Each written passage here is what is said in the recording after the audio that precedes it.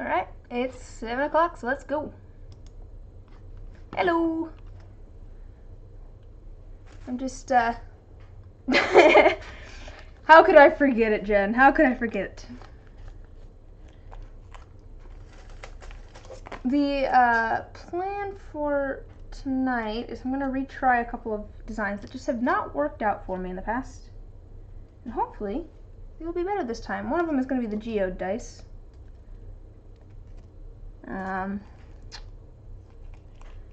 And one of them is going to be, I'm going to do a couple more pours of the bumblebee dice that I've been trying to do. I think I finally have some designs figured out for those. But at the moment I'm just sorting out some resin so that I can cut it up into pieces. So it might end up being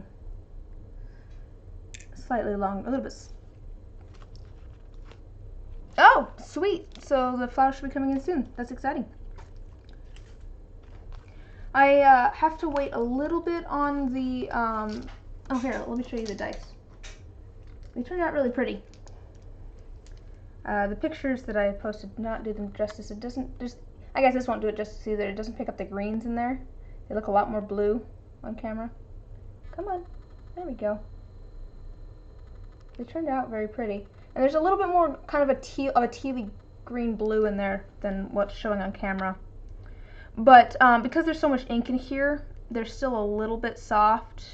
And you can see I can, if it'll focus, I can dent it with my fingernail. We'll see if it'll. I don't know that it'll focus, but.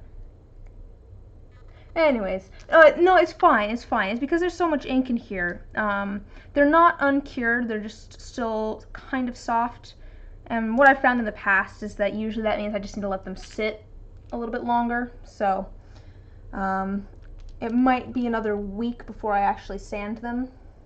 That's how much longer we're talking for. If there's it's just because there's so much pigment in there. I've found that with alcohol inks in the past, like especially if I do like a Petri where all of it is concentrated in one spot, the dice will be soft for a lot longer. I have to let them sit. But depending on how long that goes and how quickly the flowers come in, maybe I will be able to ship them together.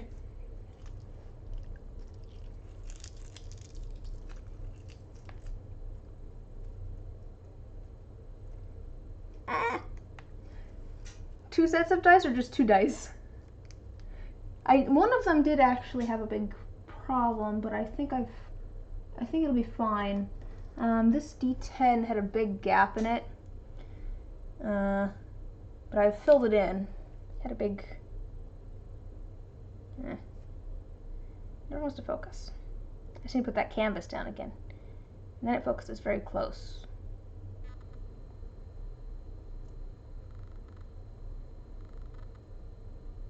Well, you can kind of see the bubble there. Yeah, there's a big gap there, but I've filled it in, and I think it should end up being okay. Although we'll see if the numbers end up funky on that side. Hopefully they don't sand down too much. No, yeah, you can see this is some of the resin from that. It's just still kind of soft.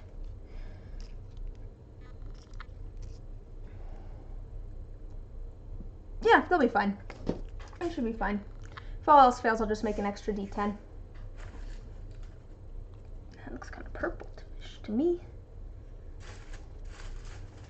I'd say this is orange.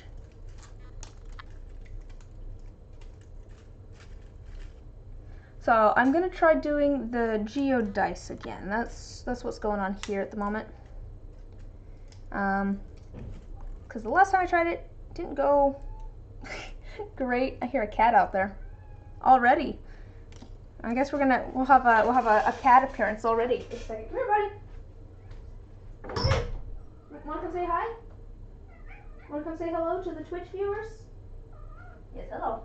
No, come here, come here. Oh boy. Well, he'll probably come join us at some point. He's locked in the room now, so come here. Busy boy.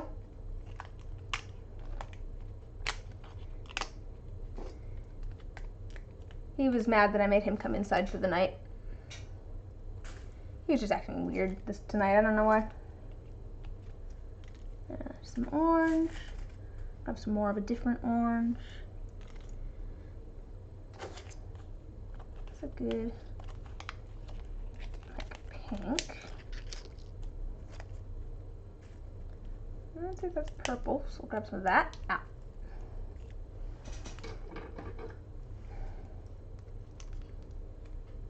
Are you ready to come see your adoring fans now? Hi, buddy. Here. Easy, boy. Here. Yep, I'll let you out in just a moment.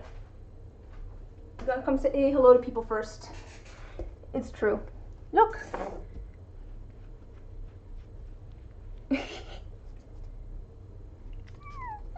I know, buddy. I know. What's up? He's a funny boy.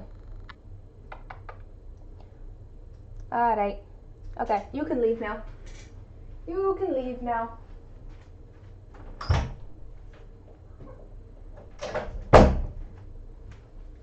It's kind of funny, the only cat that I really allow in here while I'm working on stuff, not like stuff that might be dangerous to him, like soap or pouring resin, but like sanding and that sort of stuff. The only one I'll allow in here at that point is actually the kitten, because all of the other ones want to come lay on whatever I'm working on, or knock things off the table, or, you know, just get my attention, or walk around and mess with things. And she just sleeps on the chair at the table behind me. It's like, why are you, you're the kitten, you're supposed to cause the most trouble, what are you doing? Oof. I have so many resin scraps. There's some more purple. Where's your puppy dog? Where's your puppy dog at?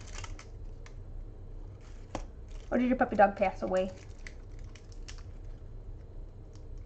Because that unfortunately happens.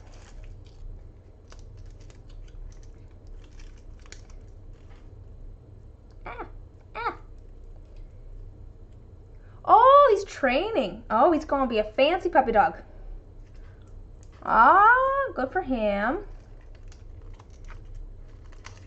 I don't know why my brain just supplied me with, like, he's getting a bachelor's degree. Oh, he'll be back this weekend. That's exciting, though. That's nice. It sounds like he'll be back soon, so that's good. Exactly, he's in doggy college. There's some more kind of green. Yeah, that's green.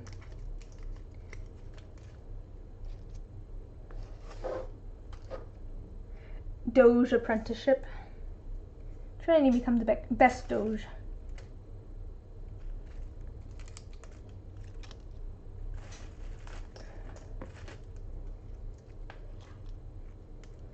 I should find some of the honey color that I did recently.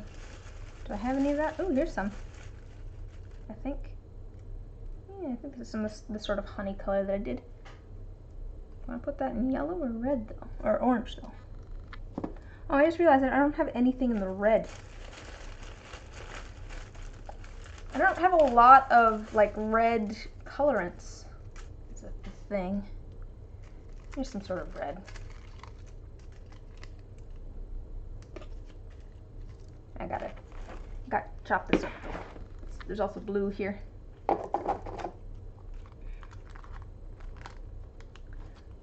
Big scissors.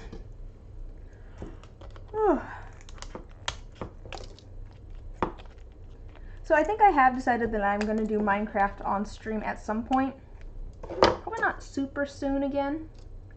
Just because I want to make sure everything works. It was very laggy the last time I tried to do it. I think it's partially because I was trying to host and play at the same time. So, I am still figuring out, like, scheduling. Because I was debating just, you know, changing Saturday to my miscellaneous day. It's already kind of my miscellaneous day, but it's been my miscellaneous crafts day.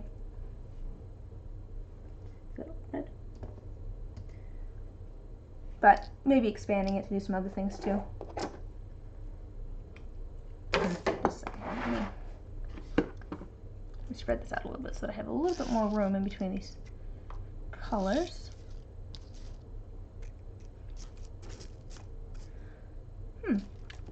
I don't have a ton of yellow or green, like, just, I don't use those colors a lot. I don't have a lot of options for them, I guess.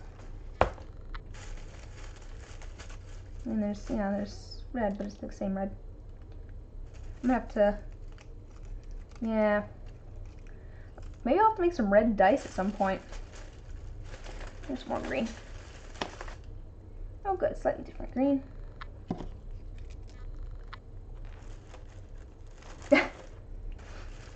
Don't worry about it. I did also see like a trick online for how to make your own alcohol ink, so I might try cannibalizing some markers and see if I can get that to work.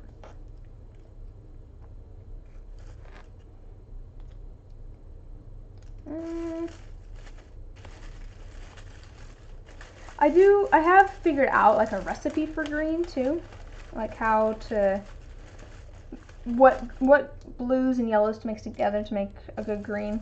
So I've been doing that. Like that's how, you know, that's how I make, this looks teal on the camera, but it's a good green color. There's some more green down here.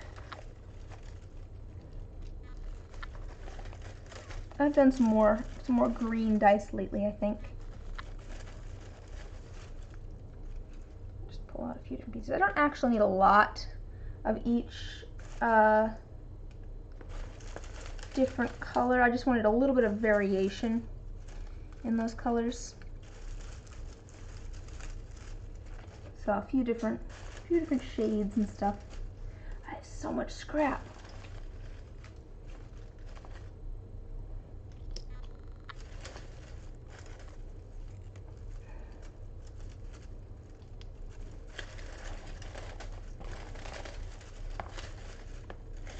Alright.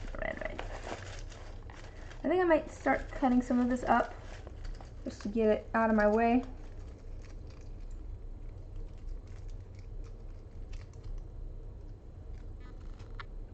What? Green dice? What? Huh? I made green dice for Bosun at one point.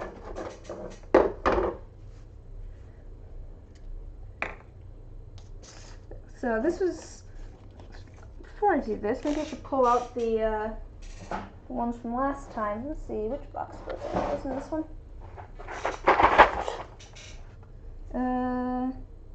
Should be in here. Nope, these are not the right ones. They'll be in this one.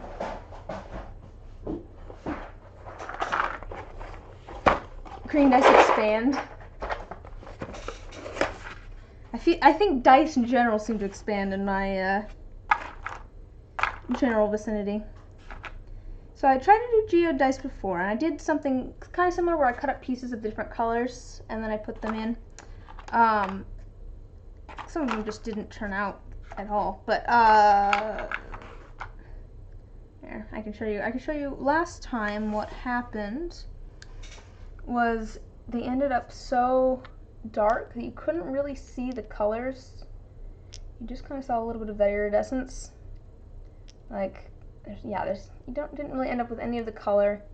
You just ended up dark.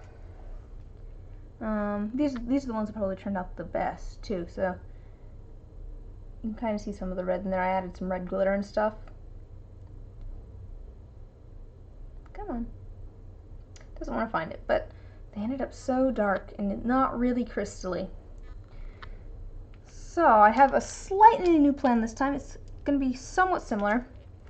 I'm going to do pretty much the same thing, except this time I'm going to add more clear around these, and then I'm going to add like a white, and then a gray, and then a black. So it's going to be lighter colored by where all of the pieces are, and hopefully the colors will show up a little bit better against the white instead of the black, because some of this is obviously translucent, so with the dark color behind it, you're just seeing the black through it. You're not actually seeing the color itself. Yeah, this is my box of, this isn't actually failed ones, this is random ones that turned out okay but maybe weren't the prettiest or are spares. This is the failed dice box, and that is the failed dice box. So we might find a third set to do, but I figured this is going to take a while, so I might not. I don't want to take up too much time.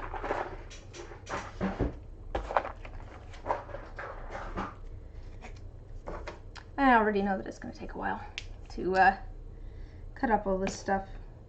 Probably could have done it earlier, but I was actually working on sanding and inking stuff today. I don't think I want these too big either, because they're going to kind of be centered towards one end.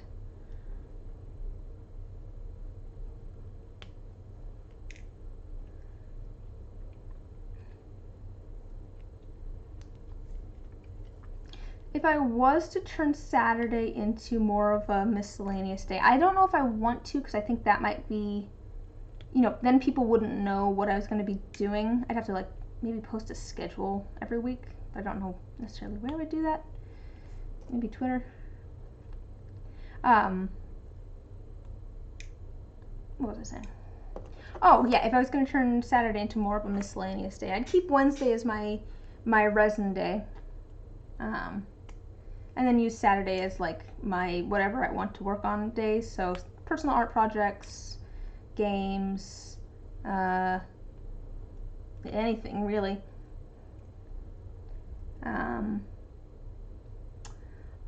Yeah, I'm debating doing that because I just don't have a lot of time otherwise to do more streaming.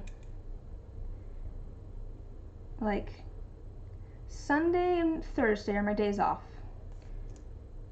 And I don't think I should stream on those days. I enjoy streaming, but which cat is that? I hear a cat meowing. Which one is it? Kitty?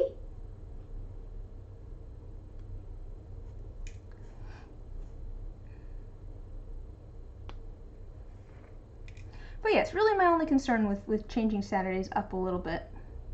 Like, and it would just be a little bit, because I've been doing Saturdays as my free day anyways. Just for...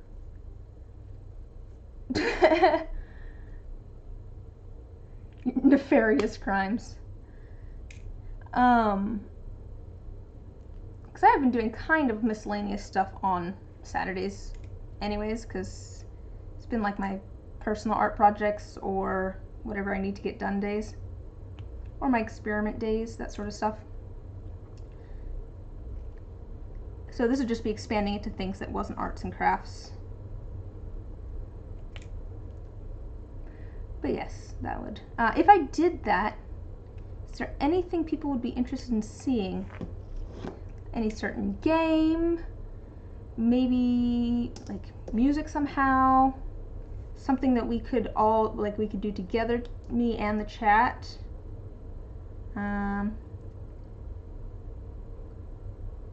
Just, you know, 5 hours of my cat sleeping.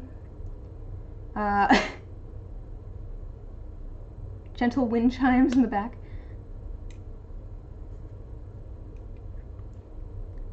I'm sure I would, like, come up with things as I went, just because it's enough of that red, I think. Like I said, I'd have it as my day for whatever I wanted to work on. This is the same red. I do really need more red.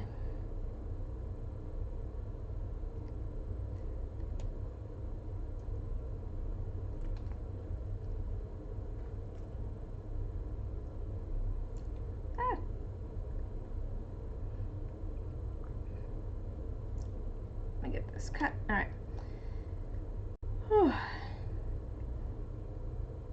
The other question I have is, if I did turn Saturday into more of a miscellaneous day, what would be the best way to let you guys know what I was going to be doing on that Saturday? Because I figure there's, you know, some things that'll interest people more than others, so they don't have to show up to all of them. Oops. I'm thinking Twitter at the moment, but I don't know where would be best to post my schedule for people? Let's cut a little bit of this one up.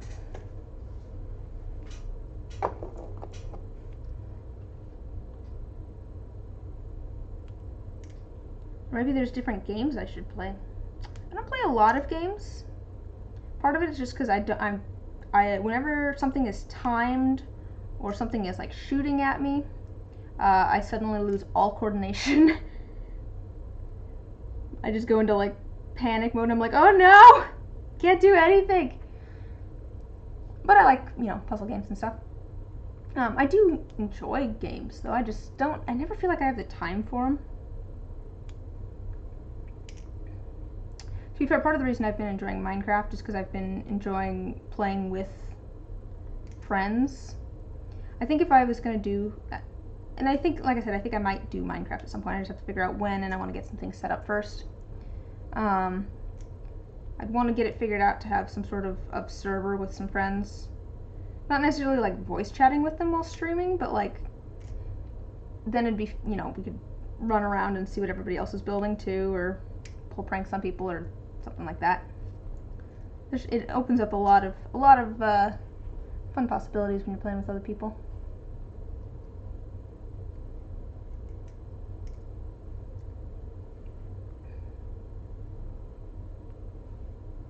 I like before the quarantine, used to have people over to my house for dinner and board games all the time. Had weekly D&D. Like I like social games. I like playing games with people because I like being social. I like having some sort of like project that I'm working on with people though. That way we don't run out of like stuff to talk about or anything. Or if we have a project that we're working on together, I don't feel like I have to entertain the person as much, because then it's not about me and them, it's about whatever we're working on together. So it takes a lot of like the social pressure off, I feel like, if you have some sort of common goal or project that you're working on. And I said it before, that's part of the reason that's probably one of the main things I like about D&D is the social aspect. Because I'm of the belief that there's really no wrong way to play D&D as long as everybody at the table's on the same page and having fun. Like, you can do it however you want. You can be murder hobos, you can do it RP heavy, you can, make it all about the game mechanics and all that sort of stuff, as long as everyone's having fun. People play it for different reasons. I like playing it because I like hanging out with people and chatting and yeah, exactly. You gotta vibe with the table you're with. But yeah, I like it for the social aspect. I like hanging out with people, having dinner, chatting, kind of figuring out problem solving together.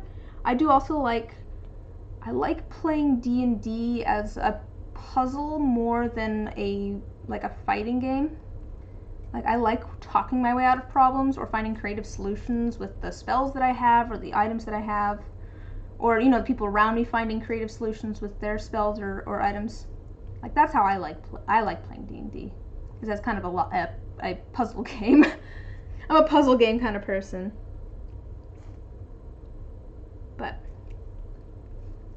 it's about the hanging out with people.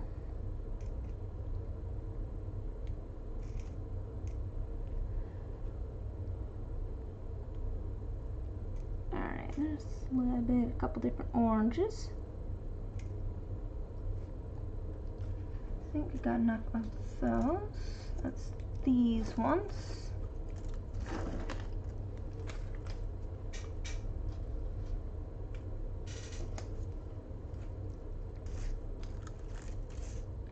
I think we're definitely going to need to find some different red to go with that one.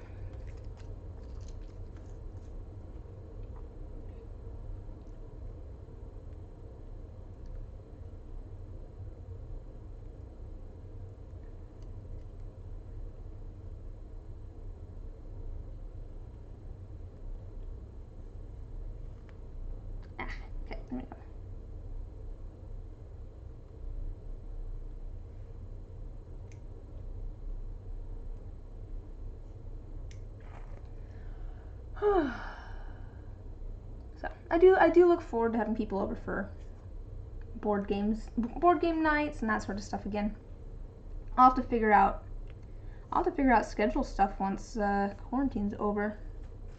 Just because a lot of my evenings have been busy now. Because, like, I've been streaming Saturday nights. Well, I guess some of it, like, I have a Friday night, like, weekly Zoom call with some friends. So that'll probably go away once we can actually meet up and, you know, play board games and stuff again. So I guess Friday nights probably end up being, like, board game night and that sort of stuff with friends. Not every week, but that'll work out. But at the moment, you know, that takes up Friday night. I stream on Saturday night. Sunday's my day off, and I've been, you know, I've been playing Minecraft a little bit on Sundays with friends, depending on everyone's schedule.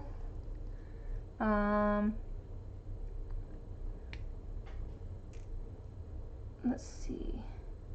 Yes, that's Sunday nights. Monday nights are like church nights with my family via Zoom.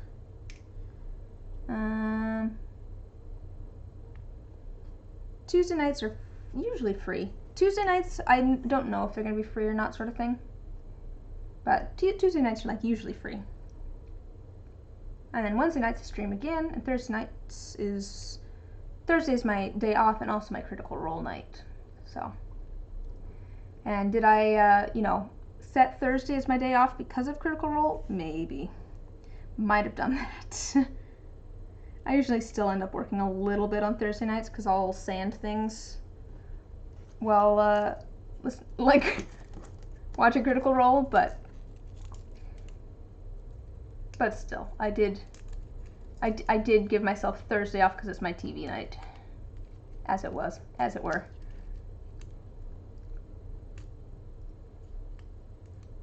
Also, I kind of like having it broken up a little bit. It's kind of nice having my weekend on kind of like different, like it's not 2 days together, it's kind of split up a little bit. I realized that wouldn't work if I couldn't make my own schedule, because it would be nice to be able to, you know, people, it's nice to have weekends of 2 days and stuff so that you can go on trips or whatever and plan longer things. But for me, since I can kind of make my own schedule anyway, so if something comes up, like, well, at the moment there's no family vacations, but like a family vacation or something, I can rearrange my schedule a little bit.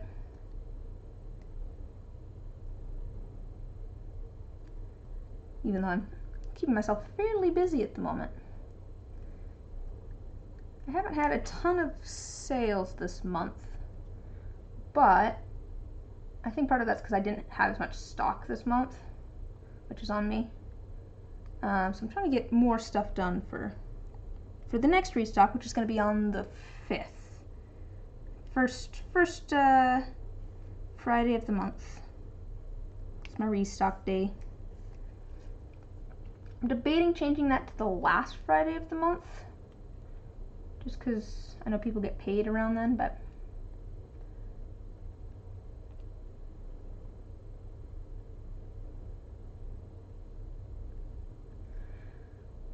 I at least have a schedule at the moment so that I can remember. And then that makes it so that I do end up, you know, having a releasing new stuff every month.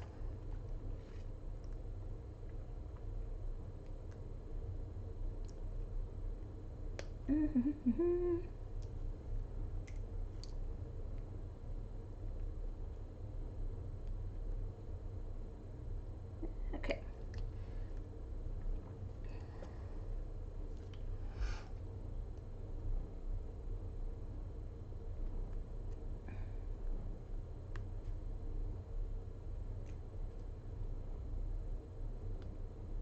Sorry, I went quiet for a second there.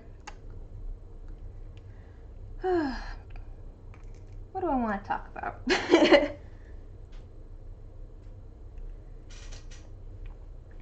I am doing the arduous task of cutting up resin scraps into a bunch of little tiny pieces at the moment. And there's probably more than I need, but what am I going to do with all the extra pieces? I should probably pare this down a little bit.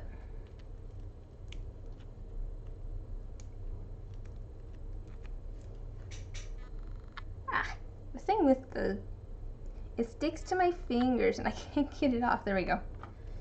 It's so staticky. It does not want to go into the box. Did it go in my tea? Better not have. No, it's just stuck to the handle of my tea. My cold tea that's been sitting here.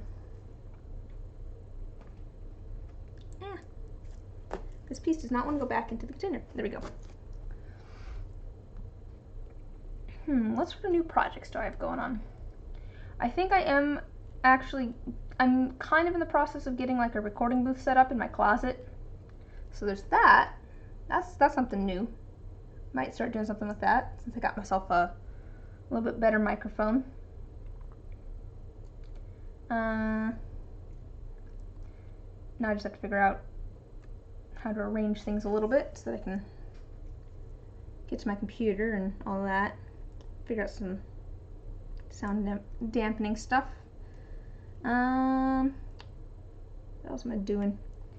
A lot of dice making, there's a certain amount of grind to it of make dice, sand dice, ink dice, make dice, sand dice. The making dice is the fun part, but there's always sanding and inking to do. I actually enjoy inking as well. The sanding I don't mind, it just takes a long time.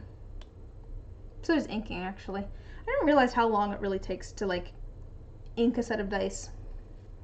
And then let's see, what time was that? 4? Was it like 4 today? I started figuring out some dice to ink, and then it took me probably at least an hour to ink them. I'm a bad judge of time. Probably at least an hour to ink them. But hey, at least I have some stuff to put in the shop in the restock now. I have quite a few that I need to ink. I do want to get some more made though too for this restock. I feel like I've kind of been putting it off a little bit. Not like for any particular reason either. Just it's like I have just other things come up and I'm like, oh, I need to work on that. I can make dice later. Luckily I had quite a few that I had already made from last month, so that works out, but I would like to get ahead a little bit. It's part of what I'm doing tonight. I have some commission ones I'm going to work on, and then, you know, this is a set that will probably end up in the shop, depending on how they end up looking. And then I'll probably do one more set, because usually I can do about 3 sets at a time. 3 different sets at a time. I did rearrange all of my molds earlier, right before this stream. Here, let me show you guys all of my molds. So there's all my molds there. Just a couple. I think that I might change it. The army of molds, yeah. I try to make molds at least once a week or once every other week. Let's rearrange that a little bit. I think I might change my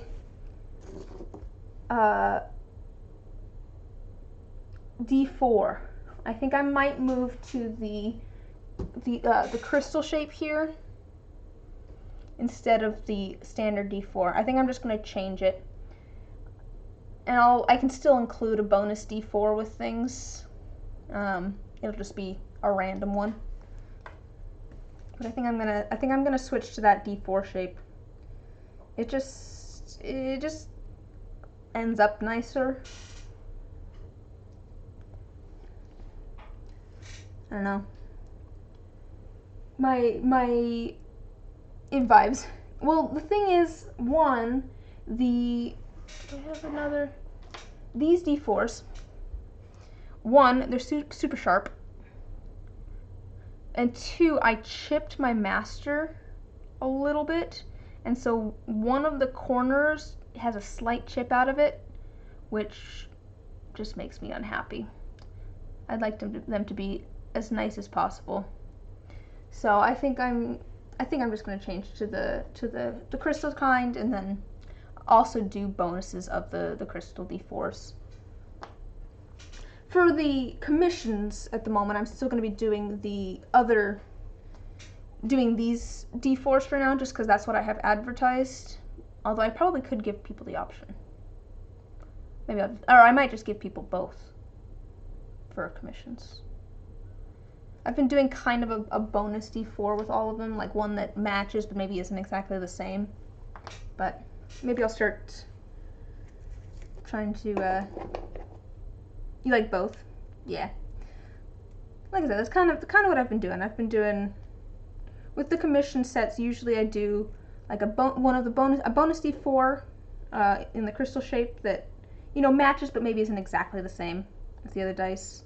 And then a keychain. I need to, oh, that's the other thing I was going to grab. Because I need to do a keychain for a set of dice that I have in the tumbler. Just a second here.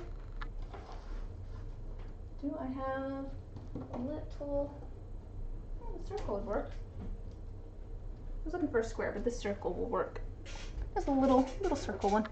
Because I have a plan for that keychain. The dice have little, oh, I made them on stream, the ones with the little cranes on the inside.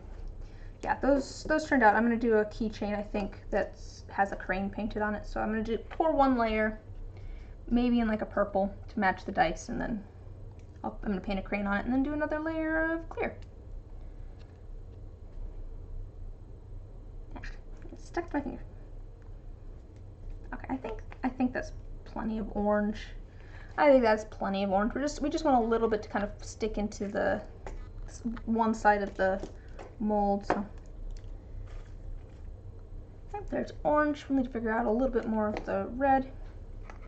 Moving on to the yellow. I actually have quite a few yellows.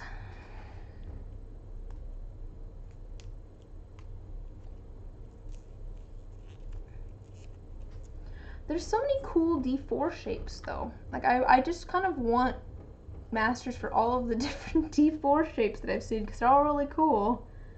There's my little crystal one. There's one that's like, there's all sorts of different ones. It's kind of like this shape. If you go like this, it goes down. I'm not illustrating that very well. Like, that's cool. I saw one where it was like, kind of like it was like a D6, except that the two ends were like rounded. One was this way and then one was this way, so they like curved around into the different sides. That was a cool D4. Like, I want all the cool D4 shapes. I think it'd be fun to make some healing potions where every D4 in it is a different shape. I mean, for the regular healing potions, there's just 2d4, I think, but for Dungeons and Dragons. But I think it'd be cool to make some healing potions where every d4 was different. That'd be really fun. That would definitely add some interest.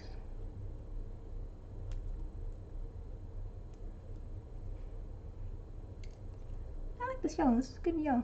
It's very bright.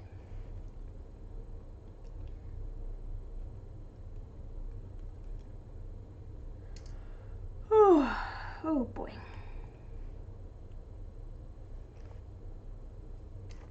Ah.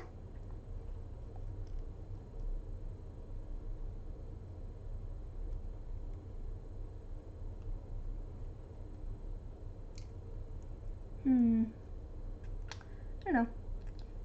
It's just a quiet night, I guess. I'm kind of tired. I went to sleep probably way too late last night. That's probably why I'm quiet now that I'm thinking about it.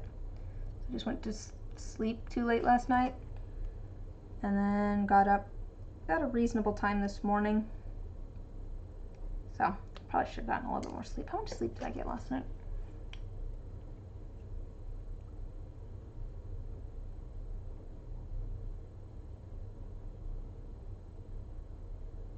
7 hours? You're tired. Yeah. Well, it is exhaustion, just not necessarily like sleep-based exhaustion. Yeah, being sick always just, at least for me, just wears me the heck out. I just want to sleep all day if I'm sick. How are you doing?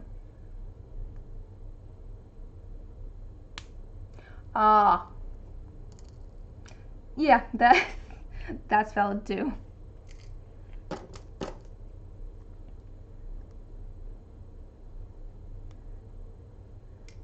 Hopefully that's not stressing you out too much. Stress doesn't help either.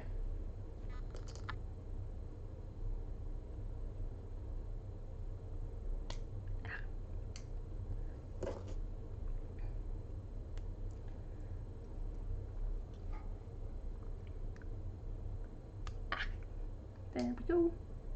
A few more with this yellow. Yeah, probably best to wait just in case. But good to know that you're over the hump, as it were. Getting better.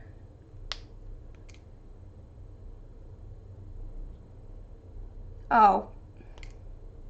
I feel like buying a car can be exhausting anyways. But congrats also on getting a car. That's very exciting. Do you do you live with your parents? I guess for some reason I thought you didn't, but I also don't know. Also, you don't have to answer that if you don't want to, if that's too personal.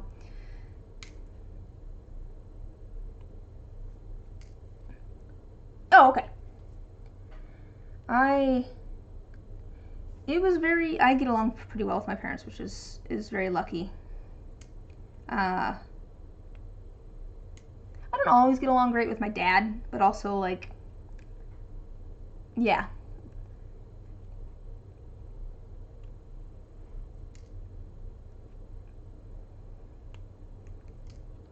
Yeah, but I was gonna say, I don't always get along great with my dad, but I feel like we both know that, like, we can still talk and stuff. Yeah, it's unfortunately you don't get along well with your parents. It was kind of an eye-opener for me a little bit to realize that he also has ADHD. And I think he probably didn't realize that until, you know, he was an adult as well.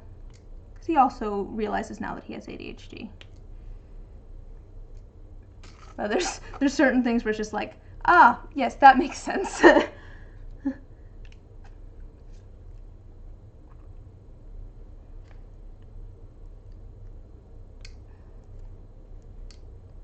I don't know. He's always been very good about.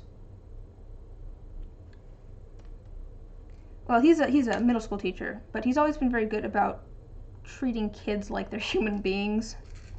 So I feel like that was very lucky for us growing up. There was never like, do this because I say so. It was always, you know, do this because here's the reasons why it would be bad for you not to.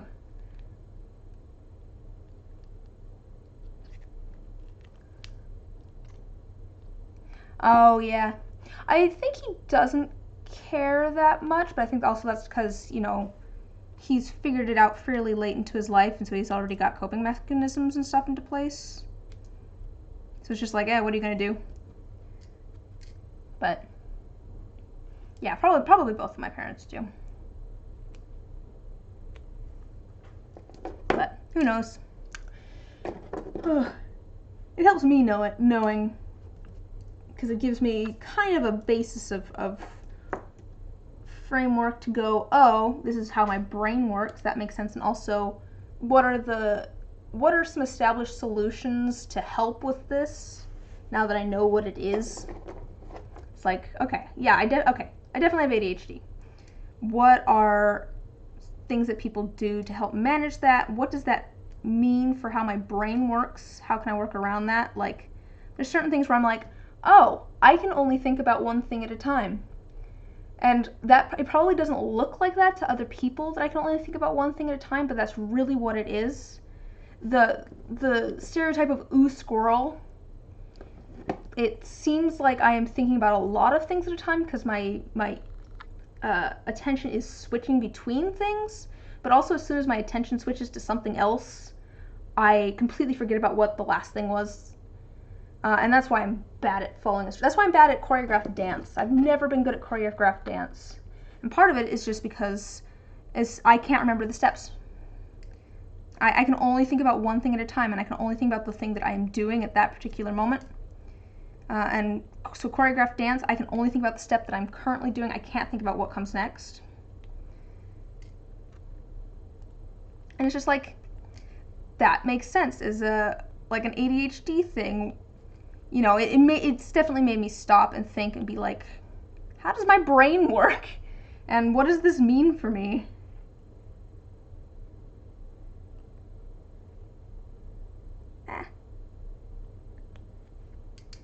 There's some different yellows. I think that's enough of that one.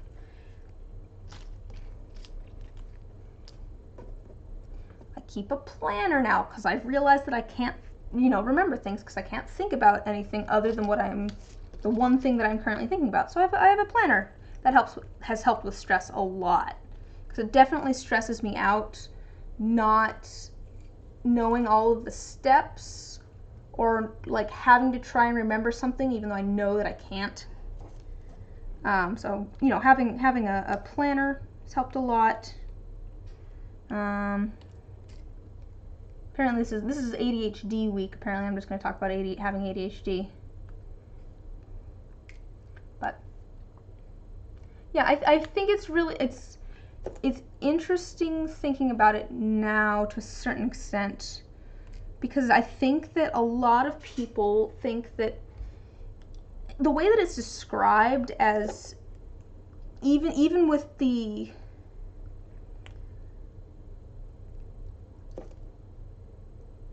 oh yeah, well that's why keeping a planner has helped me.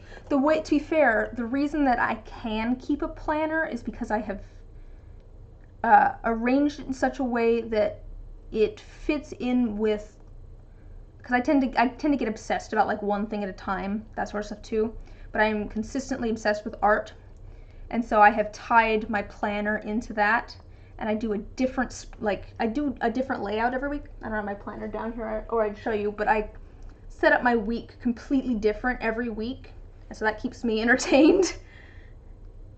I've also turned it into a habit where I check it every morning. Also, it makes me super anxious if I don't have things written down now, just because I don't remember things. But yeah, it doesn't work for everybody. But what I was going to say was, I think it's really kind of interesting, because I think that, from the so ADHD, attention deficit hyperactive disorder. From the outside, it looks like, the person can't pay attention and that they have way too much energy. So that's what it looks like to people who are on the outside of ADHD. And then I've also seen it, explained as, it's not a deficit of attention, it's a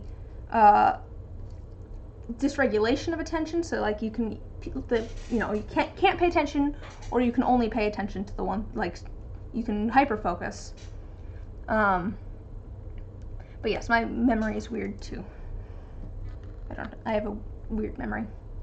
And that's more accurate, but it's not even that.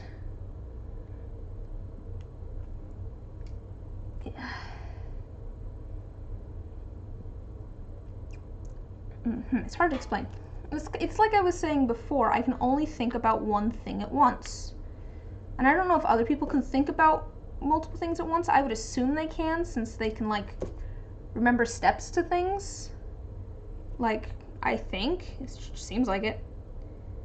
Seems like they can follow verbal and, like, remember steps to things in their head. I can't. So yeah, I can only think about one thing at once, and sometimes that changes and it can change fairly rapidly,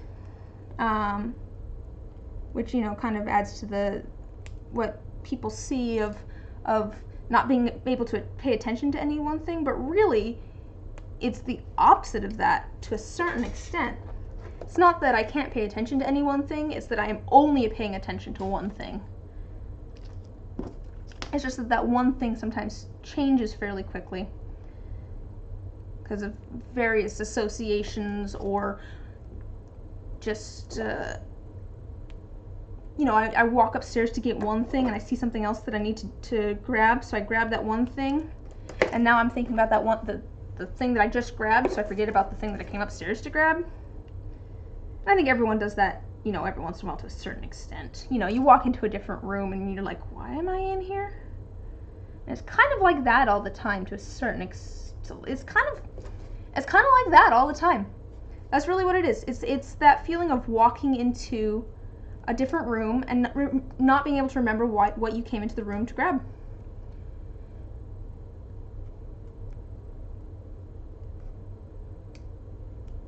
Because my brain has already moved on. Like I like to use, like when I'm pouring resin, which I'll be doing later, I like to use the example of the time that I was pouring water into a mug and I was actively looking at it, and I poured hot water all over the counter. I overfilled the mug because I had forgotten that I was pouring water into it. I was actively looking at it, but my brain was somewhere else. I had moved on to other things. I could not focus on the fact that I was both pouring water and also whatever I was thinking about. I can only think about one thing at once.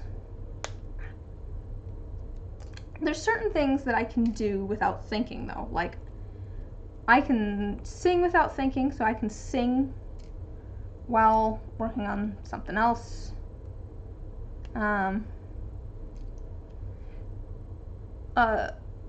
Cutting up this resin, I don't have to think about this. That's part of why I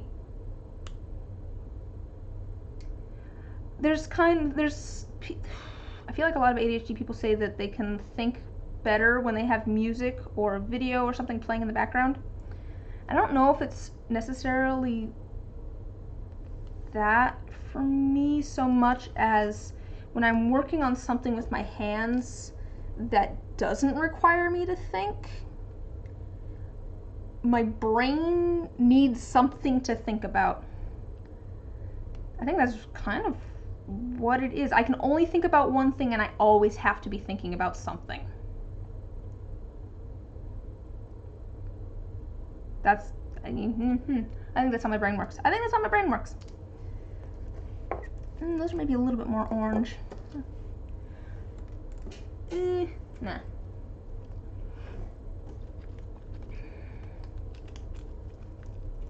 Yeah. Executive dysfunction covers a wide variety of things.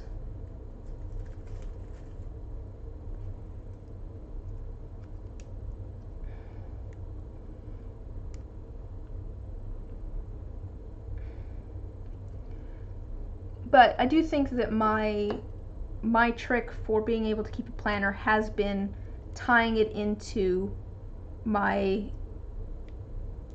like other fixations, in this case art. Being able to, you know, make my plan, like I have had planners before, people have given me planners or whatever, or I've gotten planners and I just could not get myself to use them. But now I have a bullet journal, which I can do whatever, it's blank, I can put whatever I want in it. So I'd put something different every week. Like is it next week or the week after? My week's gonna be measured out in like weird mushroom spores. Keeps me entertained. It's also, I definitely had trouble scheduling when I was working in an office. I definitely had trouble scheduling all of my work stuff.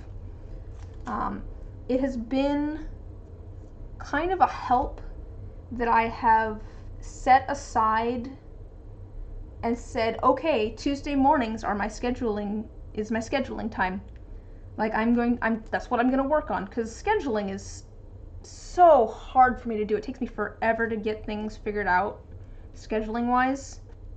So I've just, now that I'm working for myself, as it were, I have just said, okay, this is gonna be part of my job now. Scheduling, sitting down and like working in my planner is now part of my job. I'm gonna set aside a time for that every week to work on that, because otherwise I won't work on it because it feels like a waste of time, even though I know it's not.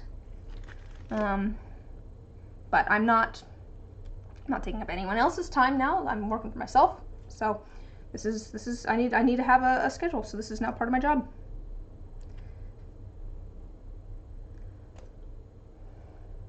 I don't know. Brains are weird. Everyone's brain's different, but I don't know. I've always loved neuroscience stuff. I've always liked brain stuff.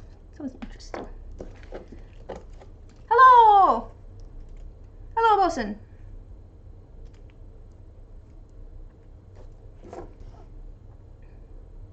I'm talking about ADHD. That's the topic I've ended up on. I don't remember how we ended up on the topic. I think because I was talking about being tired. But I don't remember how we got from tired. I might have been talking about not knowing what to talk about. Darlings, hello. Yes, of course. Welcome to the chat, of course, of course.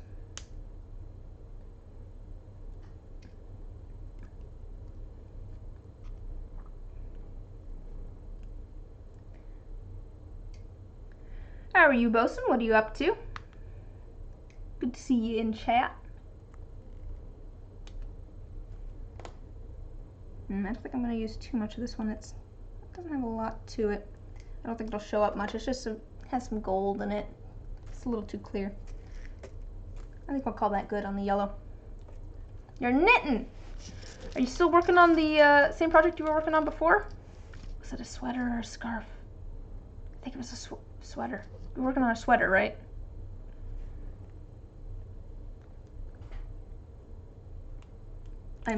Oh, it's a scarf? Okay. It's like they were knitting something in like a cool like blue-gray color. Which was it?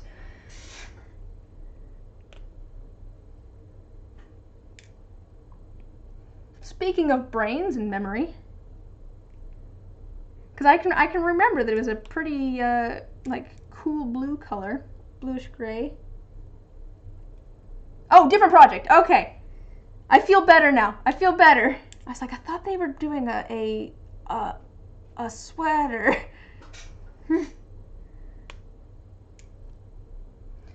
The collective we? Which we are we? Are we asking? Me we? Jen we? On we? No wait. I'm doing good. Tired, which is what I was. I went to sleep probably way too late last night. So that one's on me. I'm working on some dice designs that failed before. So I'm gonna retry the geode dice. I have an idea so that hopefully you'll actually be able to see the geode part this time. I'm going rainbow again because that's fun.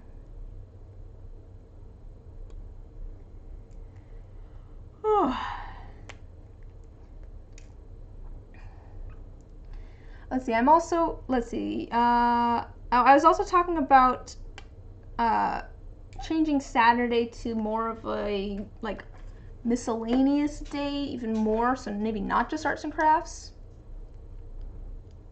Well, to be fair, all of those, the problem with those dice also was that not all of them turned out. Some of them ended up with big voids in them. At least the ones that ended up okay. I am slowly amassing a box of raw dice that like are fine, but maybe either they ended up with an incomplete set or that, yeah, I ended up, so a couple of the geode dice last time ended up with big gaps in them. I'm slowly getting some together so that I can start doing that. I'm thinking that I'm going to add raw random dice sets as an option on the next restock. So that would be February 5th. I'm doing it. I have a restock the first Friday of every month, and then you could get. And then we'll do a cool color set maybe.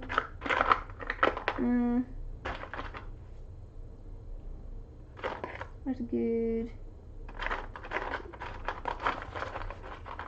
Try and get a good mix. Wait, I'll do this one. 1, 2, 3, 4, 5, 6. A good set of mixed cool color dice or something. I'm still figuring out how I want to do that. If I just want to say random set, or if I want to give an option for like, do you have a color preference or something like that? So, I was also talking about how let's see, what are we doing?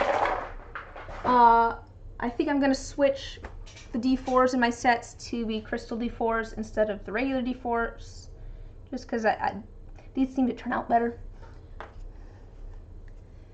And I was talking about streaming Minecraft at some point, because I got Minecraft recently, and I am enjoying playing Minecraft.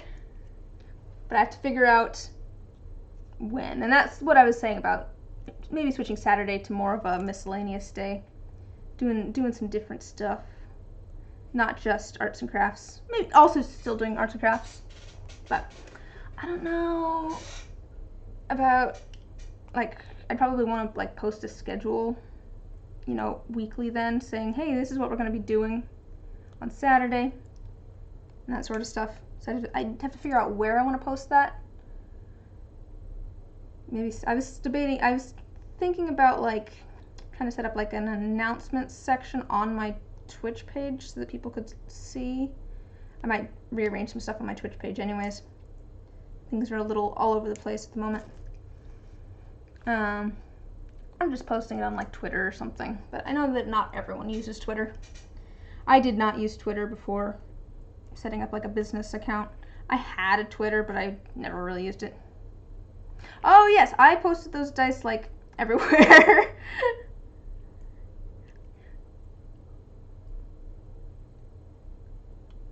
It probably was a little fun to be like, I know those are mine. They seemed to be a hit. People seemed interested in those dice. I had someone actually reach out and say, hey, are those for sale? I'm like, they were commissioned, so if you want a set of dice similar, you can get I have commission slots available, but it's like, someone's already got them, I'm afraid.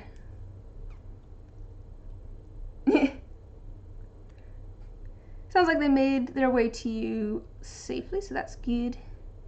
I am pretty happy with how this turned out. I feel like they turned out pretty. I feel like it's really hard to take pictures of that set, though. I feel like that set just looks better in person.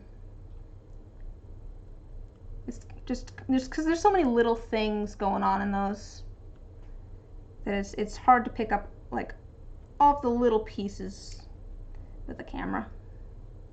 I tried.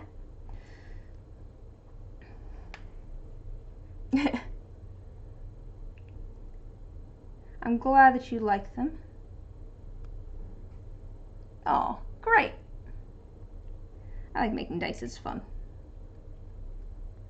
I'm really happy when things come together. And that was one of those ones where it was like all the kind of little things just kind of came together. It's like, okay, this worked out.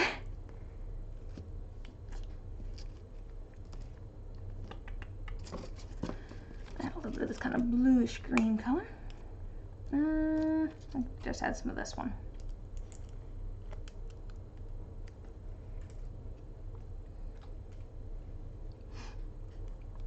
So I got a couple of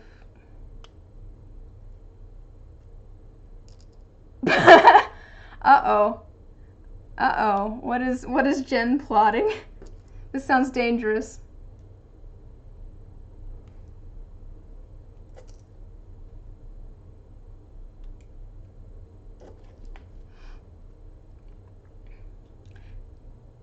What do you... Hey, white alcohol ink, that stuff is... I've gone through a bottle. I do have another one, but I've completely run out of this bottle of white alcohol ink. That stuff, I use that in so much. I am going to, for my whites today, I'm going to use this white resin pigment, but that's because I'm not trying to do like a Petri or anything. Because Petri, you have to use the white alcohol ink. It's what makes it sink. But I'm gonna use a little bit of this white resin pigment, which just, it behaves a little bit differently, but it'll color it. Where's the fun in not being chaotic? I feel like I have settled down in my old age. It's very sad. Gone are the days of being the court jester. Gone are the days of being the clown. That was one of the things I enjoyed about when I was in university. Ooh, metallic alcohol ink. Pretty. Green, yeah. The white and the green, I just need a green. Some sort of green. That's not the Jacquard Rainforest green. That one's not green. It's very pretty teal. It's not green.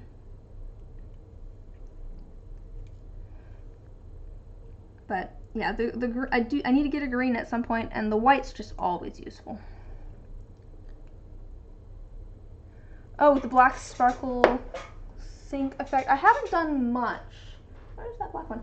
I do really like how it looks. Let's see if it'll focus.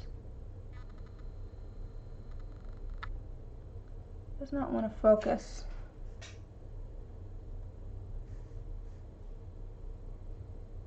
There we go. Like, I do actually like how it ended up. It's very interesting. With a little bit of shimmer to it. It just kind of looks like it's sinking. Like, that did end up kind of cool. And that's what's in the Percy dice. Although it's a little bit less noticeable.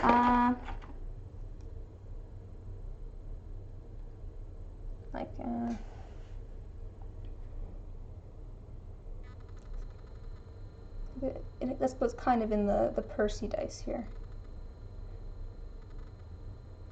It's kind of the weird sinking black glitter. Let's see. Might get another commission with that. That's fair. It's definitely an interesting effect. I was kind of like, it was just kind of cool that it's not really something that I'd seen before, this sort of effect with the glitter kind of pulling it down a little bit. It looks kind of sandy. Okay. Oh, you'd like to get the tray first, and I do have an idea for a tray. Oh, hello, Custom Creations. Welcome. You are, you know, hopping in with a couple of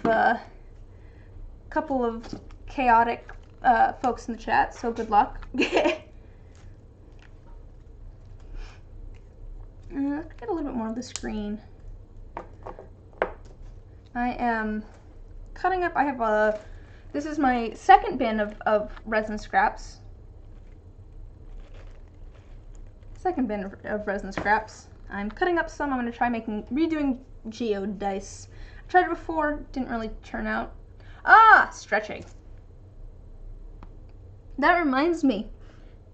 Is there anything that you guys would be interested in seeing as like redeemable thing for those points? Like, I don't know, a ridiculous number. I know cat cam. I want to do cat cam, but since I'm in the craft room and I'm working with resin and stuff, I actually have that as an option. It's just turned off at the moment. I already have it, guys, as an option. It's turned off at the moment. I'm figuring that if I do stuff in my office again, so there you go. There's an incentive for you guys to want me to play Minecraft. If I'm in my office, I will turn that on. But since I'm working on resin stuff that can get messy and things.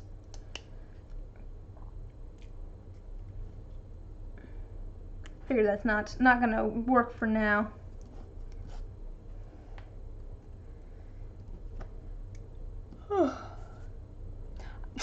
Attempted villain laugh.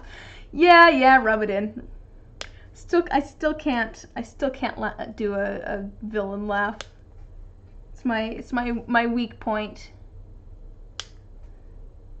It's probably what I am worst at when it comes to voice acting, is attempting to laugh. Yeah, but not on stream.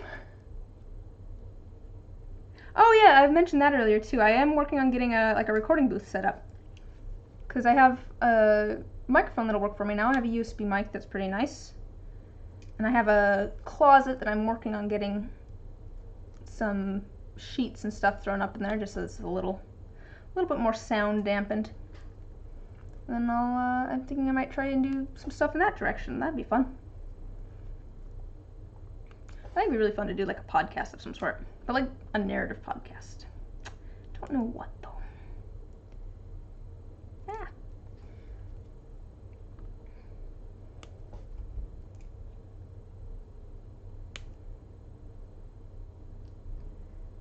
Get off my finger. It's so staticky.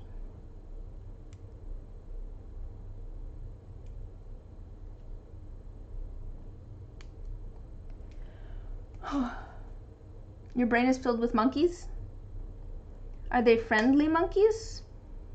Or are they just like causing a mess in there?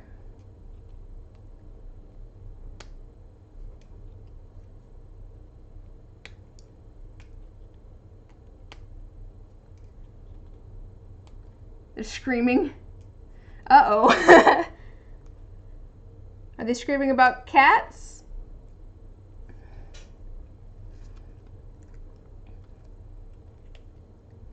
I don't remember what we were talking about before stretching. Let's see, being chaotic. Right. Cats!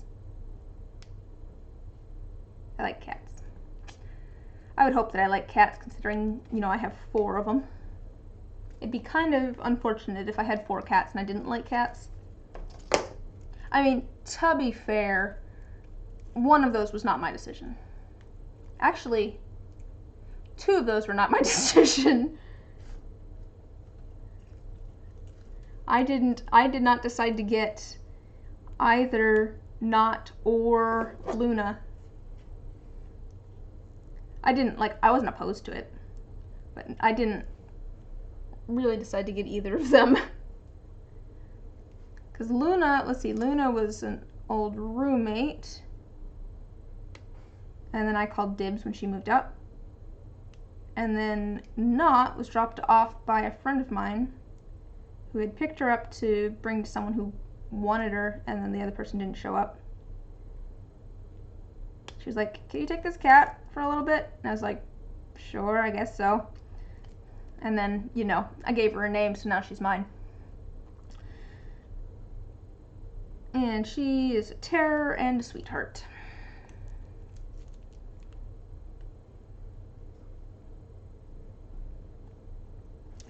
I do still want a cat at some point. I know that I've now named Not after a character from Critical Role. So I've been picking different media sources for each cat. Because I have Fitz, who's, Fitz William Darcy. And I have Koshek from Welcome to Night Vale. And I have Luna from Harry Potter. And I have Not from Critical Role.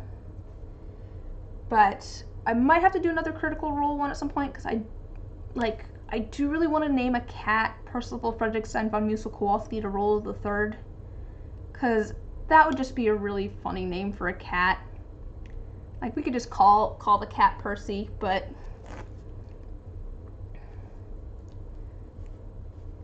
it would just amuse me for a cat to have a name like that. I also have to flex just because I can do the name, I guess.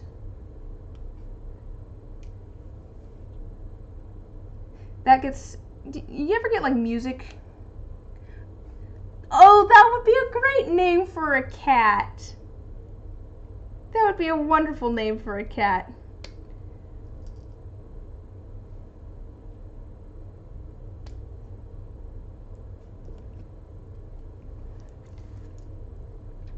See, Grand Mistress of the Grey Hunt just makes me think of like a cat that's really good at mousing. Like that just seems really fitting for a cat somehow. Like that's just a cat that's really good at catching mice. A little bit of the screen.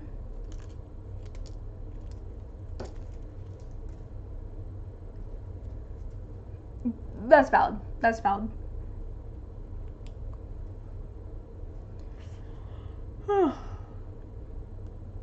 Who's my favorite character from Campaign 1?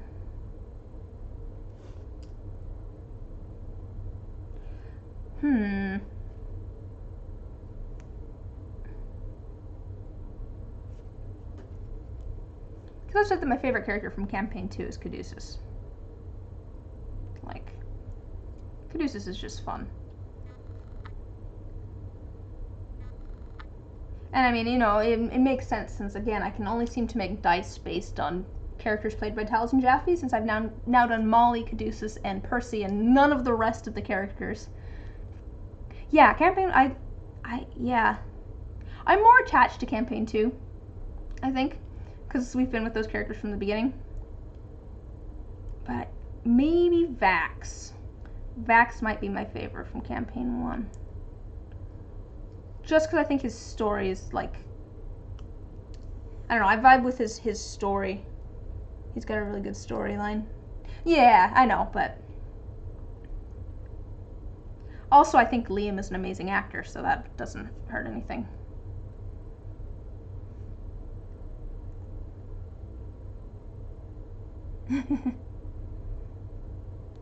He does.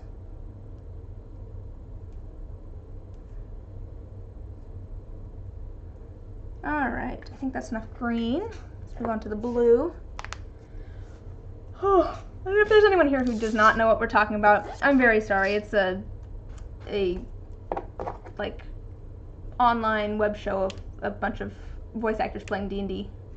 It's gotten fairly popular. I don't know how. Here's the thing. I don't know how much pop culture it is now. Like, I feel like it's become fairly well known, but also I've known about it since Campaign 1. I didn't watch it when Campaign 1 was happening because I tried and I saw how much it was towards like the middle or the end of Campaign 1, I think, when I found out about it. Probably the middle. From a D&D buddy. And I saw how many hours it was and I was like, nope! And then, of course, now I've watched all of Campaign 1 and Campaign 2, but it seems, is it a little bit more mainstream now? Is it a little bit more in, like, pop culture now? I'm not sure. It is fun, though. It is very long form, but, because, you know, each episode's about 4 hours. Yeah, if you like dice or D&D, you vaguely heard of it. That's fair. Yeah, because I heard about it from a D&D buddy. Years ago. When was that? It must have been in college. How old was I? It was before I was 21. It was towards the beginning. It must have been towards the beginning. Because it was about 5 years ago. It had to have been at least about 5 years ago. Huh.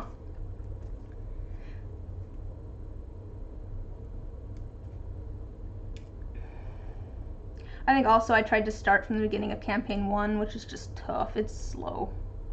Beginning of Campaign 1 is just slow.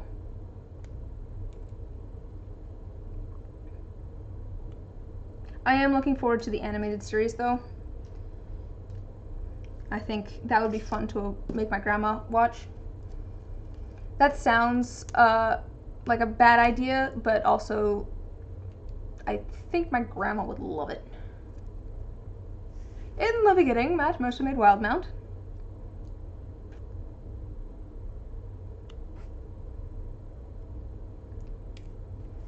And I told you guys how I heard about Critical Role, right? I'm pretty sure I have.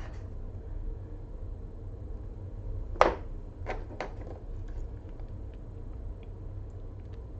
I still say I came into it backwards.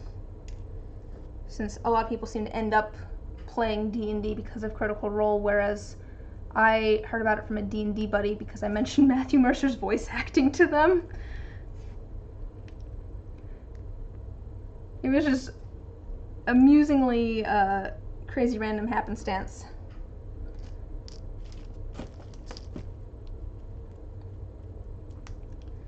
Alright, here's some.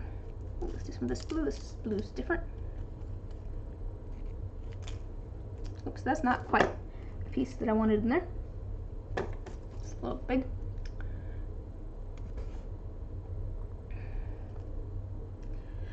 To be fair, I don't feel too bad sticking on Critical Role for a little while on this stream, because I figure people who are here to watch me make dice have maybe heard of it before, since I'm making dice, and it's a D&D thing. But yeah, see, that's the thing. I learned about Matt because of Overwatch as well. I had seen a video of him playing Overwatch and doing the voice lines, and I thought it was hilarious. And I mentioned that to a D&D buddy, and they were like, you know he plays D&D, right? I was like, what? No, I didn't know this.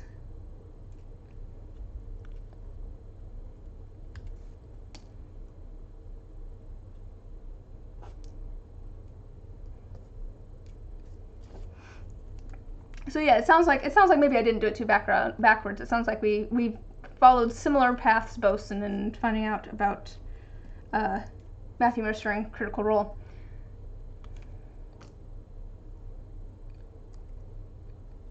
But it is just kind of funny to look back on, because at the time I was just like, I am not gonna watch all of this. This is so long.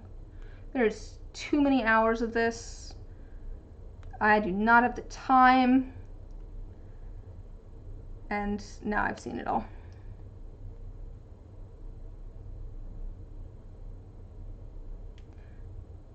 Ah! It's funny how things tie together like that.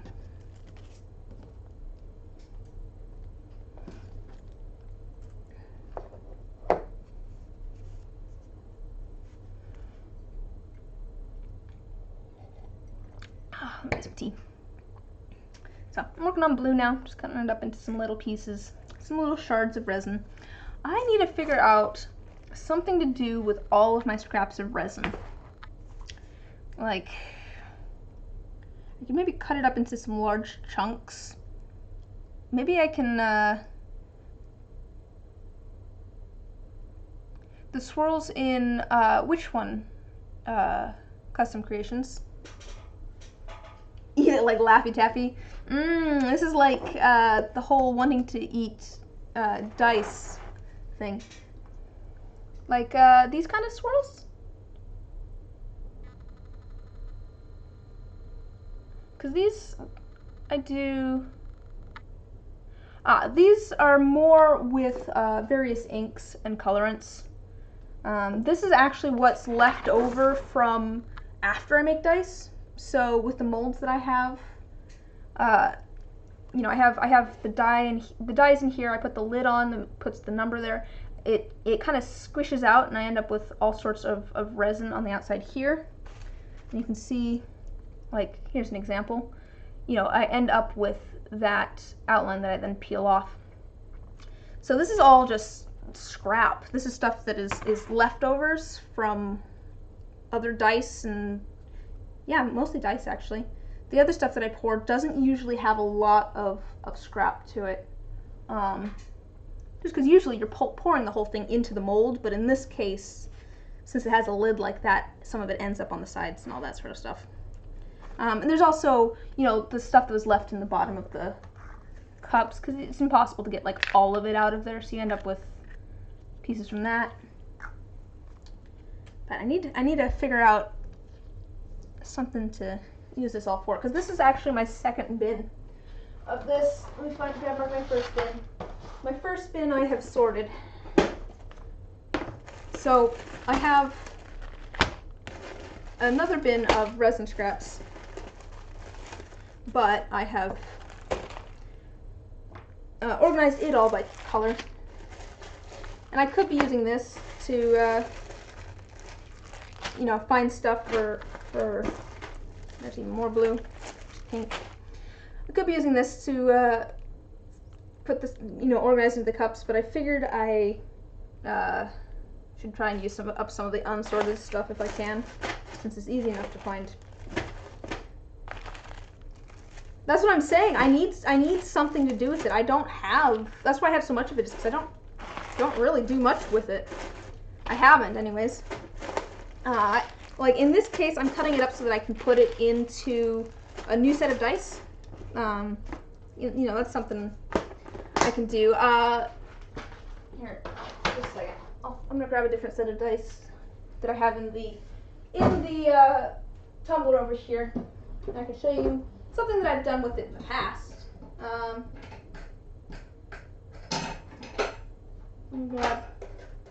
So these aren't polished, so they'll be a little bit hard to see probably. I don't know if I can melt it. It is plastic, but I don't know how well it would melt. So I've cut it up into like pieces before, like little pieces, and use it as kind of confetti in dyes with, you know, some glitter and other stuff. That's what's in here. That's what all this like purple and everything is. There's a whole bunch of just little pieces of it cut up and put in there. Yeah, that's what I'd be, you know, worried about. I do also have my respirator still, which is rated for fumes, so that's good. But throw those back in there. But yes, I would want to do that outside. I'd probably want to look that up. I don't know how well this would melt, because it is like a plastic. So I think it might end up burnt or something. Cosmic. Oh yeah. It always makes me think of like up like parties or something. It's like confetti. In this case, I'm trying to do little shards. I'm gonna make them look like geodes or crystals. That's the ideal with this set, hopefully. But I just have so much scrap. Maybe I should at some point grab a whole bunch of this stuff and do like a full tray or something with a whole bunch of scraps cut up. Because I do have a tray mold now. Oh, you know what I have that I could cut pieces up and put these into? I have molds for dominoes now. I do have a set of domino molds. I haven't made any of those yet. I haven't put any in my. I do want to test those out at some point. I haven't put any in my shop. I want to figure out like a box for them to sell them in, or something. Cause I feel like that would be a little bit fancier than just like a bag. A bag would be fine, I suppose, but. I don't know if there's a market for dominoes or not, but those are a little bit bigger and they wouldn't make a ton of like extra scraps anyways. So I might be able to use some of this stuff in like a set of dominoes. That might be kind of cool. That might be a thing.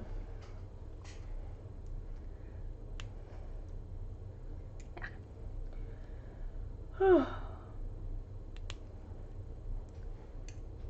But yeah, I'm always looking for ideas for things. Have I considered making? I have. I've been debating if I want to get a master for like a coin. Cause you know those are cool. They're a good way to like show off logo and stuff. I've been debating whether I want to get masters for a D2, so like a coin with my logo on it. And also whether I want to get masters for like a big D20 or a big D6 or a full set of like chunky dice. Because I feel like those would be fun to do too. I do want to do like a D6 that's a I guess I could probably maybe do a set of smaller ones, but I want to do a D6 that is a gelatinous cube. So it has like a little skeleton floating in it and stuff. That's actually an idea that my mom had. And I'm like, that's a great idea. That would be fun.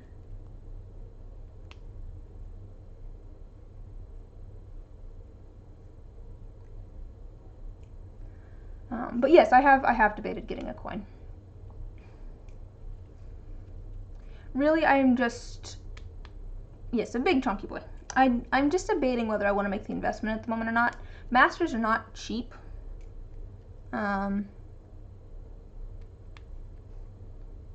So I'm holding off for a minute, seeing where sales are at and everything. I want to get some more stuff up in the shop this restock. I didn't sell a ton. I haven't sold a ton this month. I guess this month isn't very far in, but I think part of it's because I just didn't have a ton in this restock.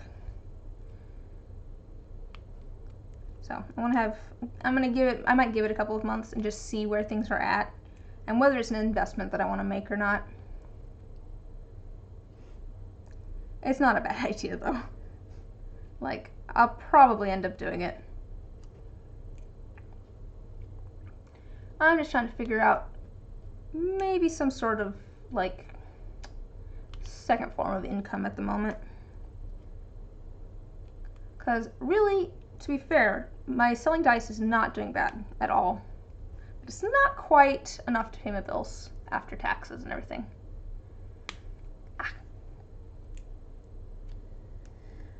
Oh, so I'm going to try and figure that out first before I put too much more money into it.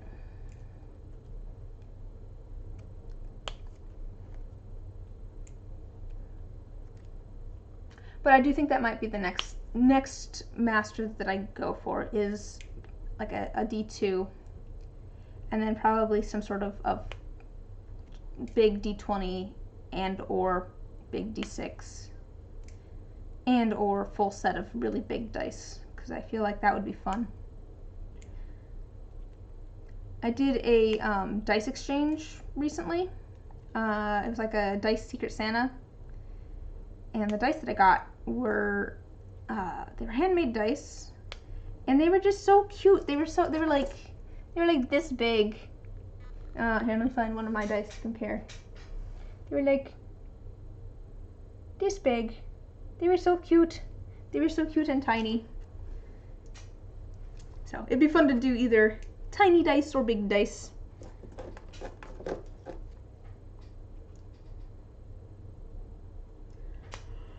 Oh, I feel like I've become more of a pessimist. That's kind of sad. I've always liked to say that I'm the most optimistic depressed person I know, but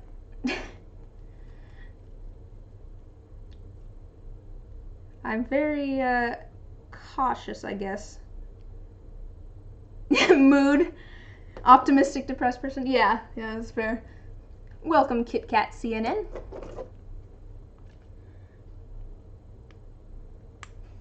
But at the moment, I'm just wary of. It's been a rough bit of time. That's true. I think everyone's a little bit stressed and worried about things at the moment for all sorts of different reasons. Stretching. Good idea. That's good because my finger's starting to get. You can see where I have the scissors pushing into my knuckle. Ugh. It is kind of funny because it was a little ways into the quarantine. Actually, it was a ways into the quarantine. I mentioned to my therapist that I think that I was pretty sure I was doing better than a lot of people, and I think part of it is because my baseline's already a little bit lower than like other people. It's like I'm already in kind of a bad mood. Like my mood's already a little bit low, so I think it's not hitting me as hard as other people who are not used to being in a bad mood. We're having an orange. I'm opening an orange too. yeah, it was just kind of, it wasn't too long after quarantine started that I made a post along the lines of what was it? Let's see. You don't know what day it is. You're not sure what to do with all of your new free time, and there's something else. I was like, this you basically have ADHD now. Good luck.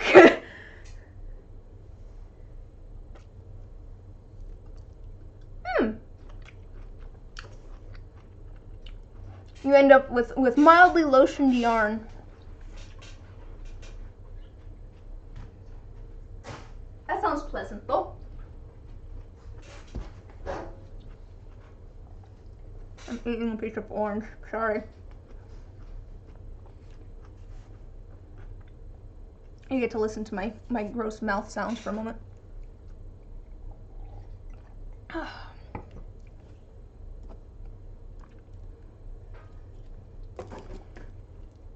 ASMR. Listen to my orange.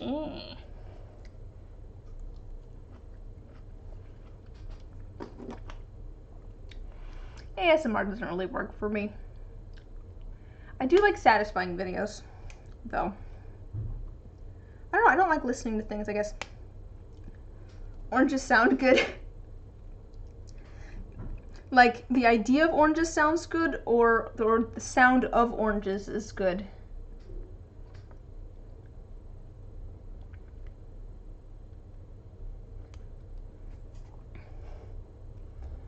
Do you like the sound or the visual of the slime with the big beads? Because, like, I like the visual of stuff like that. I like watching the, like, slime videos and the satisfying videos and stuff. A lot of videos, I will like a lot of videos on Tumblr because I want to, listen to them before I reblog them. And I'm like, I don't feel like listening to things right now. Yeah, see, I like watching those. Like, I find it really satisfying watching people, like, cut kinetic sand or squish kinetic sand and that sort of stuff. I have no desire to listen to it. I don't know why. I also like watching paint mixing, too. Scraping paint. That's like, oh wait. Here. Aha, I have it. Guys, I haven't cleared out the silicone. Ooh, there's cat hair here, so it's not gonna be nearly as satisfying. I haven't pulled the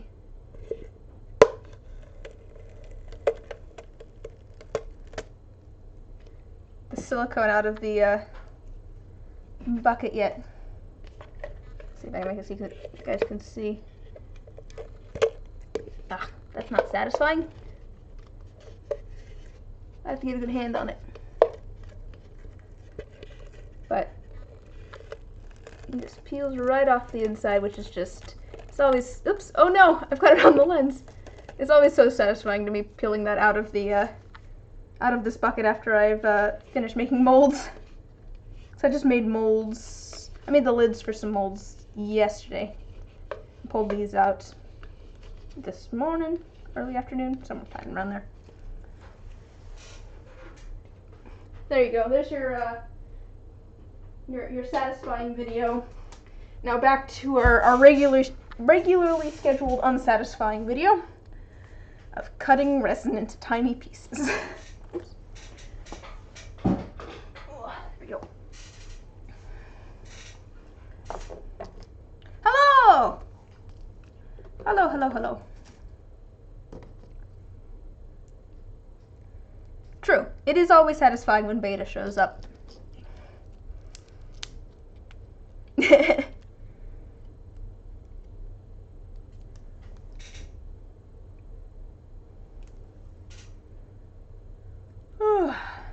How are you doing, Beta? I know you said you've been busy and stuff. Has any of that cleared up a little bit?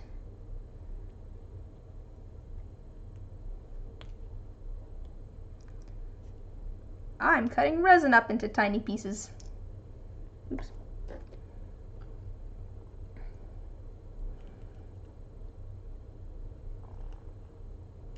Apparently I should have done the giveaway tonight, because there's more people here than there was during my giveaway stream. Y'all missed out.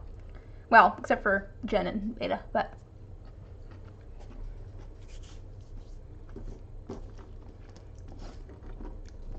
need to figure out how to, like, advertise my Twitch streaming better, I guess.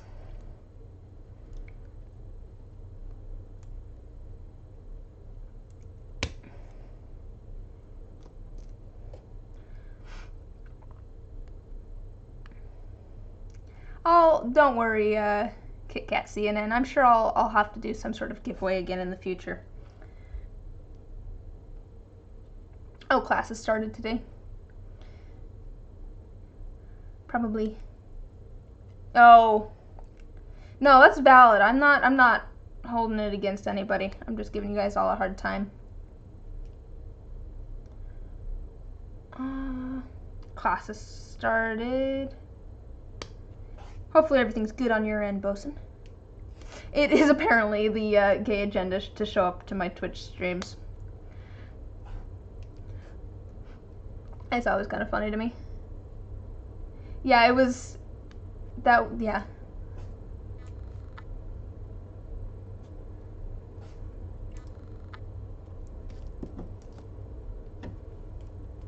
Oh, that blue looks pretty much the same. Let's find something that's a different blue. Let's find something that's a little bit darker. We're gonna do some more of these. These all kind of look the same.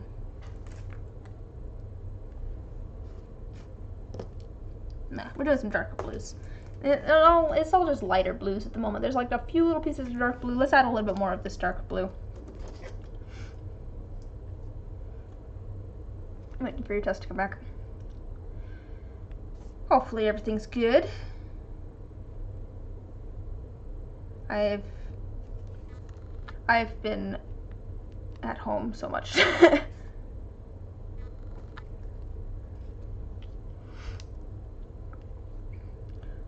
It does sound like, you know, vaccines are finally making their way out, which is good. I think it's a little disorganized all over the country, but my grandfather, who's in a retirement home, has gotten his first shot, which is exciting. My grandma's very excited for that, because then that hopefully means that she can go visit him sometime soon.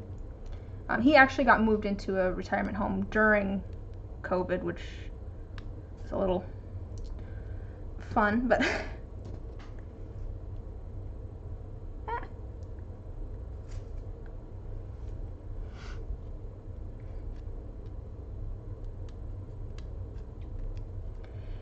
But yes, hopefully things will be clearing up soon.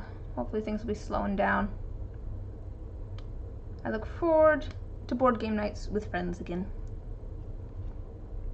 I should figure out some way... oh, no, that wouldn't work out well. I was gonna say I should figure out a way of like playing online board games with you guys, but also if I streamed that at the same time, then you guys would be able to like see my hand, as it were, depending on what we were playing. And that just would not work out well.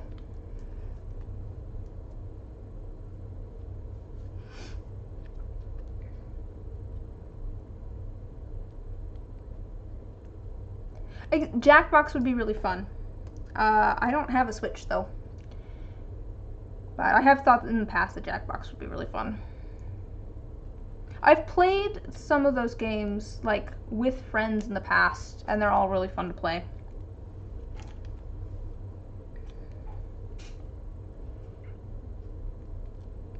But yes, the one thing holding me back on that one is that I don't own it.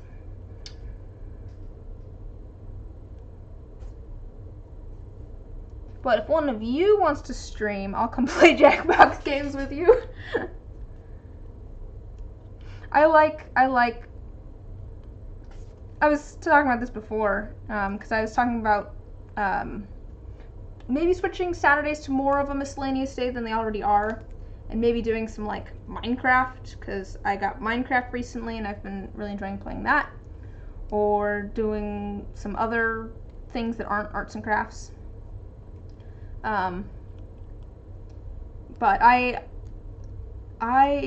have been enjoying Minecraft partially because it's been a social thing, and I like social games. I like playing games with people. That's part of the reason I enjoy streaming, is because I like just chatting with people while I work on things.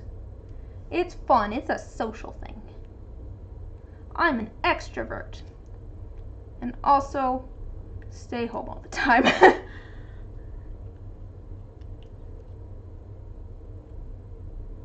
Alright, there. We've got a little bit more of the dark blue, which is good, I think.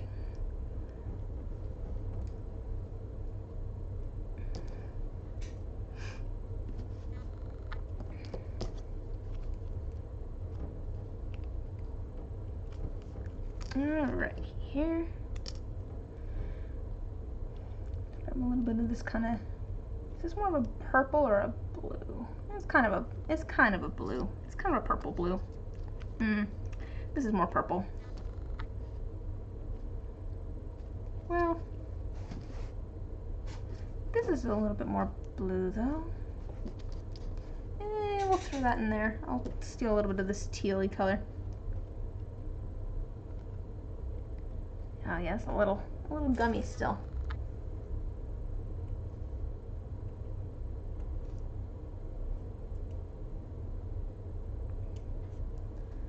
Alright, there's that. Let's go to purple. We've got our colors that are coming together. My fingers are starting to get tired. I'm gonna eat another piece of orange while I let my fingers rest for a moment.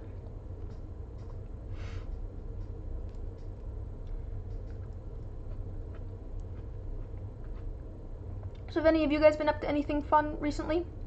Any art projects? Or any cool books? I know you said you were working on a scarf, bosun. So that's cool. Probably, but hopefully it's still cold by the time you're done with your scarf.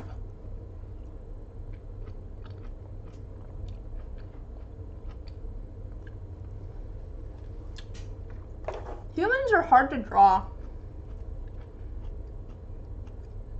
I can draw, like, I'm so bad at drawing people. I think part of the reason that, at least I find people hard to draw. Yeah, feel free to send me a photo of the scarf. I'd love to see it. You can either drop a link in chat or just message it to me. Whatever's easiest for you. But I would love to see it. But no, the thing with people, drawing people, is that you have to have the proportions right.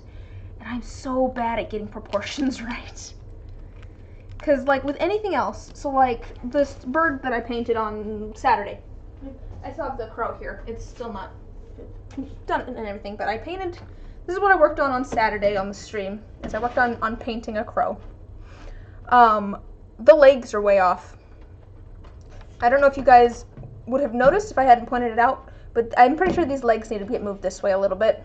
They're just, like, shoved really far back. But, like, our brains aren't as particular with the anatomy of a bird as they are with humans. Like, it's the uncanny kind of thing where, you know, the uncanny valley where it looks human but it's not quite human. So if you don't get it, like, just right, or you don't have it stylized enough so that it's obviously not human, it just feels off.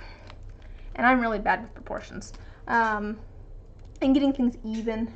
There's, like in this painting, like the neck of, again, you probably wouldn't notice this until I pointed it out, but if you look at the shape of the bottle and you look at where the neck is, one side is flatter than the other. Like, they are not even at all. The bottle itself that I was painting was, but I don't know. You know, it's getting things perfectly even and getting things so that they're proportioned correctly. It's just hard. The implications of the uncanny valley haunts you in your sleep. To be fair, I saw it pointed out because someone was like, doesn't this imply that there's some sort of something that looks like humans that is like dangerous to humans that we, are going to be worried about. I did see it pointed out that what looks like humans and is dangerous to humans is corpses. And it's probably as simple as that, is that it, it's probably just corpses. Because if someone has died, it's going to be off.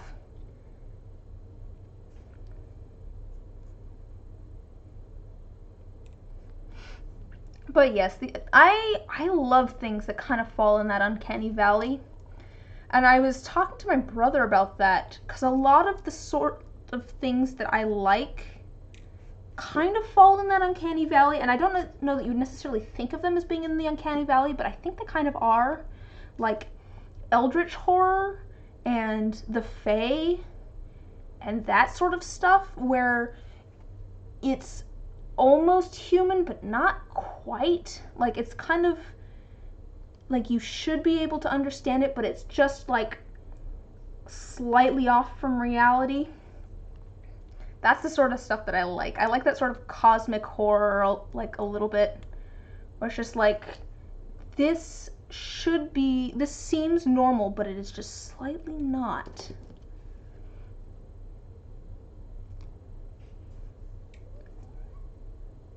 I hear a knot, I think. I think that's not. I think we're gonna get another kitty cat appearance. Another kitty cat appearance. Here. Hello. Would you like to come in, ma'am? Here. Oh, come here, kitten. Oh, I'm sorry. I know. I'm picking you up, Funky. There we go. Hello. Cat cam, cat cam. Here's the kitten. Wait, here, I'll switch to... There we go. Look, it's the baby. It's the one that's allowed in here when I'm not doing dangerous stuff like pouring resin or making soap. Because she's the only one that doesn't cause problems in here. Yes, do I smell like oranges? Oh, oh, hello. Do you want to hang out here for a little bit while I cut some stuff? You can hang out here for a little bit while I cut some stuff. You'll have to leave once I start pouring resin, but you can hang out for a minute. Yeah, you can just lay down there if you want. Baby, baby, baby. Let me, here, I'll go like that so you can see her a little bit better. Hello. There we go. There's the baby. Hi. I'm working on cutting things.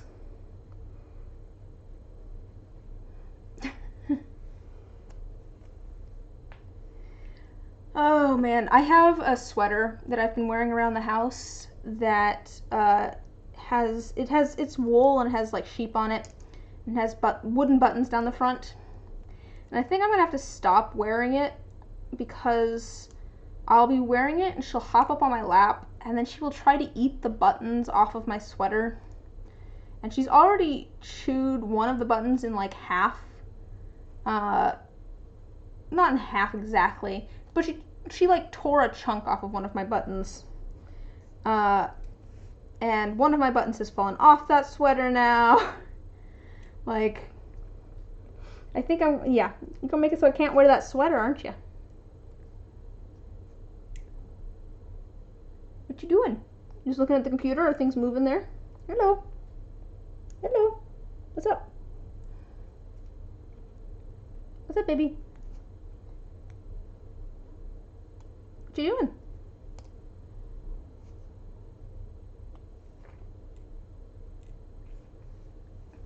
She is a sweetheart, though. And also a terror who tries to eat my buttons. Oh, sorry, here, I didn't finish reading. Let's see. Tika Beta, that and humans evolved alongside other species of humans like Neanderthals and such, which had different proportions, and like there's a reason we're the only ones left. Definitely, corpses is definitely a more chilling answer, though. To be fair, this is a good point of like, other species that are very similar to humans as well. You have to wonder if other animals have a version of the uncanny valley, either for their own dead or for weird versions of themselves. What do wolves think of dogs? What do cats why do cats react the way they do to people wearing cat masks? It's a good point. I did see a thing once that said that humans have I don't know what you would call it. If a human is looking at something, they tend to see a face in it. And apparently when cats look at something, they tend to see a snake in it. Don't know what that says. Is that a link to what you're working on, Bosun? Is this a legit link, or is this a dangerous link? Ah, okay. Ooh, I like those colors. I'm also very impressed with the stitching and everything. I don't know anything about knitting. It looks like it's like braided together on the sides. That's cool. That's very cool. You gotta wake up early tomorrow. If you gotta head out, you gotta head out. No worries here. Bye. Have a good night. I do like those autumn colors. Thanks for stopping by. Come on. There we go. Let me get all my correct tabs open again. What you doing? Would you like to leave, ma'am? Would you like to leave? Oh, hello. It's new cable. You're terrified and confused by it. Well, it's looking really good. So you're doing a good job on it. Oh, I hear Fitz now too.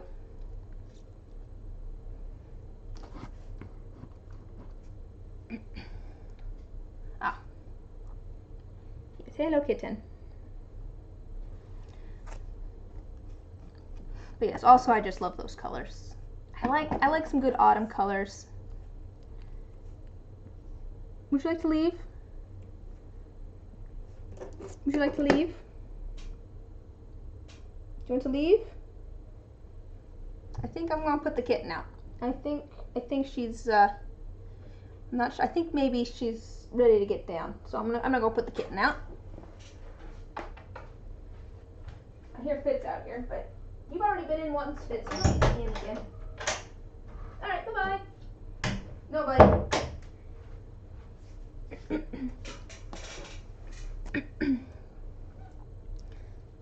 Go play with the kitten. Fitz is outside again. There's like a laundry hamper right outside this room, and he likes to stand on it and yell when I'm in here, and he's not.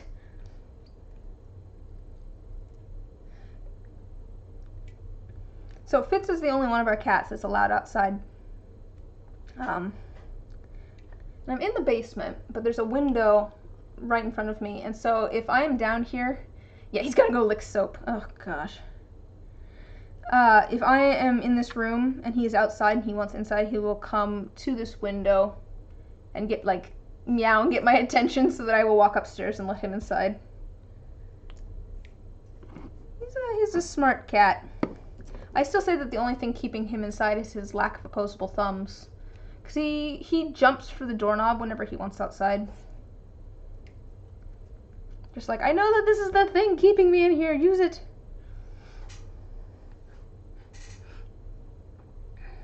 Or were you saying that you've got to go lick soap, Bosun? Is that what that meant? Soap lickers.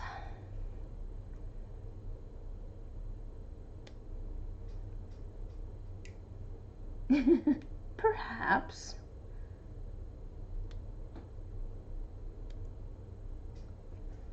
Alright, I think that's enough of this purple. I'm doing way more than I need to of all of these. These really shouldn't take a lot.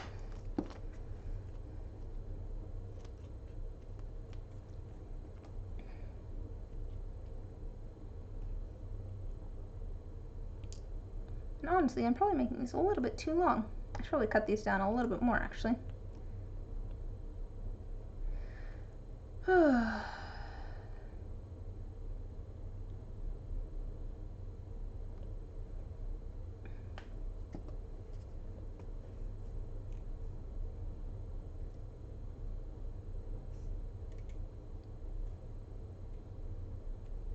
My interests change so much from week to week.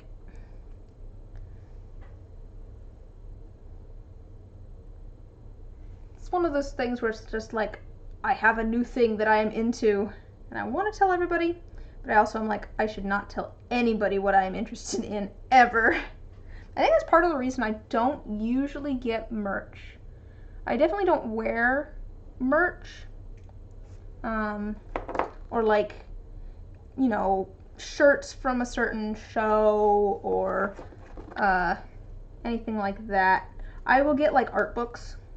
I have like, you know, books about different musicals that I've been into or that sort of stuff, but I don't usually do like, I'm not an action figures person or a t-shirt person. Part of it is just because I don't want people to ask me, you know, oh, what's your shirt from? I don't want to have to try and either explain or have them be like, oh yeah, I've heard about that thing. That thing's weird.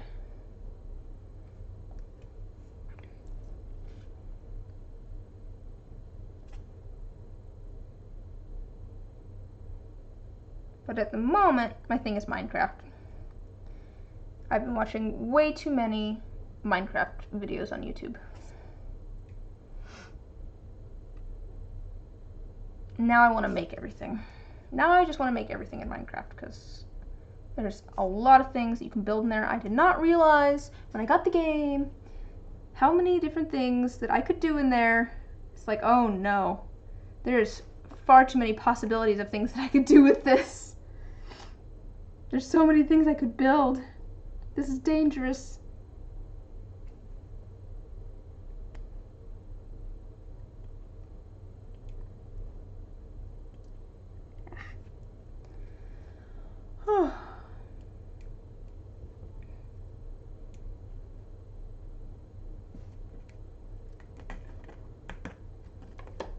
Yeah, that's a little kind of a more bluish one and a more darker purple one. Let's see if I have a different purple to throw in here. I think I should.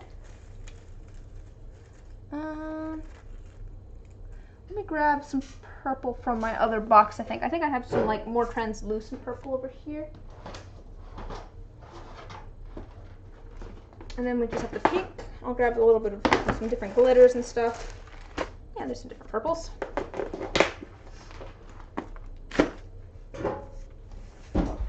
Oof.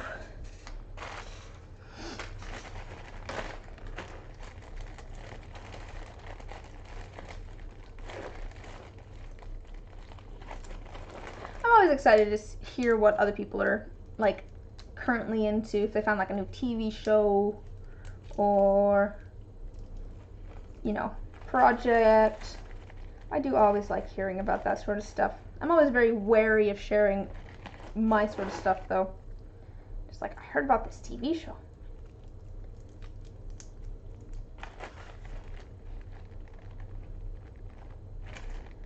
Let's grab some of these purples. These are all different.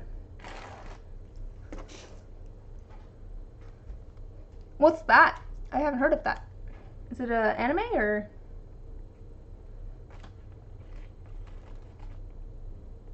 It sounds like a anime or something.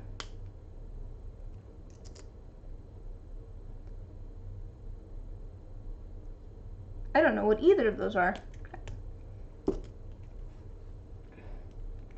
it's a game and also a show?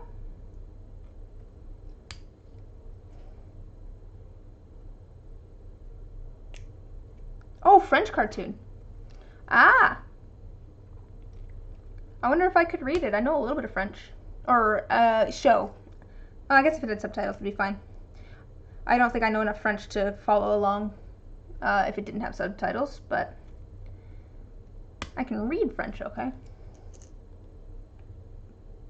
Just don't ask me to do anything that's not in present tense or to conjugate any verbs. I mean, I guess conjugating verbs isn't. I know a lot of my verb conjugations, I guess, now. I don't understand. I don't know how to do tenses at all in French. Maybe I'll have to look that up, though. Because that'd be kind of fun. Maybe that'd be a fun way for me to brush up on my French, too. been a while since I've taken French. I know enough French to say, sorry, I don't speak a lot of French. And that's about it. I could read a little bit of it, but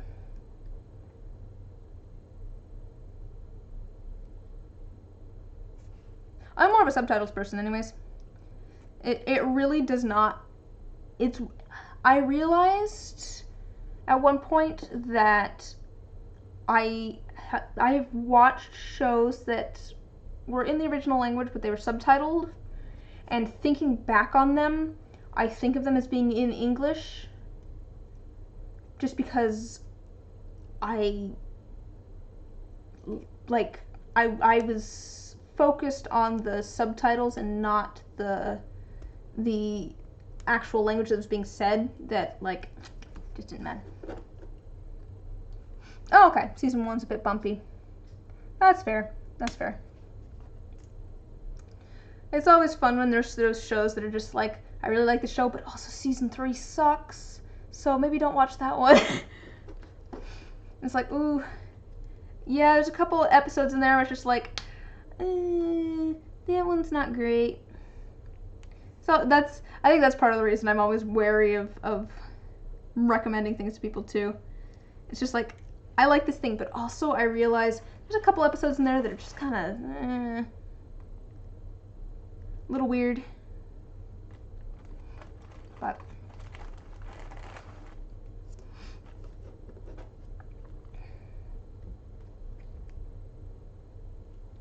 wait, was it originally in French or was it dubbed into French?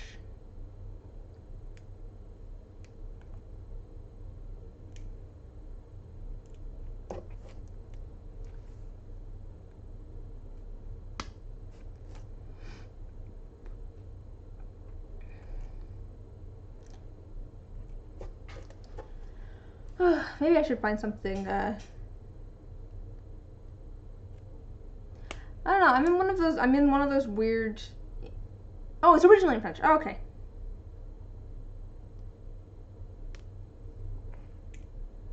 I was gonna say, I'm in kind of one of those weird in-between phases where I'm kind of not as super interested in, like, the things that I have been watching or have been into, but also I don't feel up to starting anything new. I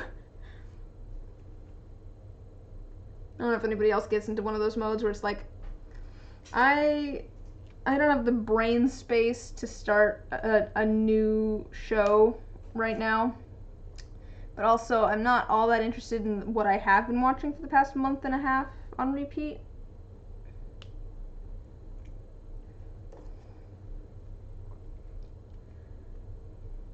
I was watching a lot of Among Us videos for a while there. I think that's still going on, but I haven't been watching those as much. And like I said, now it's Minecraft. I've always enjoyed watching other people play video games. I'll do that now too with my brother, because my brother plays a lot of video games. We have Horizon Zero Dawn on the PS4. I haven't played it in a while, but like we'll like make popcorn or something and he'll play it and I'll watch and we'll just hang out while he plays through the game. And I'll say, hey, you should go over there, you know, every once in a while in backseat game. That's how I play video games. It's a good thing he's chill. He's very chill. Yep, I just watched all of season 7 of Korean's Hermitcraft. That is what I have been watching. Horizon is so hard. Oh, my brother. I have not great hand-eye coordination, but he's been playing Horizon Zero Dawn on PS4, and he will just go and like shoot the bow and he will kill a rabbit that is like so far away and I didn't even see the rabbit. And I'm like, there was a rabbit there? What? He is so crazy at that game. His aim is so good. It is kind of scary. But yes, Beta, I just got done watching the entire, well, catching up on uh, the season 7 of Green in playing Hermitcraft. That is what I have been watching. Oh, you just die all the time from the machines. Yeah, that's fair. Some of those are just tough. And there's so many like different things, because there's like melee, and then there's ranged, and then there's also traps. And he never uses the traps. He uses the tripwires, but never the traps. And then also just like dodge rolls and stuff. I'm like, I don't know how you keep track of all this stuff. I have just started season 6. I haven't watched. I'm on like episode 6 of season 6 or something like that. But he's very funny.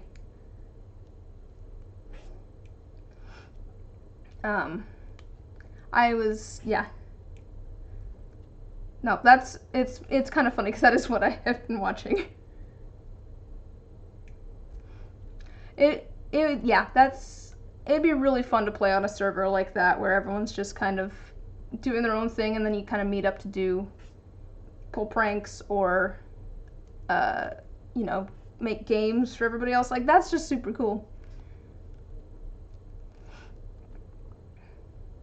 I'm talking about 2 different games at the same time. We're just disproving my thing from earlier about only being able to think about one thing at once.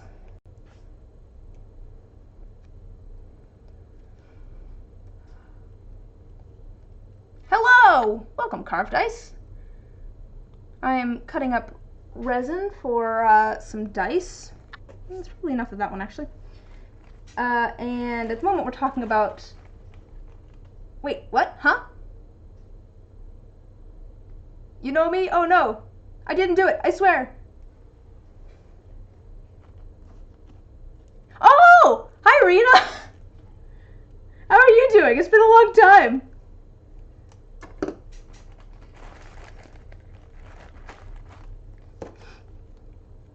That's funny.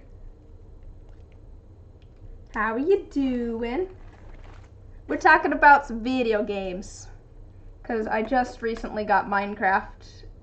And then I was talking about my brother playing Horizon Zero Dawn. And being scary good at shooting things. Oh my gosh, you've got a 4-year-old girl now. It has been a long time. That's very exciting though. Oh wait, I gotta stretch. Bosun has deemed it as such. Which is probably good.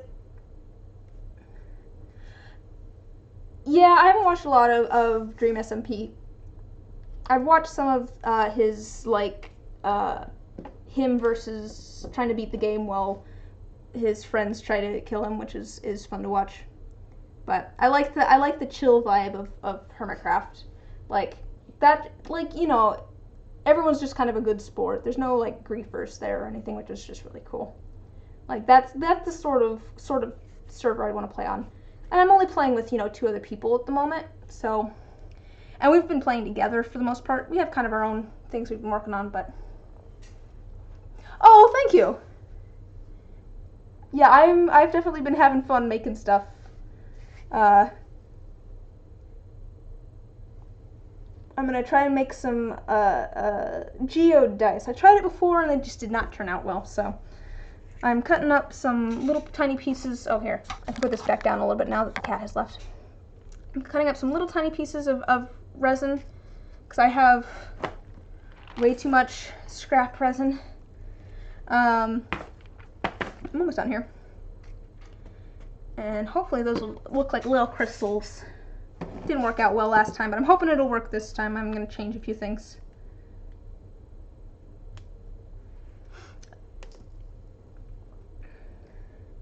Oh, this is going to get confusing. I don't know if it shows up for you guys, but there's 3 of you that have purple names now.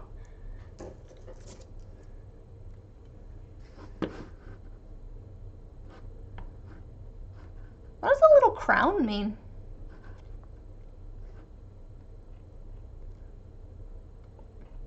What is Prime Gaming? Oh. fancy. So that means you guys are fancy. Amazing Prime. Okay, that makes sense. That makes sense. I'm like, what is Prime Gaming? Does this mean you guys have gaming channels? What is this? I guess to be fair, a lot of people use Twitch for gaming. That does make sense. Yeah. Yeah, I think I've seen that. I don't have Amazon Prime, so I can't do that. But I have seen that as a thing.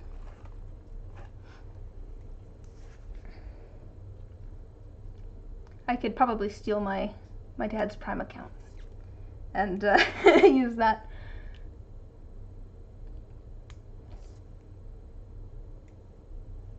Oh, I see. You are. Oh, that's cool. What is your boyfriend stream? Does he do gaming stuff?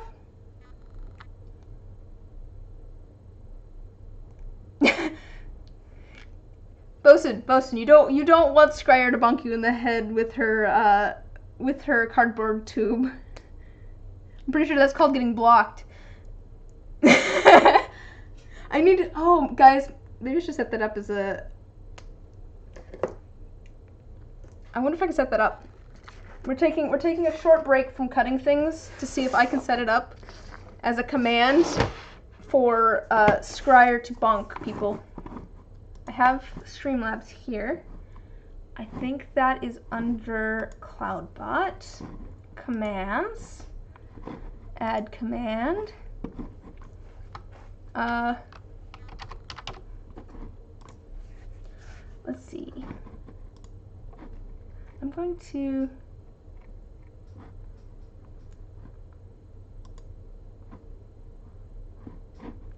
Let me see here. How can I do?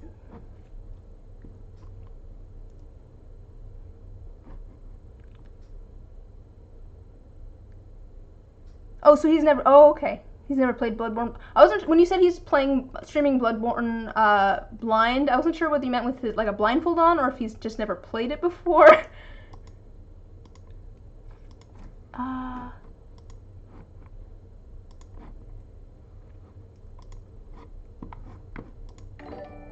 Wait. So what's going on? Oh, thanks for following. I'm the Naysayer. Welcome. I'm trying to set up. I know, I was like, that seems very difficult. Oh, thanks for hosting. Bloodborne in a blindfold. How do I do this? I don't know all of the commands here. Horny jail. Okay, target name.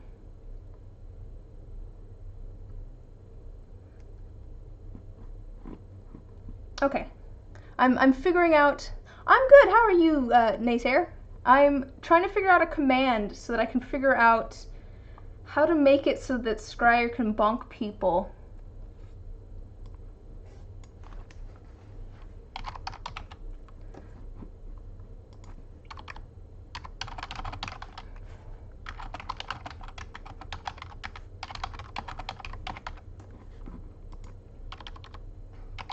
Let's see if I'm, let me,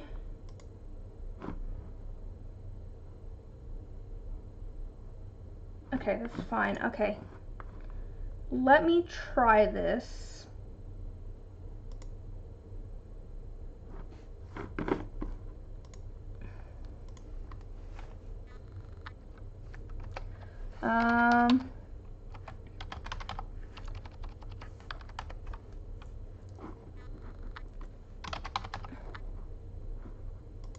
Let me see if this works.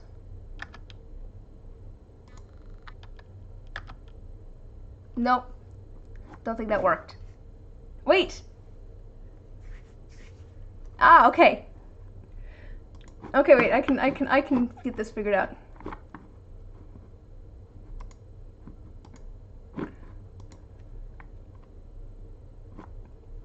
Playing Pokemon Silver on your Game Boy Color, trying to get a shiny starter. Let me edit this. So I think What is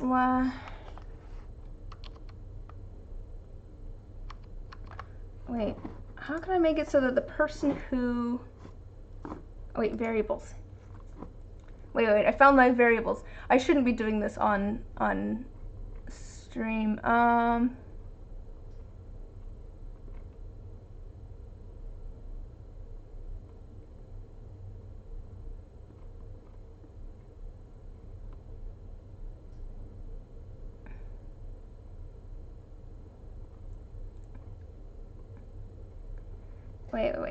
Wait. There's a lot of... That's for...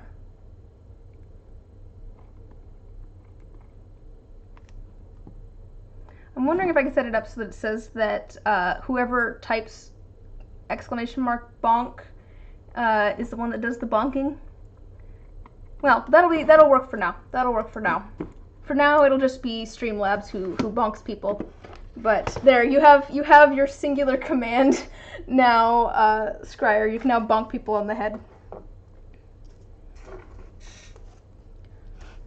Anyway, sorry. What did I miss while I was trying to set that up? Let's see. Okay, Bloodborne. Yeah.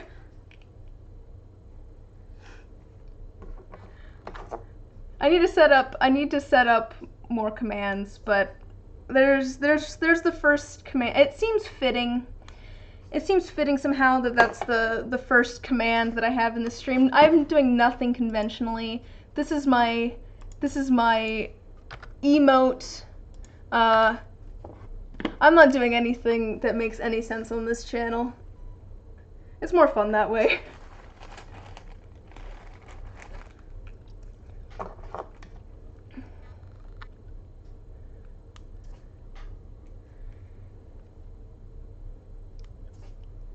I feel like I shouldn't mention that I have it set up so that anybody can bonk anybody at the moment. So we could have a full-on cardboard tube war in the chat if we really wanted to.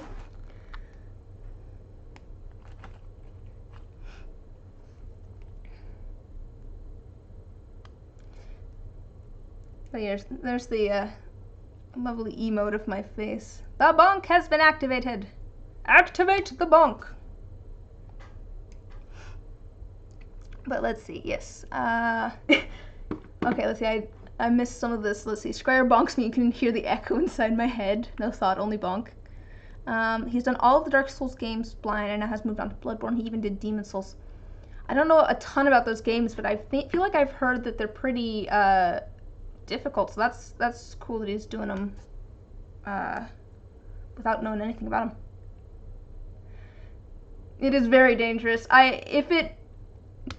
If it becomes a thing, I can change it so that only moderators can use it, but at the moment, somehow I expect that to be like become the formal greeting or something of welcoming people to my chat. That seems dangerous and perhaps a bit odd. I'll put my colors back. So, let's see here, red.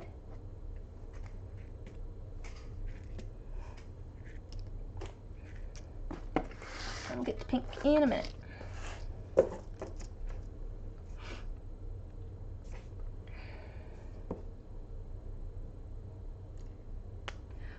Maybe I'll have to set up some other commands since I've been here. For a crafting channel, you think it's appropriate? Yeah, we do have a lot of random cardboard tubes around the place.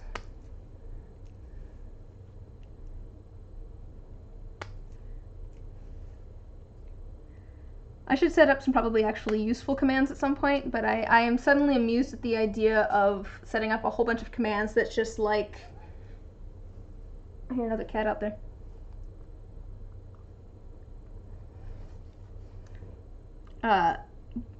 Throws glitter into the air, or oh hey, glitter! We had the same idea. That's what I was just gonna say.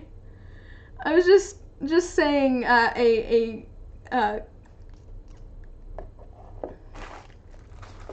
that's a command for throwing, like, throws glitter into the air dramatically, or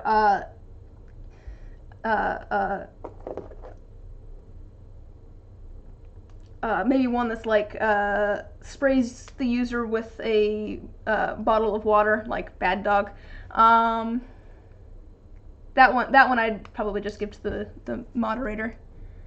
And if someone says something off color, they can just spray him with a water bottle. Like, no, bad.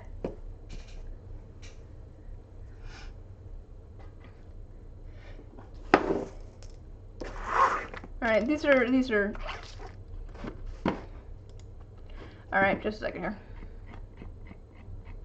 Now that I know what I'm doing, these are easy to set up.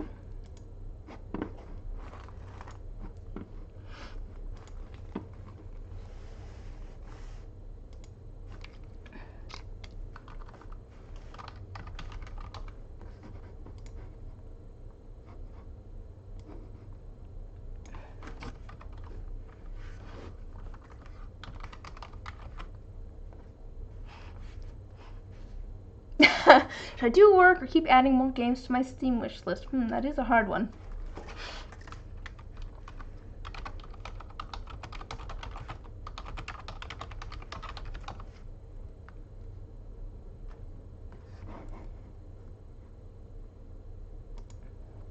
Okay, I still need to figure out. That's true. Yeah, that's true. Adding games to your Steam wish list is work because you stream on Twitch. There you go. You can get right around that. Right around that. I need to figure out how to set it up so that it says that, like, I do this instead of Streamlabs, but I don't know if that's possible or not.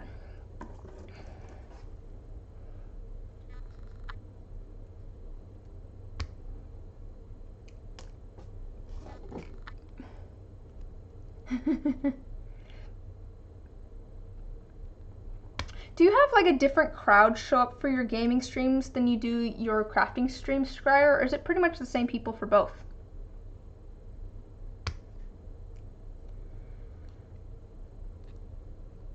Alright, have a good night, Bosun. Thanks for stopping by. Hopefully we'll see you again soon.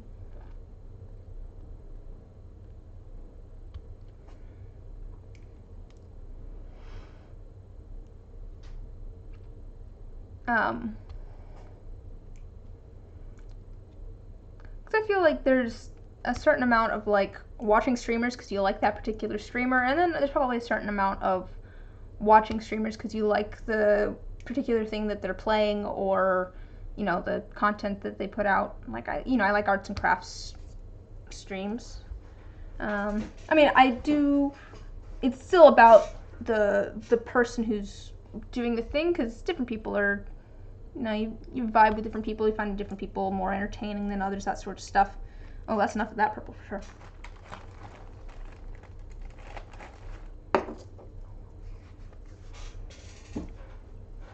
Oh, that's cool. Get some people from the games that end up coming to your crafting streams.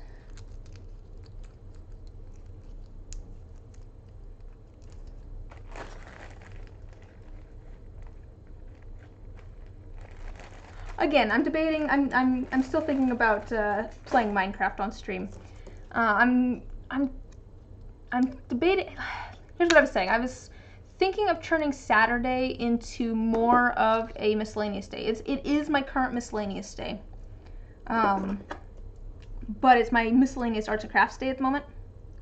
So I'm debating turning it just into my miscellaneous day and it being like my whatever I want to work on at the moment, or you know, mess with day. So maybe play a video game or do a personal arts and crafts project that I've been putting off, or something like that. But I don't know if that'd be too varied. I don't know if that would be a little bit, because I feel like it's nice to have a schedule. So I don't know if you know, switching around arts and crafts some Saturdays, games some Saturdays, maybe music some Saturdays. I don't know how to do music yet, but I like making music.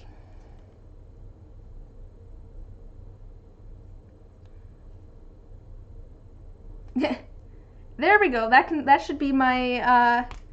I should change the name of my channel. It should be like crafts and craft, and I should just do arts and crafts and Minecraft. There we go. There we go. You know, you've cracked the code for me. I should just that should be my brand.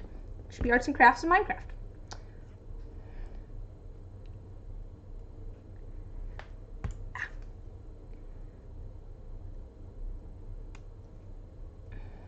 What let's see. Your first game was one that doesn't have a ton of people streaming it. What game did you play first, Scryer?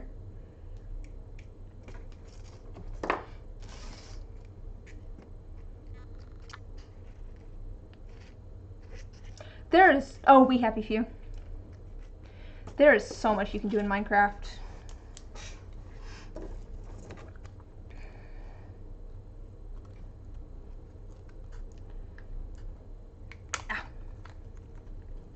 I've definitely heard of We Happy Few, but I haven't watched much of it.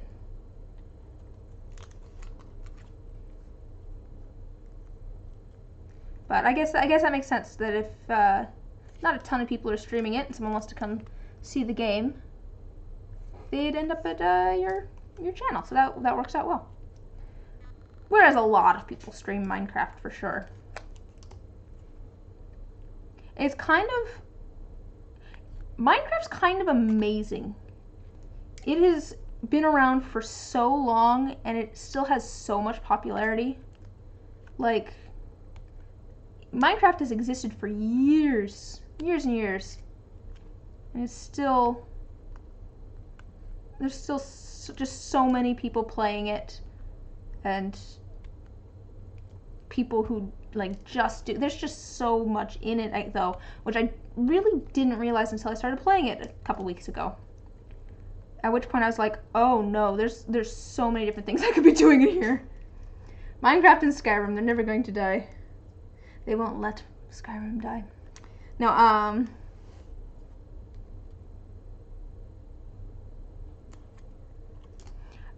well, they're both kind of open world, I suppose. I think I haven't played a ton of Skyrim, to be fair, but at least with Minecraft, part of it is that there's so many different things that you can do. Like the options are endless with that. Like, you can build things, like you can build big structures, you can do like programming stuff with all the redstone.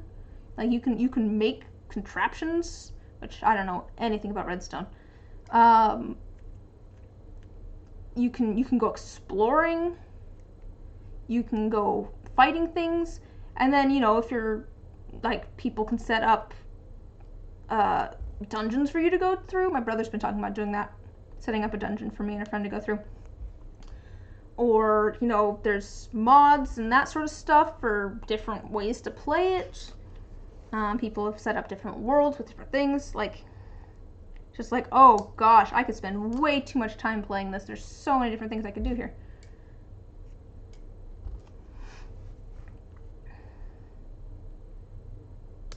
That does remind me, though, that I want to play Prop Hunt at some point. I do have Gary's mod, so I could do that. Because that sounds fun. Again, I like games that I can play with people. The last time you played Minecraft, you were helping your dad level a mountain. Oh gosh. That would take a while. My dad set up a Minecraft server for his students, because he's teaching remotely this year. And the school district has a Minecraft account. Like, there's Minecraft for education, which is the thing. But he set up a Minecraft. It was a terrible choice to level the mountain, or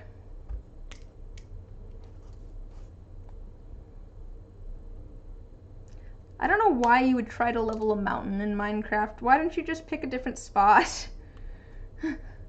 Why? Or what? Kick-ass crafts. Hello, welcome. Thanks for following. I'm just chopping up some resin at the moment.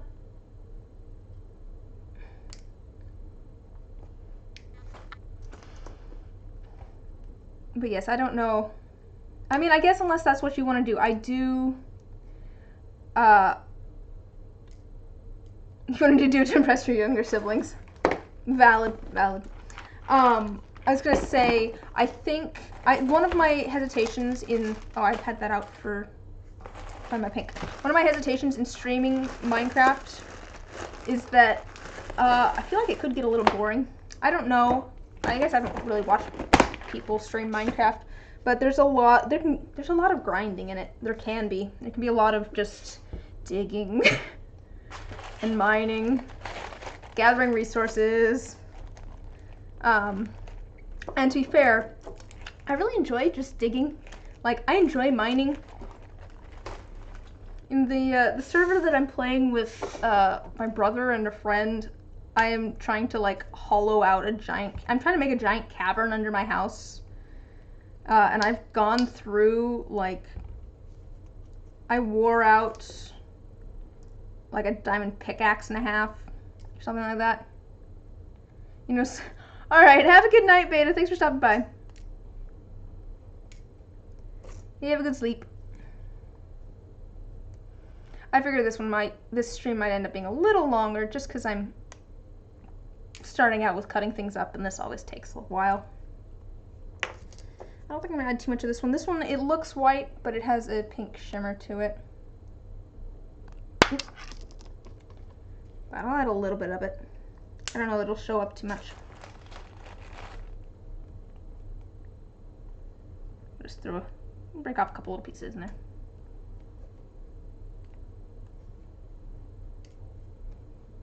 Yes, I'm trying to redo the geode dice. I have an idea of how I'm going to do them this time so that the whole pieces will hopefully show up, because it didn't last time.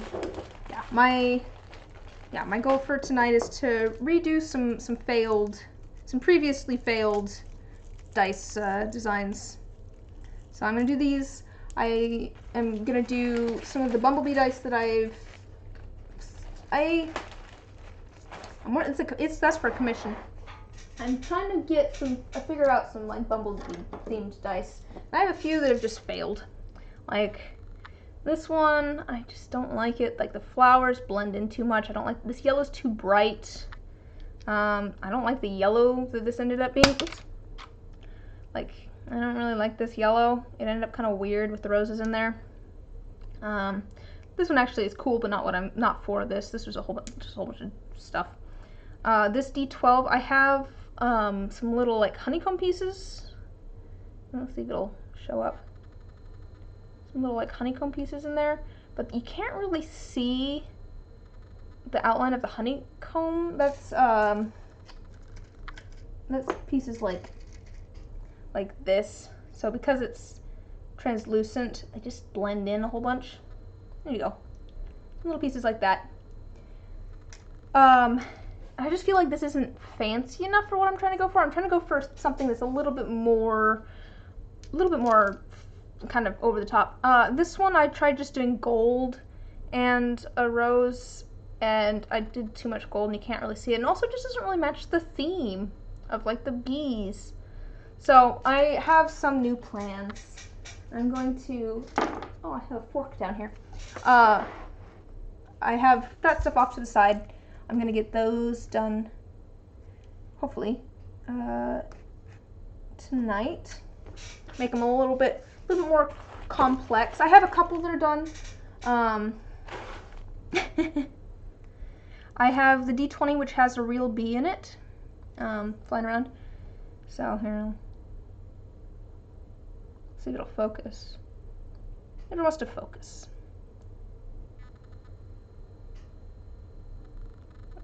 So there's a real bee in there. It's flying around. It's kind of hard to see. There's also, I have kind of this shimmery on the bottom. It looks a little barren without anything. And then I have this D10 that has a dandelion and kind of a honey, is sitting in kind of a pool of honey. Which, it's kind of simple, but I think these colors turned out good.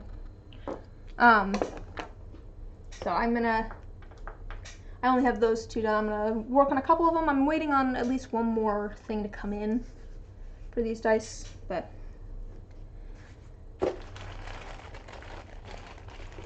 they're getting work done slowly but surely. Onwards and upwards. Might be more red than pink, but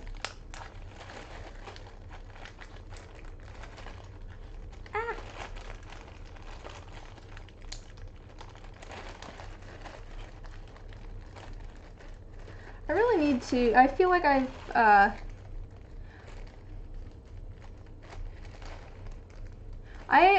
don't have your problem, Scryer, of having too many dice. I need to make more dice. I've been, I get like distracted with other things and just end up not making dice in a day. Like, I was gonna make some yesterday, but I ended up finishing molds instead. You did miss it earlier. I was showing off my mold collection over here. So there's my molds.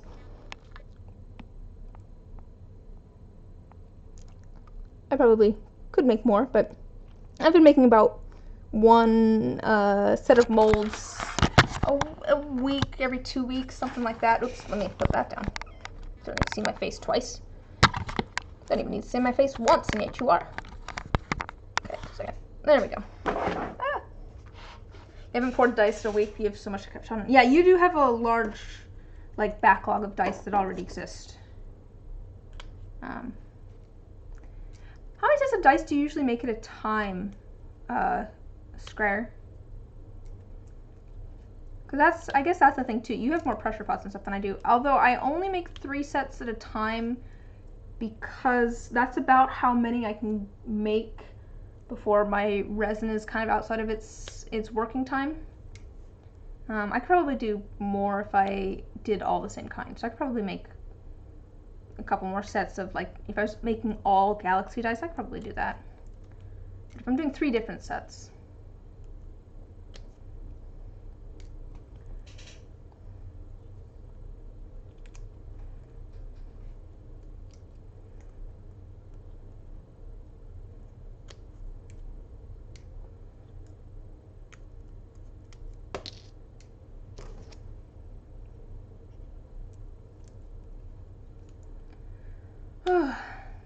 Have you been getting some sanding and stuff done then, Scryer? Oh, you can fit about 3 sets in a pressure pot with different molds. Yeah, that's kind of where I'm at. Depends on what you're making. That's fair.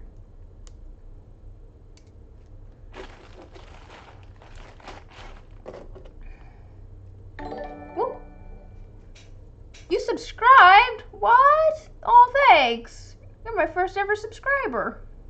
Aw, that's exciting. Thanks. Oh, and stretching too. That's a good idea as well. Oof, I've been sitting on a stool for almost 3 hours. Today was spent scraping polish out of numbers. Why did you have polish in the numbers? Streech. Remember, guys, to streech. That's actually one of the ones that is like built in. I could turn it off, to be fair. Oh, that sort of polish. I was thinking like nail polish out of the numbers for some reason. Scryer, I'm gonna let you in on a secret of how I get the polish out of the numbers. Cause I also have I put mine in the tumbler and they end up with polish and stuff in the numbers. And also all sorts of gunk from just sanding and that sort of thing. I have a little bowl and I throw all of the dice that I pull out of the tumbler in it, and I put a little bit of dish soap and some warm water, and I take a toothbrush to them. Like, a toothbrush works great because it's soft enough it's not going to scratch them up, but it's bristly enough it gets into the numbers and gets all of that stuff out of them. So I would recommend a damp toothbrush to get all that out.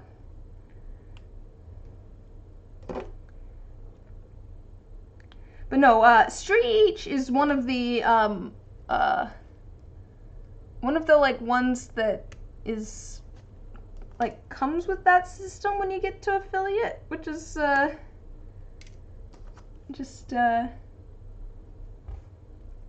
it's just kind of funny that it's spelled like that for one of the like recommended ones. I am still looking for more ideas. We'll have to. I have cat cam, but it's not up because I'm in the craft room. Oh, it's soft. It scratched up the face of the die. Huh. That seems weird to me because I guess maybe I'm using a softer toothbrush. You can get different softnesses of toothbrushes. I think I'm probably using a fairly soft one then. Okay, I've cut it. What? Why are more people subscribing? Oh, thanks. I now have 2 subscribers. That's so many. Also, welcome back, Tails. It's been a while.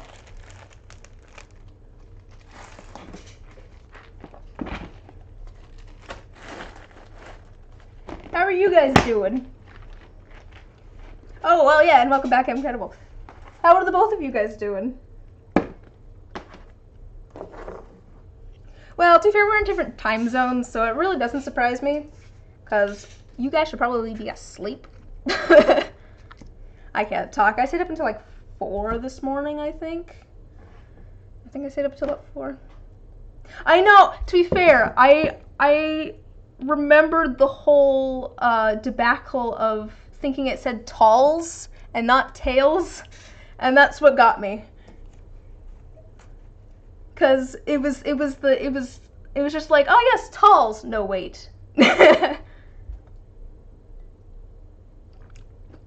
Back on the wake at night, sleep in the day thing. My brother seems to switch off on his sleeping schedule. This is more in these cups than I really need. I'm gonna pour some of this off. I really don't need a lot. I just need a few. So I'm just gonna grab a few. I'm gonna put these in just like a clean cup for later.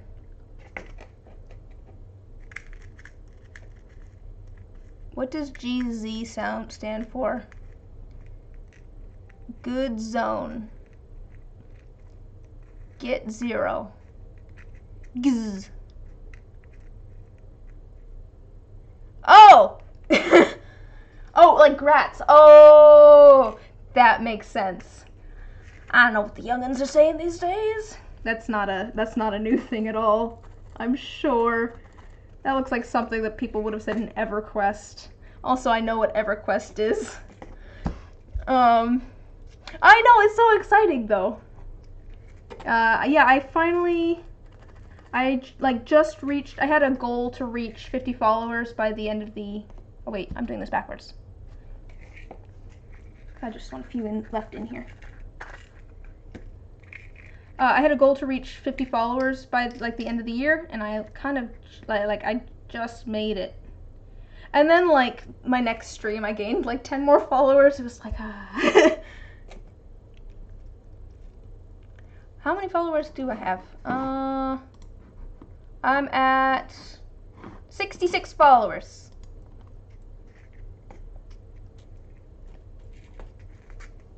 EverQuest slaps. It's been a long time since I played EverQuest. I grew up with my parents playing EverQuest. They played MMOs together, which was always kind of fun.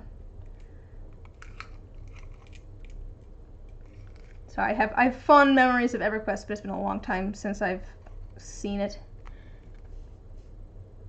I'm glad I'm not the only one that knows what EverQuest is, though, since it's one of the first MMOs.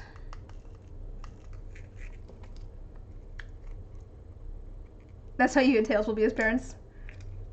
That sounds like a plan. I enjoyed as a kid sitting in the computer room and watching my parents play games together. Maybe that's where I got my love of watching other people play video games. Got Tails back into WoW. Yeah, they did move on to WoW at one point. So I've played MMOs because I grew up playing MMOs with. I just don't play a lot of games now. I'm just so busy. Let's get a couple more of these shards in there. I feel like that's a dangerous path to go down, is getting caught up in MMOs. They're fun though. That's kind of what I was saying before, is I like playing games with, yeah, you're addicted, yeah. I like playing games with other people, and I think maybe that's part of the reason I find MMOs fun, is because it's a social thing, kind of, like you're there's other actual people there to play with. I was talking about it earlier, I got Minecraft recently, and I've been playing it with my brother and a friend, and I could spend way too much time playing Minecraft just because I'm enjoying playing with people. It's fun. You're still recovering from your RuneScape addiction in high school. Oh, that's fun. LGBTQ guild. I never really played RuneScape, but my brother did. I've never really been a video games person. I've always been a watching other people play video games person. Yeah, I guess it has had kind of a big resurgence recently. It's kind of funny to me, I was mentioning this earlier too, like, Minecraft has existed forever. Like, it's been around for years, and it's kind of cool that it's still relevant. But there's just a lot of different things you can do in it. Your friend and you played it all the time from 7th grade through high school.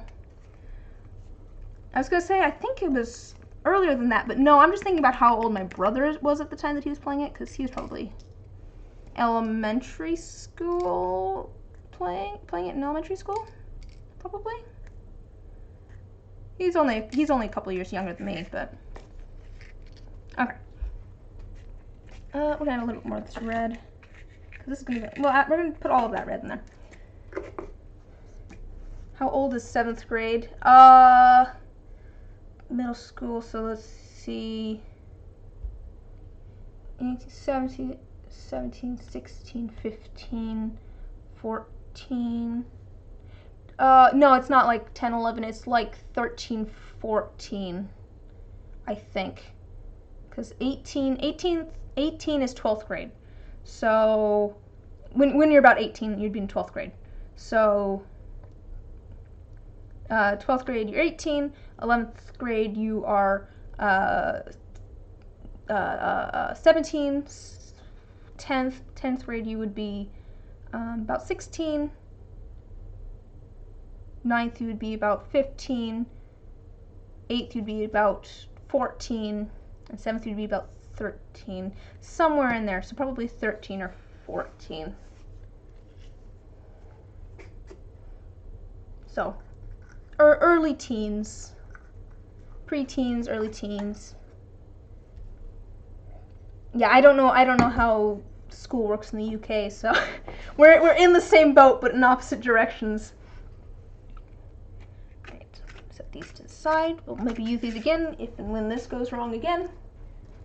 I put my resin over here because I think we have that all done.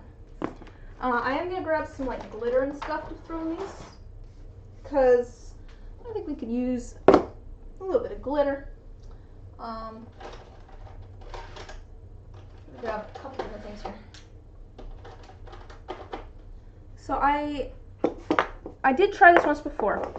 These dice. I was showing them off earlier in the stream. Which one of these are they in? They're in this one. No, the other one. That's the. This is Celsius and Fahrenheit all over again. So I tried making these geode dice before, and they didn't work out. You can kind of see, there's some of the ones that I tried to do, and they just didn't really, they don't really look like geodes. They didn't really turn out. But I do really like the chunky glitter in them. I think the chunky glitter really added the little bit of iridescence helped. So I'm going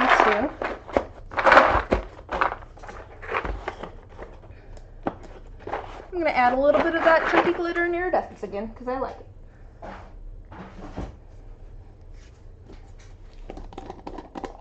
not too much, because I really don't want... Well, actually, I should add a little bit more to the orange, because the orange is going to be the D12, and they're a little bit bigger.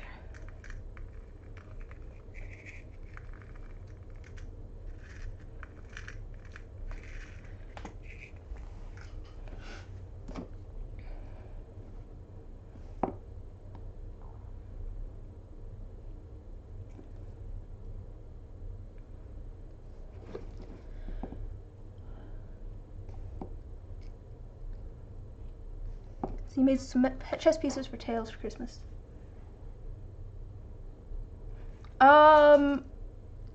Well,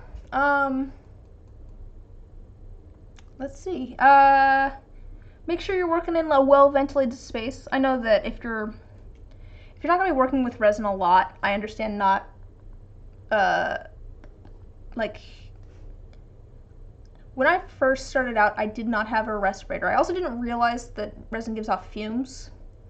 And I understand if you're not going to be doing a lot of resin work, not taking all of the like proper safety precautions, because it's not, I don't think short-term exposure to some resin fumes is going to hurt you. But if you're going to be doing a lot of resin work, I would suggest making sure you get a respirator, use gloves, that sort of stuff. But let's see. Pretty much with resin, you can do... Okay, you're asthmatic, so you probably wear a mask at least, yeah. That's a good plan. Because yeah, it can, depending on the resin you're using, it can put off fumes. So you want to be careful with your lungs. But let's see. Really, with resin, one of the fun things is that you can do pretty much anything you want, as long as whatever you're adding does not have any moisture in it. Alcohol-based inks and stuff is fine, but you can't. If you're gonna put like flowers in it, make sure that they're all completely dried. Maybe don't use acrylic paint. You can use a little tiny bit, but it's water-based, so it can make it so it doesn't cure. But otherwise, you can add, yes, nitrile gloves. Yeah, Scryer can also chip in. She also makes dice on Twitch. She also makes dice. But yes, nitrile gloves, because it won't react with the nitrile. Oil-based paint? I don't know if that would work or not. You can... I don't know that oil-based paint would work or not. I haven't tried that. But for coloring, you could use a little tiny bit of acrylic paint, but you just don't want to add too much because the moisture in it can interfere with the thing. Alcohol inks work well. Alcohol does not interfere with the curing. You can get cheap resin pigments online, which I think these are water-based too. Again, if you don't use very much, you're probably okay. But no, I don't know. I don't know what kind of tips to give. Make sure you stir thoroughly. Try not to stir too fast because you don't want to add a whole bunch of bubbles to it. But also make sure that you stir it enough so that there's no streaks in it whatsoever once you're done stirring. And also make sure that you measure out your resin like as precisely as you can. Because if those are the, I guess I'm just giving you tips to make sure that it cures properly. Because yeah, that's really the important thing. No moisture. Make sure that you measure the parts correctly. Unless you're doing UV resin, I don't know. There's different kinds of resin. And make sure it's mixed thoroughly. And then from there, you can pretty much do whatever you want. You can add pretty much anything you want. Glitter, like mica powders are pretty. You can get like a mica powder sampler on Amazon, and it'll have all sorts of different colors, and it'll make really pretty opaque, shimmery colors. That's what the micas do. So like two-part resin, because I do mostly two-part resin, and then there's also UV resin, which you can cure with UV light.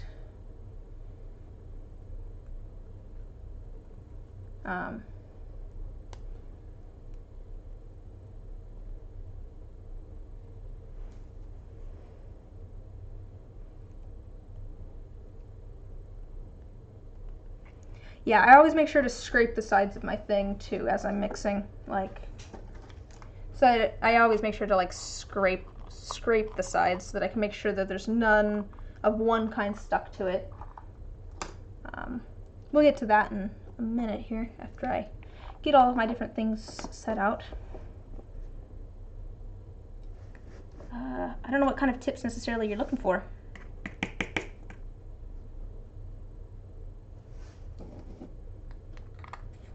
But again, there's just so many things you could do. So I'm grabbing more glitter. Well, I think.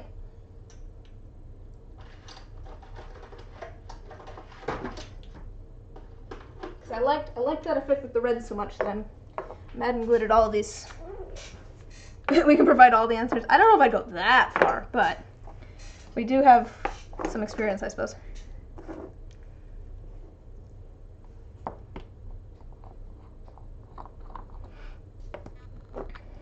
We are the professionals. You have come to the right place. I don't think I want stars, though. Let me see if I can just get some of these hexagons. A couple hexagons. I don't want the stars.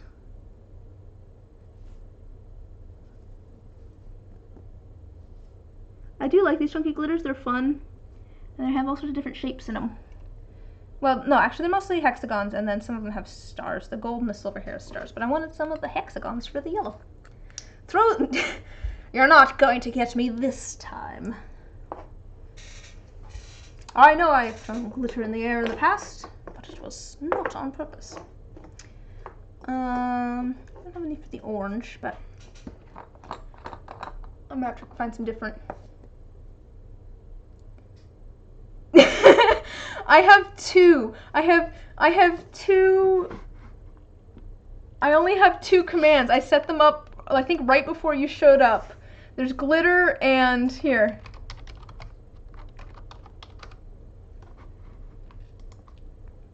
Here's my other one. I literally just set those up on stream. I think it's because it's been decided that the little sword next to Scryer's name is actually a cardboard tube. It's actually like a cardboard sword.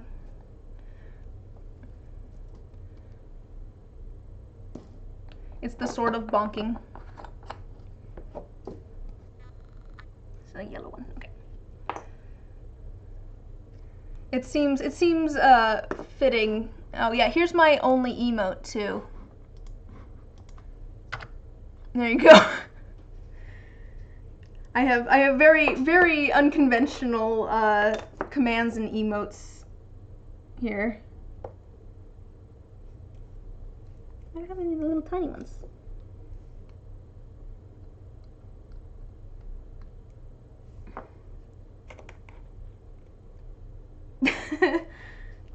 Yes, that's from Halloween. It was requested that become my emote.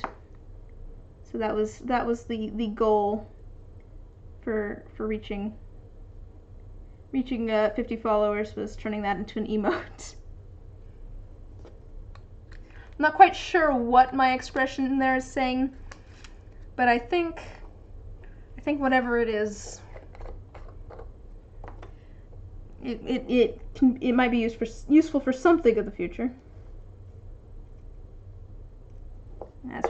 I probably added way too much glitter. That's okay.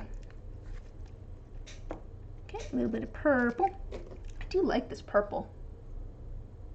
It has like red in there. Alrighty.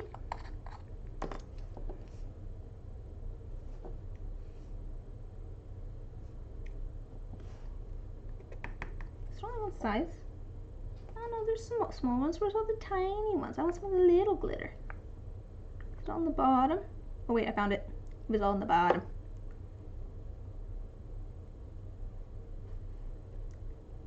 Now it's all stuck to my thingy. Get off! No, get off! It's glitter. It will never go away.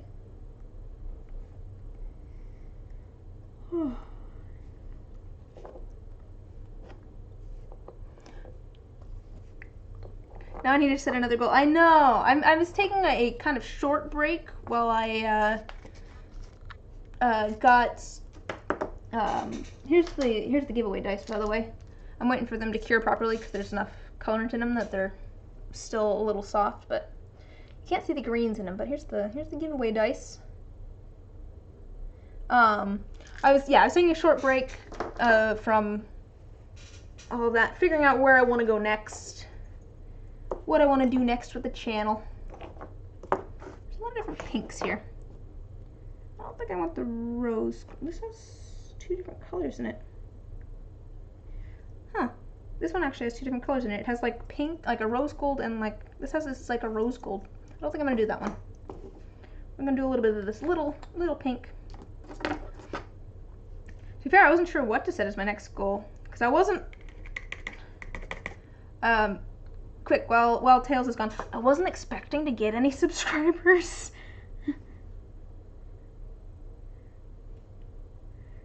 So I didn't really want to, and also I don't want to like, I don't know, I don't want people to feel like there's any pressure to like subscribe or anything.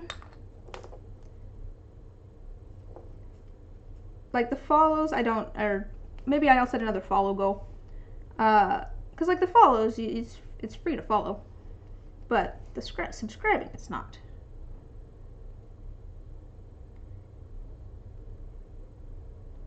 I feel weird about people spending money on me.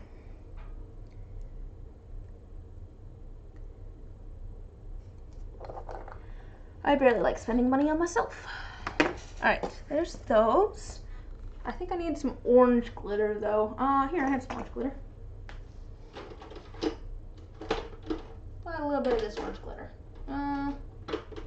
Maybe some kind of coppery glitter. What? Add a little. We'll add a little tiny bit of these because I didn't have any of the big chunky glitter for the orange.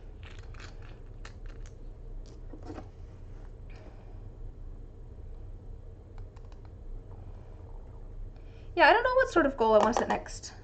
I could do some sort of goal with like the channel points, like you did for your 24-hour stream. I could set a follower goal. I could set a subscriber goal. I need to figure out what the I'd want to figure out what sort of like rewards and stuff there are for people, and that might sound weird. I mean, like how there was an emote of my face looking stupid. I consider that a reward for getting to 50. I mean, stuff like that. Or like you did with your 24-hour stream, I'd consider that like a... your type of goals were originally for unlocking the additional emote slots. Yeah, see, that's fair. I'd probably want to figure out what I want my next emotes to be. I have a couple ideas. But, sorry, I'm off screen putting some glitter away. Give me just a second here. Yeah, I'm kind of, I don't know, I'm kind of like, I don't know what I'm doing. I'm just streaming. What do people want to see? I don't know what people want to see. You want to see arts and crafts? I mean, I don't know. Arts and crafts? Yeah, okay. I realize that it's probably like a bad mindset to be in for streaming. I probably should just stream whatever the heck I want to stream. But at this point too, I'm like, what do people want to see?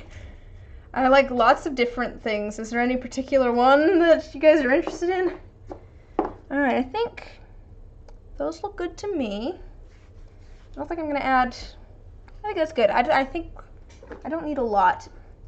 Let me grab the mold for those. So I want my down ones because we're gonna have that stuff in the bottom next to the highest face. D20, D12, D00, D0, D8, D6, and then I'm gonna do this with the crystal D4. I'm gonna just switch to doing the crystal D4, I think, for some of my sets. You have an idea? What's your idea, Scryer? I'm always open to ideas. even if I don't end up doing them. I feel weird just doing the crystal D4 though. Should I? But I think I'm just going to go for it.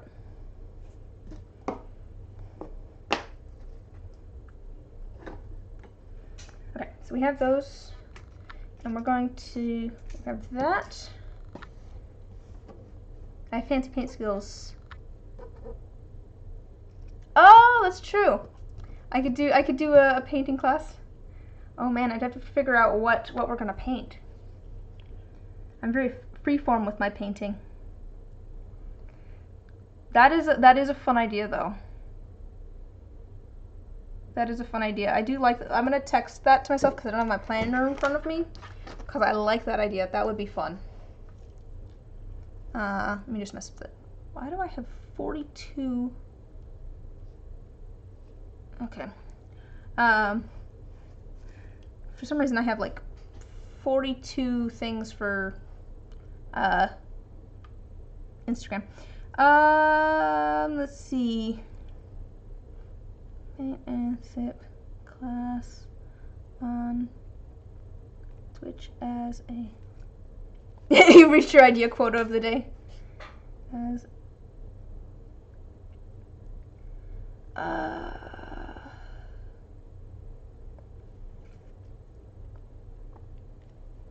cool. I need to figure out what I want the goal to be too. Do I want it to be subscribers? Do I want it to be followers? Do I want it to be a community channel points goal? Oh, can I set up multiple community? Oh, have a good night. Have a good night. Thanks for stopping by. It was good to see you, M and Tails.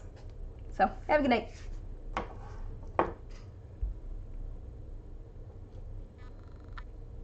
Oh, thank you. That's very sweet. Hey, have a good night.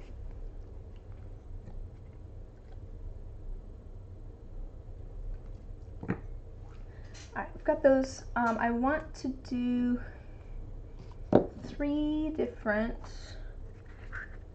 sorts of... So, there's going to be these that are going to have clear with them, and they're going to be put at the bottom. And then I'm going to do a very thin layer of white. And I'm going to do a very thin layer of like a light gray, and then I'm going to do a layer of black. That's my plan. And hopefully these will show up against the white. They didn't really show up against the black, but I think part of that's because they're translucent, and so you just saw the black and you didn't see any of the color.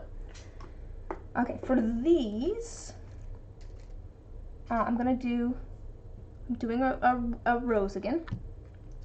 It's just going to be kind of sitting in, so like this one's sitting in kind of a pool of honey. This flower is. This D10, the rose is going to be sitting in kind of a pool of kind of a beeswax color. I think I have yellow here. There's that. And that's going to be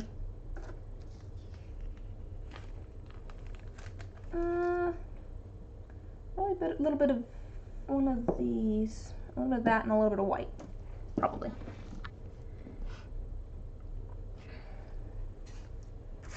This one, this is the D8.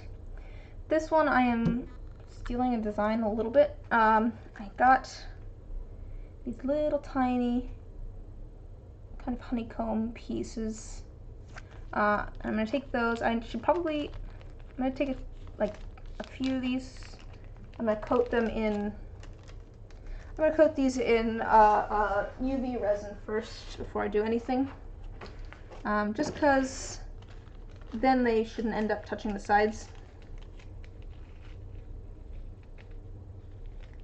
How many do I want? 3, 4, 5. Oops, not that many. Not that many. Oh, Silver Snow Rose. Hello! Thanks for following. We're making dice. How many of these do I want to put? I'm going to be putting this in a D8. And I don't want too many. I would think 4, except that I know that human beings like things in odd numbers.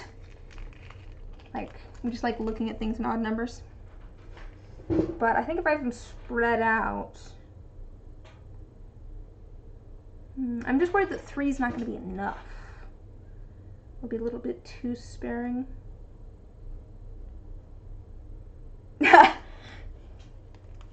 Lurking is a-okay as well. Welcome. Glad you could join us. I'm retrying some dice designs that didn't turn out in the past, so I'm hoping they turn out this time. I'm switching up a few things. I have my fingers crossed. So I'm gonna do some geode dice, and I'm doing some bee-themed dice where every die is different. Just debating how many of these little tiny honeycomb pieces I should put in a D8. So an 8-sided die. It found it for a second.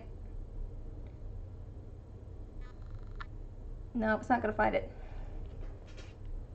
Let me see if I can do it this way. There we go. There we go. That little tiny honeycomb piece. I'm trying to figure out how many of those I want to put in a D8. You know what? I'm gonna try setting them in here. I want to cover these in UV resin before I actually put them in the mold, just so that they're not resting against the sides, so I don't end up actually accidentally like scratching them. But I'm gonna put these in here just because I want to see how they look, where I might want to put them.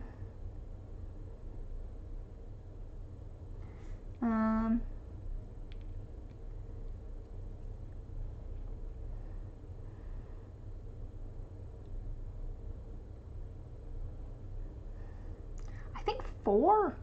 Put them all in. All of them. I think 4 or 5. I just worry that that's going to be a lot. I think I'm going to grab a different D8 actually. I want a D8 down. Oh, thank you. You're a dice fanatic. I think we're all just a little bit of dice fanatics around here, so you fit in well. Always wanted to know how dice are made. Well, cool. You found the right place. Scryer in the chat also makes dice. If you are interested in seeing other dice makers as well. Scryer makes dice on stream. Yeah, all of the insider details. Yeah, if you have any questions at all while I'm working, please feel free to ask them. That's part of why I'm here. I like chatting while working. So, and I'm always happy to answer questions about how to do different things, or I don't know if you're planning on taking it up yourself. That's exciting. I'm happy to help in any way I can. Put that over there. Okay, I'm gonna do the D8 down. I'm gonna pull out 5. I'm gonna make 5, and if it ends up not looking right, I'll just use 4. And that's fine. I'll use this in the thing later.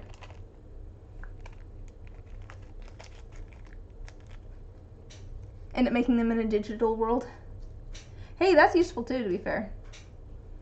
People are always looking for you know, like 3D printing files. So that's, you know, unless we're talking about Minecraft again, because I'm on a Minecraft kick, in which case you're also in the right place. I'm on a Minecraft kick, debating whether I want to try streaming it or not. But all right, I'm just gonna cover these in UV resin. So let me grab that. That's just right over here. So I usually use 2-part resin. It's cheaper for larger amounts of it. And it's just good for different things. You should get something set up to print. Did you get a thing for printing like masters? Or are you doing different 3D printing, Scryer? Because there's different kinds of 3D printers.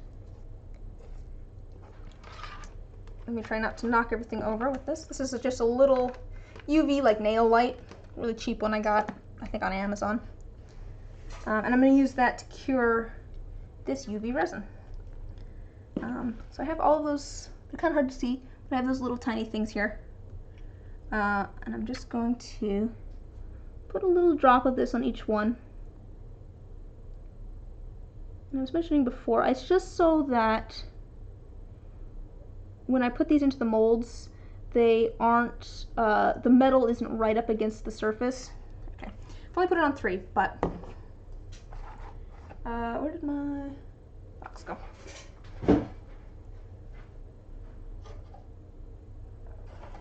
The resin you have is horrible for printing masters. The cure inhibition, oh, okay.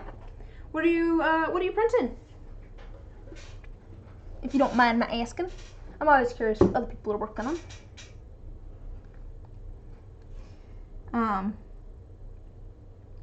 Yeah, so what I'm gonna do is, it's hard to put such a very small drop of this out.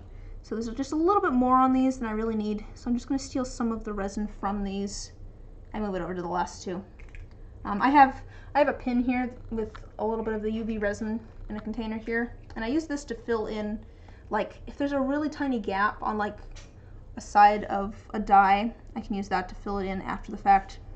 It's just easier than trying to use 2-part resin again, and it works well for filling in little tiny gaps. I might move this one. There's like way too much.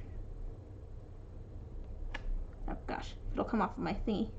Get off! No! Cat hair. There's also always cat hair. Alright, there we go.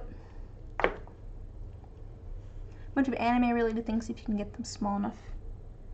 Cool. Are you gonna like put them in dice, or are you making like little action figures?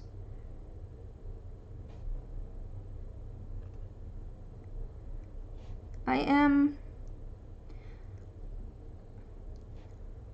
This is sort of related to that because it made me think of putting things in dice. I'm pretty happy with how the crane dice that I made turned out, where I painted little tiny cranes on some clear film and then put those in. It always makes me so worried when people order complex dice from me because I want things to be perfect. And it's like, oh, I'm working at such a small scale for the dice, hopefully for a commission set. Okay, cool.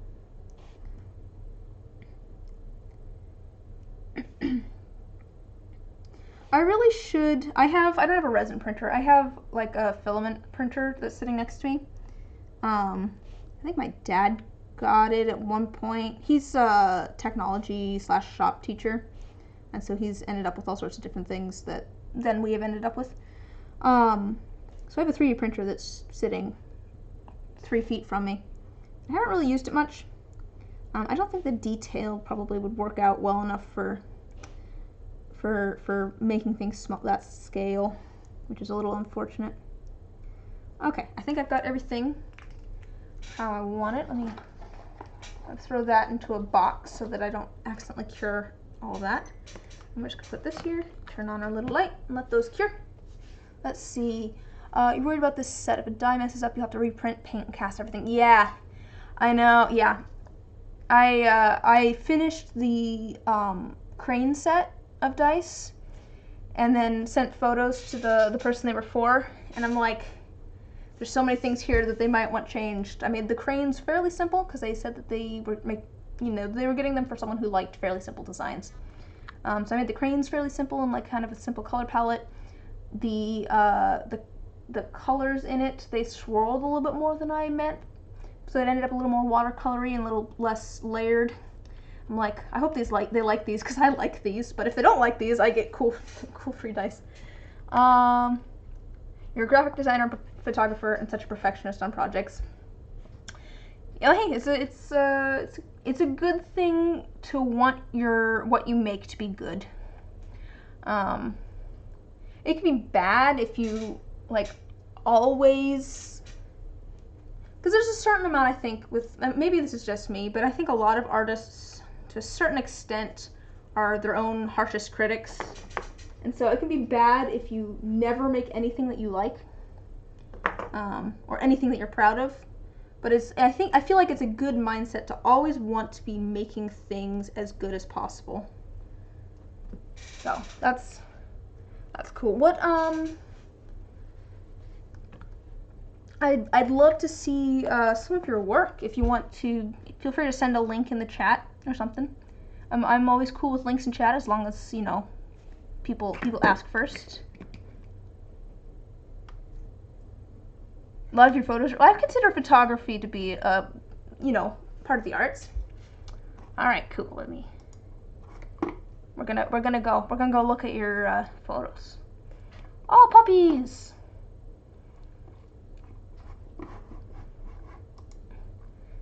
I'm waiting for my things to cure and looking at your portfolio now. Oh, look at the puppy. Oh, I like the kitty cat. That's a good picture.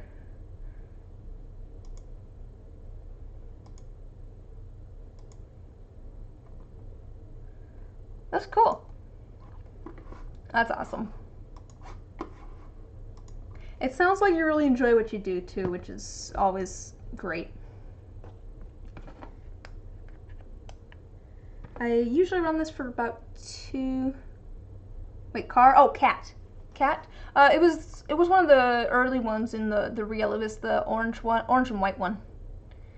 I was like, car? What car? No, yeah, it was the orange and white one. It was just a really clear photo, and it was good like placement of the cat and everything.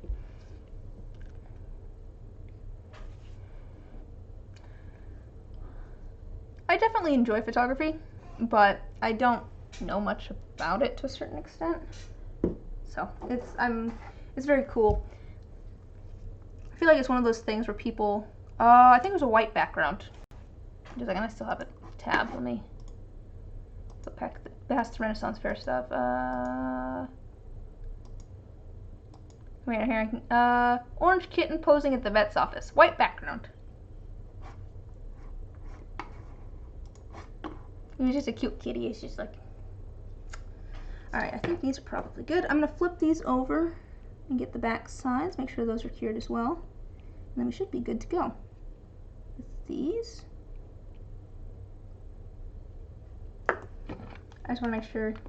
White background cat is your favorite. Yeah, that's what I was saying. I think white background cat is my favorite too. It's a really good photo, so yeah. That's cool. That's very exciting.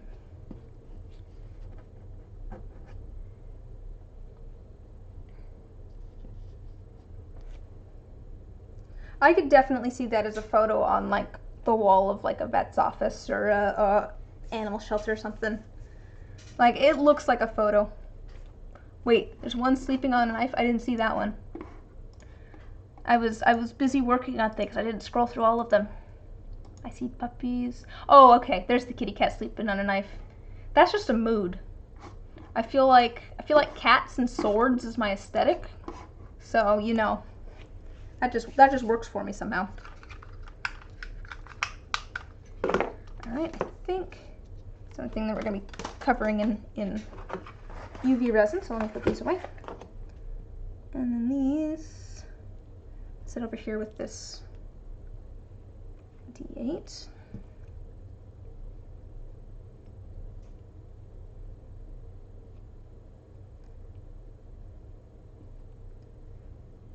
All right.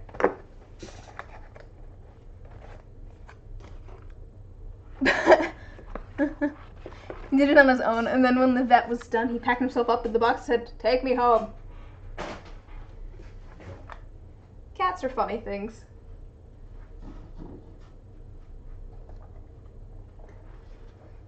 If you just started watching fairly recently, I have 4 cats.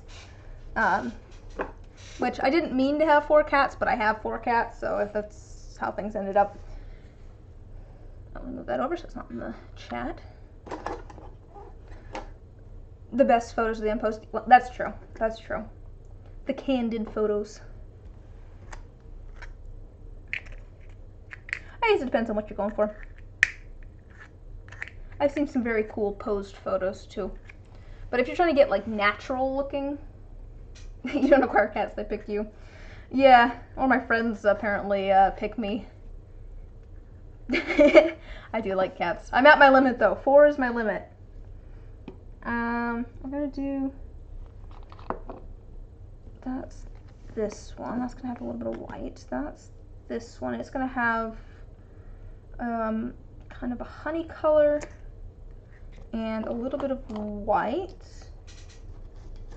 I'm going to use a little bit of this. It's going to kind of tie in a little bit with the D20 that has some of this same pigment.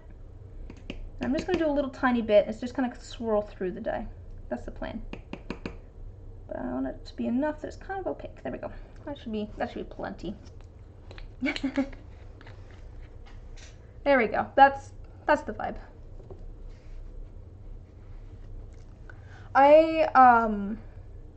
I've always taken, I mean, all I take pictures of now is Dice and my cats, but I used to take a lot of photos of flowers, and I always said it was because they don't move.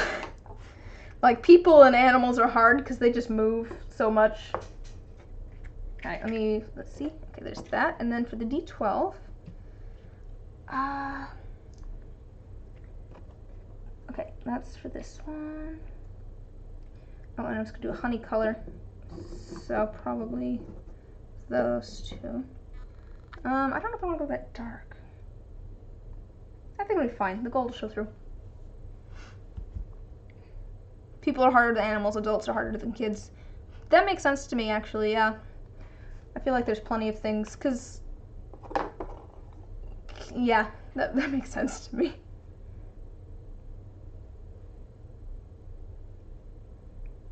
I feel like animals are gonna do what animals are gonna do, and so they're going to look natural to a certain extent.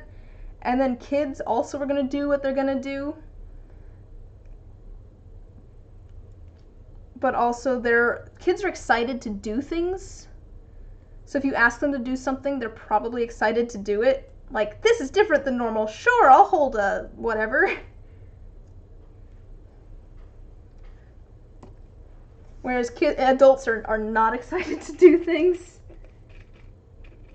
Okay, I have a couple ideas. I don't know,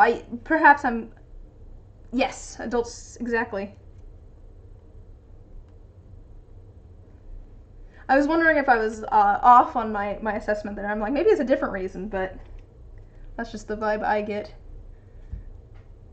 Okay, I have a couple of ideas. So, part of the reason with part of the issue I had with these little honeycomb pieces when I tried it is that since they're translucent, like partially transparent, they don't really show up all that well in the dye.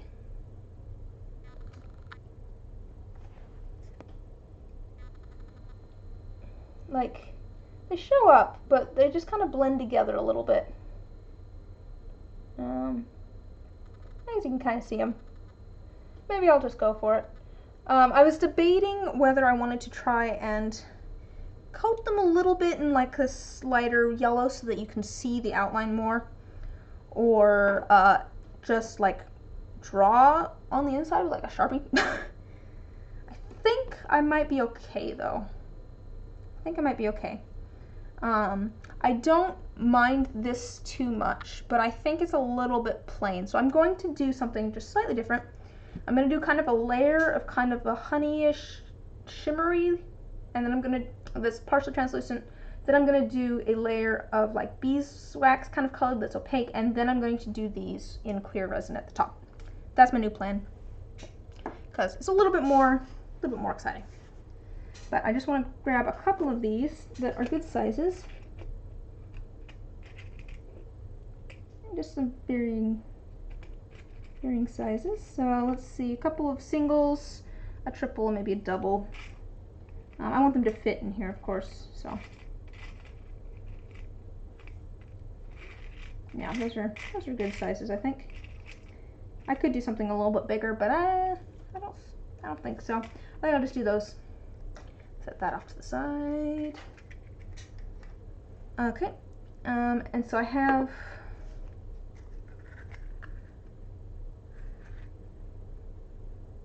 this one left. Let's see here. I'm gonna add a little bit. I have this kind of like darker gold. What is this called? Sunset gold. It's like kind of a really dark gold. It looks almost brown, but it's very shiny. I don't use it for a lot, just because it's kind of a strange color. It's not, you know, super golden, and then it's not super brown or anything. But I'm going to use just a little bit as a kind of a shimmer. So a little tiny bit in there. This is going to be a third of the dye, or a little less than a third. We're just going to do that, and we're going to do a little bit of kind of a honey color in there. And then we're going to do a waxy color. Do I just use the same one that I used for this?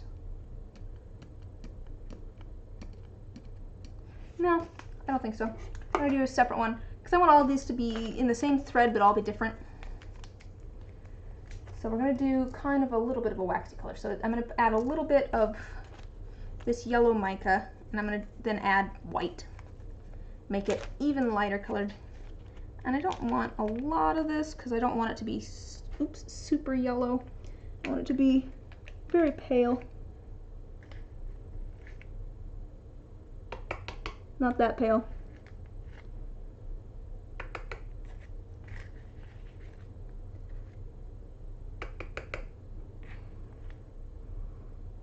There we go. That should be good. I don't need a lot, again, because I'm not doing a ton of it. All right, let me set that off to the side. Okay. I think that's it. I still have 2 other dice in the set that I need to do, but I'm waiting on a couple of things to come in, so I'm going to wait for those. And then I still have to think of an idea for one of them. So we have 2 sets. Well, a set and a little bit. I kind of want to try doing a 3rd set tonight. I know I'm running late tonight, but that's okay. Let me look at. My thought is I'm doing kind of failed sets. This is some of my oldest dice. These are old enough that they are in old crappy molds. I'm wondering, and before I had a pressure pot and that sort of stuff. I wonder if there's anything in here that I want to do. Ooh. This is kind of an idea. I do really like these. This is kind of like a stone sort of vibe, just kind of gray. I kind of like that. That'd be simple enough to do. Should we do that? Or let me pull out my other box of failed dice. Here's my other box of failed dice. Except that these are ones that are from my newer molds, so I'm like, I could probably turn these into jewelry or something. Oh, I could do a set like, do I have one of those? No, I don't. I don't think I do. Unless there's some in here. Ah, yes. There was some that there was a set of topaz? Is topaz blue? These are a little bit more gray. I think the camera turns it a little bit more blue, but so this is a little bit more gray. But I see what you're saying about the topaz. I made a set of D6s at one point for a commission. They were kind of like this. They were very shimmery, and they were in green. They had green and then like some other shimmery colors in there too. I could do a full set of these, which would be pretty.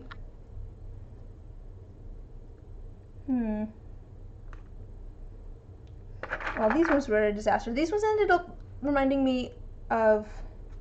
Yeah, I do like these. These ones turned out really pretty. These ones were a failure because they reminded me of, you know, that like island of trash in the middle of the ocean? I don't remember what it's called, but it's like just a whole bunch of plastic bags and stuff. Yeah, that's what these reminded me of. I had just a whole bunch of stuff, pieces cut up, and then this side is blue with like some silver, like holographic foil. So there's a full set of these, but I just dislike them so much. They remind me of that. They remind me of that island of trash. So that's an option. I might go this way. Or I think I might, yeah, they're a bit busy. That's a good way of putting it. I think the colors too. There's so many different colors in there, it just didn't match up. There was a D4 of this too, I think. I don't know where that went. I might do these ones just because I know these will be simple to do. I don't have to mix up a whole bunch of things. I have to try and remember how I did them, but I'm pretty sure I can figure that out. It's just a dirty pour of some sort.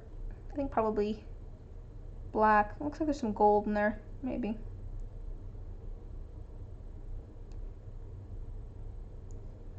I think maybe this is white with black.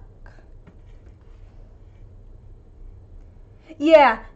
No, the blue side is fine. The blue side is fine, and then the other side, there's too much stuff. Yeah, I agree with that.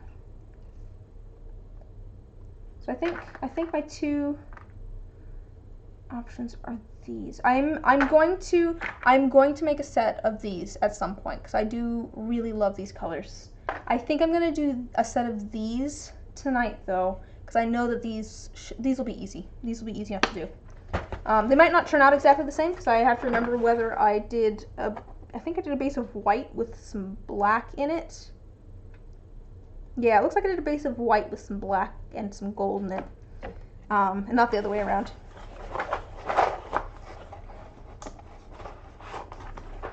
We could really tint them a little bit blue if we wanted to, but I think just the black and the white will be pretty. The gold. Yeah, these are all in really old molds from like Amazon that I would not. But it is the origination of the lily pad dice. If it'll focus. This is the original lily pad dice. Come on.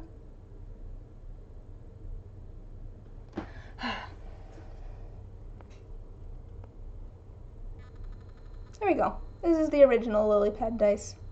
Or die, I suppose. And it is weighted so horribly. But this is the first one that I ever made. Maybe I'll have to make some more of those at some point. Alright, so let me grab what I need for this. I probably used white alcohol ink, but I can just use this white that's here, that's fine. But I do want the black alcohol ink. And I think I want the gold alcohol ink. So we're just going to do, so that'll just be, I'm going to do a dirty pour, grab both of those, and then mix up the white in one, and then we'll do the dirty pour in the other one. Ah, oh no. For a second, I just knocked over some of my little bits, okay, of resin. And pull out, well, let's use my new molds that I just pulled out today. Break those in. So D20, D12, D0, D0. Where's the D8? Oh, here's the D8. It was buried. D8, D6, and I was saying this before, I think I'm gonna switch to using the crystal shaped D4s from now on. I just like them better. Alright, have a good night, Scryer. Yeah, it's late for you. You're 2 hours ahead of me. I don't remember which way switch. So have a good night. Thanks for stopping by. I'm gonna actually pull resin out now, I think, so that's good. Okay. We've got, I'm just making sure that I have everything where I need it before I pull the resin out, because, oh, no I don't. I want to put these in the mold. That's what I'm missing. I have all my little tiny metal pieces. I want to make sure that these go in the mold first. So I'm going to kind of stick them to the sides a little bit.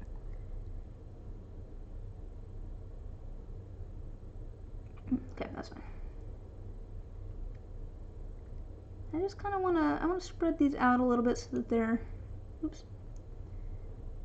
I want them to look kind of random-ish in here.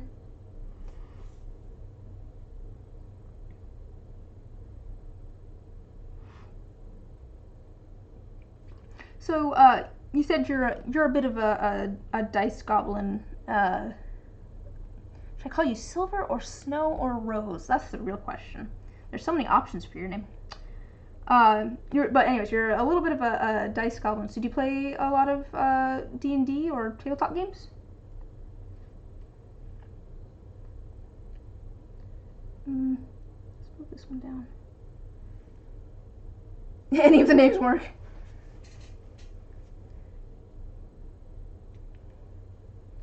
And then let's see if we can put one on the lid, in which case...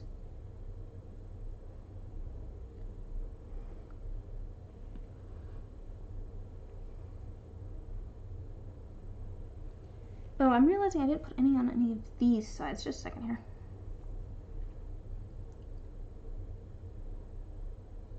Let's put that up here instead. You've been playing since 2001. Started with Hackmaster. I haven't even heard of Hackmaster. To be fair, I've been playing D&D since I was a kid, so I haven't played a ton of other tabletop versions, so it's kind of cool hearing about different ones. Oh, okay, D&D but bloodier. That's fair. I was saying earlier that, like, there's no wrong way to play D&D as long as everyone at the table's having fun. So I've always thought of it as more of a social thing.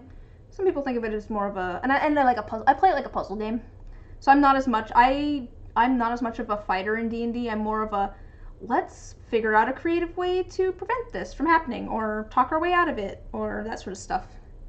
But I definitely know groups that are all about the battle. As long as everyone's having fun, that's all that matters. Okay, let me see here. I think that's good. And then if I can get one to stick to the lid here, I might try and do that. Just because 5's a good odd number. Chickens have a 20 hit point kicker and penetration is the thing. Oh boy.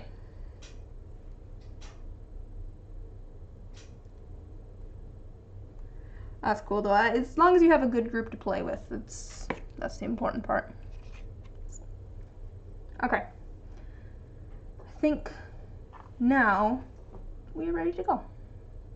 30-60, so I'm gonna make about 80 milliliters of resin. Each set of dice is about 30 milliliters. And since I'm not doing a full set here, I'm not going to do 90. Like I said, each set is about 30, but I'm doing 2-part resin, and these go in increments of 10. So I'm going to end up with either 20, 40, 60, 80, or 100 milliliters. And since 30-60, the next increment that I can go up is to 80. So I'm going to be doing 80 milliliters. I'll probably do some extra, maybe some bonus D4s or just other spare dice that I can add to. There's a whole bunch of old resin in here. Let me clean this out.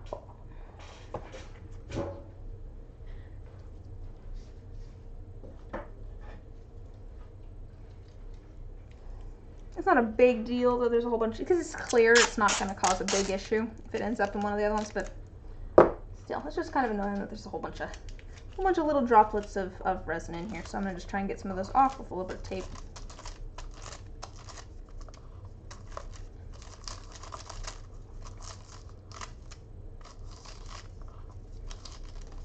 I recently started making like fate dice or fudge dice. I don't know which they're called. I kind of want to try the system that they're for because I've never actually played it before. It's like, that's the dice with the pluses and minuses on them. I don't know anything about the system, but now that I'm making the dice, it's like I should play this game so I know what I'm selling. I had a friend ask about them though, so I was just like, yeah, sure, I'll figure out how to make this.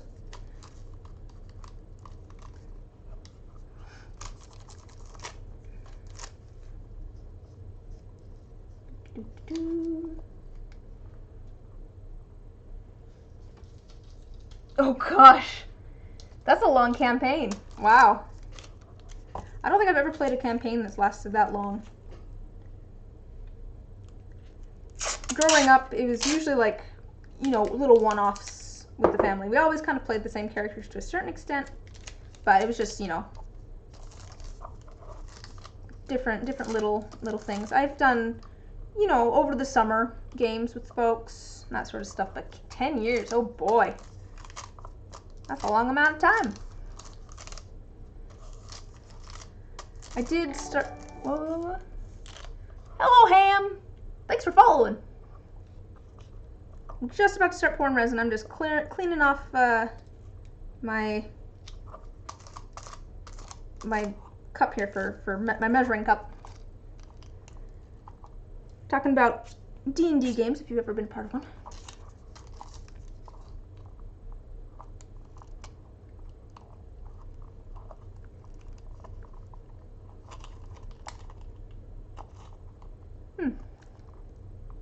Does that line up? Yeah, I guess that lines up. It's like, wait a minute, I've been streaming for about 4 hours. What time is it? But we're almost done here. Probably another, well, I say almost done, probably another hour. Oh, it's almost 1 a.m. Oh boy, yeah, have a good night. Thanks for stopping by. It was good chatting with you, and good to meet you. Hopefully I can see you around some other time. Alright, let's, just a few little, still some little beads of resin in here.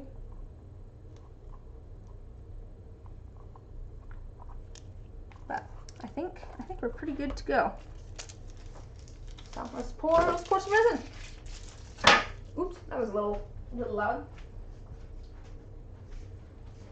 So I'm gonna be Darth Vader for a little bit here, because I'm gonna put it on a respirator.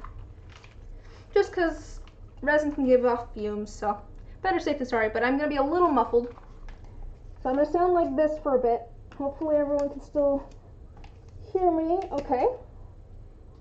There we go. I'm all strapped in. Let me grab some gloves. And we'll get this going.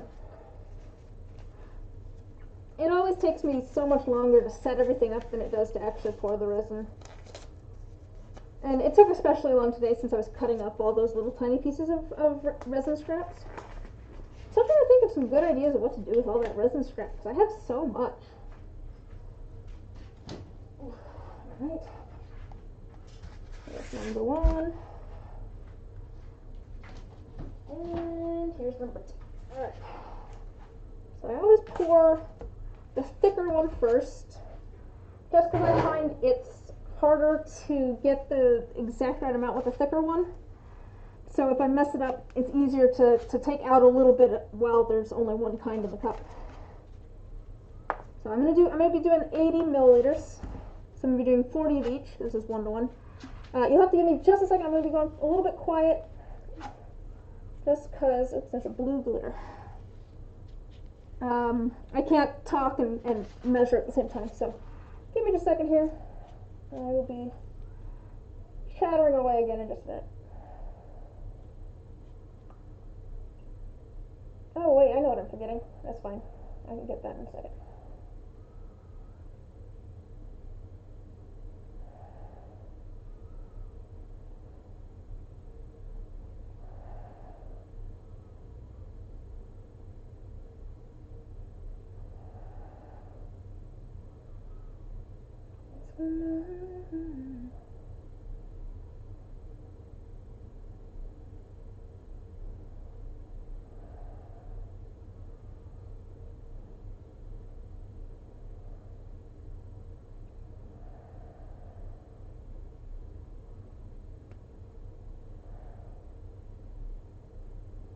Alright, there's 40.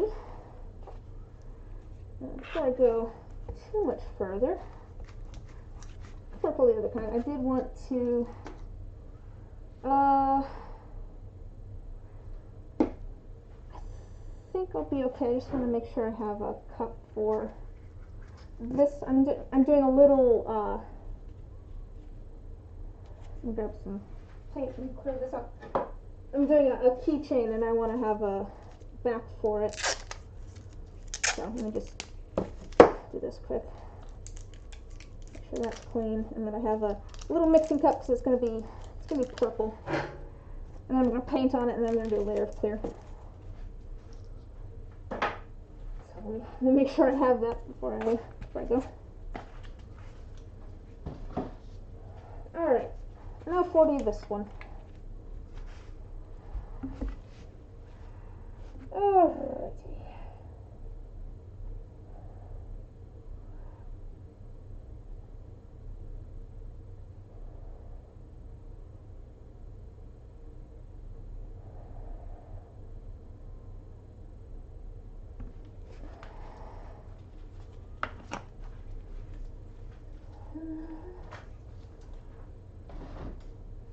Okay. Oh boy, it's leaves. Okay. What was I talking about? Oh, the key. Yeah, just a little keychain. All right, so I just want to make sure that this is mixed up completely. You can see the striation. There's two different kinds there. You can see how they're not mixed yet. You can see how they're both clear, but you can see the streaks in there. I want to make sure that those streaks are entirely gone. So they're very noticeable at the beginning there, and then you start mixing, and the whole thing gets very, very cloudy. I'll show you that stage here. So once I start mixing, once I start mixing together, it gets very, very cloudy. You can't even see the bottom of the stick there.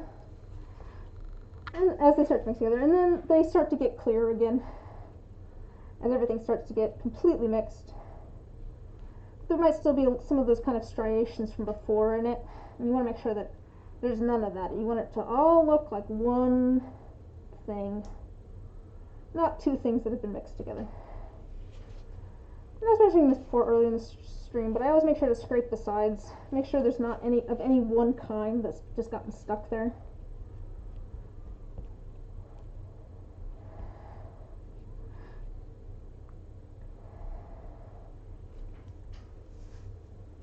Alright, I need to think of how much I'm going to be adding to each of these. So like I said, each full set of dice takes about 30 milliliters of resin. So this set right here, which is all going to be basically the same thing, is just going to be 30. So I can pour off 30 for that one. This one back here is also going to be 30. But how much? 5, 10. Probably about 5, 5, and 15, maybe. I think that's about where I'm going to be ending up. So that I end up with about half black, and then it kind of fades into the color with the white and the gray. Because that's the plan, is that I'm going to have the kind of geode crystals. There's going to be a white behind it, and then there's going to be kind of a light gray, and then there's going to be a black. And I want to put those in very gently. I have some pipettes over here that I'll use for that. Okay, we're past the cloudiness, but you can see the striations again if it focuses. You can kind of see. It's hard to see with the glare, but there's all sorts of streaks running through it. I want to make sure those all get out. I'm not being as gentle with this resin as I could be. You want to mix fairly slowly to avoid bubbles, but I have a pressure pot that I'm going to be putting these in, so I'm not as worried about micro bubbles and that sort of stuff. I'm still trying to avoid mixing in large pockets of air because those can cause problems, but I'm less worried about about little tiny bubbles than other people might be if they don't have a pressure pot. The pressure pot, when you put the resin in it, you pressurize it, so you put everything under a lot of pressure, and it takes all of the bubbles in the resin and it pushes them down until they're so small that you can't see them, so you end up with crystal clear resin, which is great. And it's great for dice because that means I don't end up with a bunch of bubbles in my dice, which could affect the weighting and all that fun stuff too. I don't want to end up with just a whole bunch of bubbles on one end or anything like that. But also it just looks nicer for when I want to do things that are clear. Oh, it's getting a little late here. Go shower after this. Go to bed.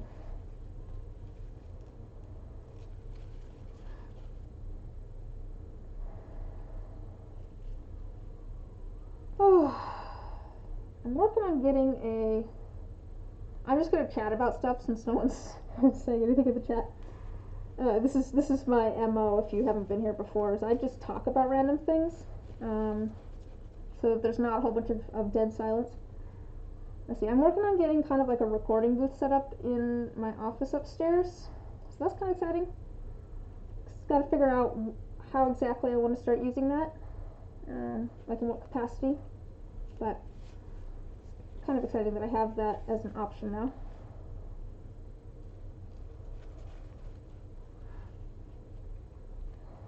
I might start looking around online and seeing what sort of things I might want to use that for. I've been debating if I want to do like YouTube videos or something too, in which case it could be used for voiceovers for that.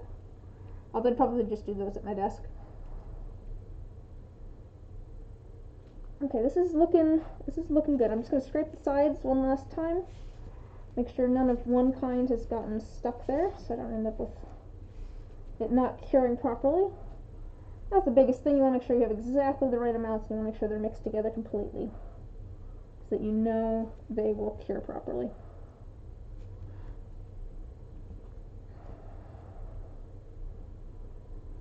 Alright, that's looking good. So, like I said, 30 milliliters for a full set of dice. So, I'm just going to pour off the 30 milliliters for this one, since, you know, we know that it's going to be 30 milliliters. And I have little marks on the side here, and I'm at 80, so I want to go down to 50. 50, 60, 70, 80. So I'm going to go for about 30 milliliters. 10, 20, try about in there, I guess. I'm about 5 milliliters off. About 25.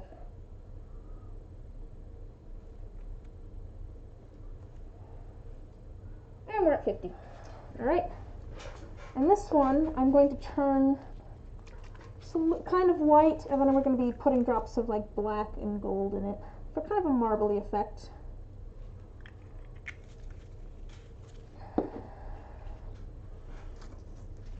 Let's mix that up. I don't need this to be perfectly opaque, because, you know, I want the black and stuff to show through. But I do want it to be white.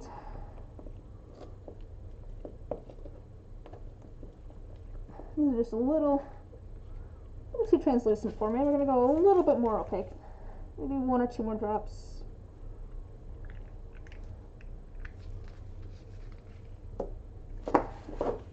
I've found for dirty pours like this, where I'm just going to be putting the ink in and not 2 different colors of resin, that if I'm going to be doing that, the ink that I put in, I'm going to want to be an alcohol ink, not one of these resin pigments. These don't spread the same way the alcohol inks do, and so it makes it so it can make it so it doesn't cure quite right. It'd probably be fine if I dropped it in and then kind of mixed it a little tiny bit, but yeah, otherwise it makes a little bit of a mess. Okay, and so like I said, I'm probably going to want to do about 15 of this one, I'm thinking. So it's about half of the dye is going to be black. Maybe a little bit less than 15, but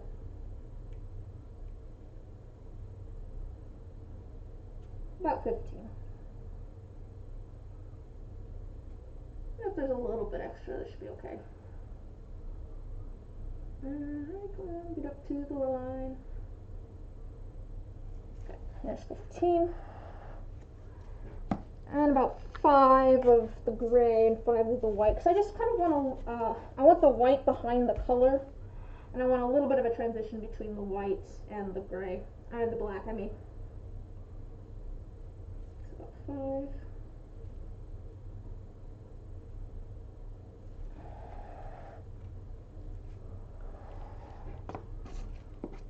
And about 5 of the white as well. And this one I am going to want to be pretty opaque. Because I want those colors to show through.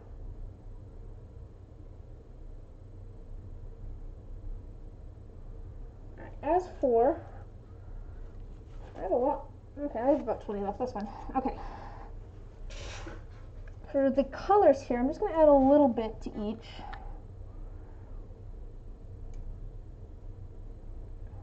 Probably about 2.5, I'd guess.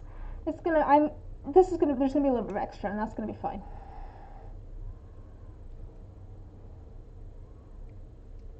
I want there to be enough clear that you'll be able to see the kind of shards of resin here, so that they actually look like crystals. I don't want them to get buried in the opaque colors. So that's,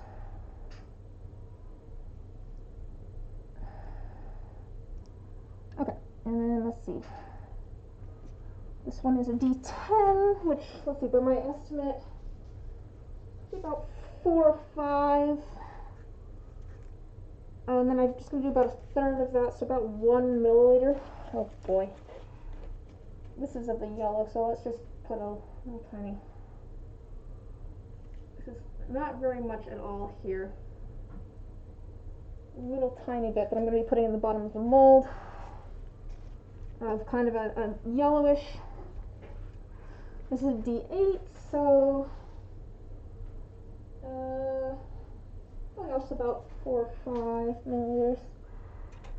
But again, little tiny bit of this, little tiny bit. This is just going to be swirled in. It's kind of a white with some gold. That should be plenty. Just a little tiny bit like that. And then we'll do a little bit less than 5 in here. I don't know if I'll have enough for the D12 now I'm thinking about it. 2.5. Yeah, just a dollop more. Actually, you know what? No, it's fine. Because this is clear. I don't know why I even poured this in here. This is just staying clear. Why did I pour this in here? No, this one's not staying clear. Sorry, that one's not staying clear. This one's going to be clear. So I'm just doing, this is a D12. So, about 5. So, this is also going to be pretty, not very much. Because we're just doing some kind of thin layers here. A little bit more than that. I want enough to go to the bottom of the, that's going to be plenty. And then there's going to be this one, and I want a pretty good layer of this. And then the rest of this is going to stay clear. Oh, except for a little tiny bit here. I'm just going to turn purple. And I don't need a lot here. I just want enough to kind of cover the back of this mold. So we'll just pour a little tiny bit in here. Now that's going to turn purple. But I'm going to put a drop, just a drop more in here as well. But I need the last of that clear for the D12, which is going to have a clear layer in it. Okay. Let's get everything mixed. Alright, like I said, I want this white to be pretty opaque. Let's put 2 drops. This is a smaller amount, so it'll go further.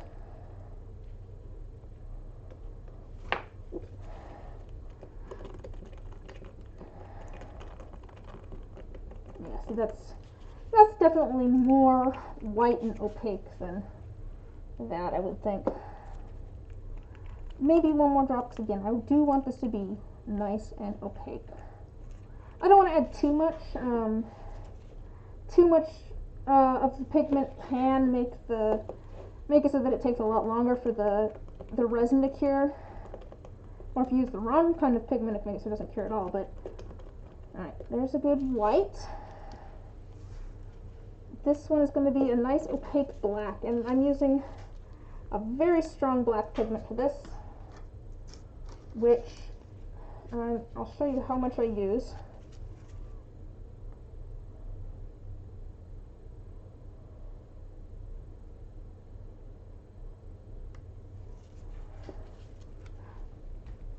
That's how much I'm using on the end of this little stick. There's probably too much actually too, but we'll see. I always love when I go from like super clear to like super pigmented like that. That's always really satisfying to me. I'm just gonna mix that in. And again, I'm not as worried about bubbles just because I have a pressure pot, but if you were trying to make sure that you don't get a lot of bubbles in here, I wouldn't mix as vigorously as I am. Alright, there's a good black. It's kind of still semi-translucent a little bit, but it's pretty darn opaque. In the dice, it'll look as such. For the gray, I'm going to take a little bit of this, black, just a little bit, and I'm going to put a drop of white in there, and mix that up, and see how that looks.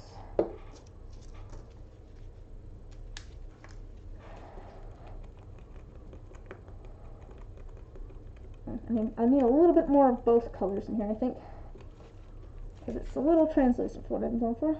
Another drop of white, and I add a little bit more black.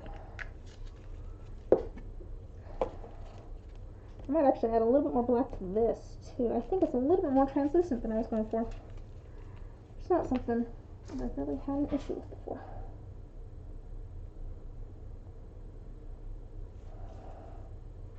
Just going to put a new stir stick in there, and maybe I'll move this one over to the gray.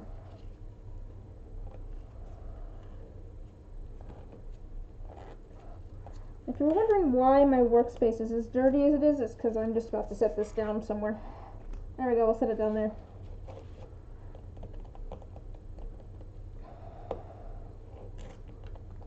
And I'll get this all nice and dark. Again, I'm going to add a little bit more to here. I'm just going to make this gray a little bit darker. I don't want it super dark, but I want it to be between the white and the black. I don't want it to just look white or just look black.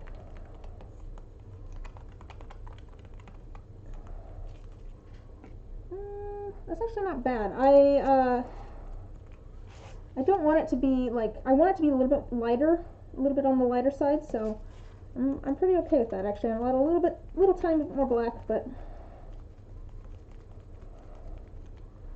yeah, I'm okay with that. There we go. You can't see that really where you are. I have my white and my gray, and then I have my black. Alright, this one, I'm trying to do kind of a waxy color. This yellow is very pigmented, so I'm just going to take a little tiny bit, and like I did with the black, I'm going to put it on this stick here.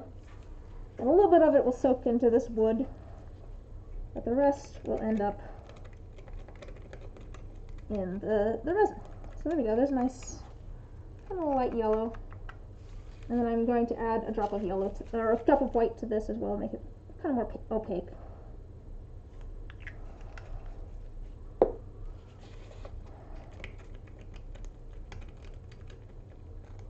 Excellent, actually. Oh, that's nice. Kind of a brightish yellow, and that's fine. I just want to put a little tiny bit of this. Oh, this one needs clear as well. Might be okay. It'll be very close. Okay, I'm going to take just a little bit of this yellow. I'm just going to put it into the bottom of this D10. Down at the bottom. There's not, I don't want a lot of it. It's just going to be kind of a base for this rose to sit on. Get that in there. There's a cat hair in there. Wait a minute. Get out of there. Is there a cat hair? Maybe there's not a cat hair. Maybe that's just No, that just might just be the resin and the pigment.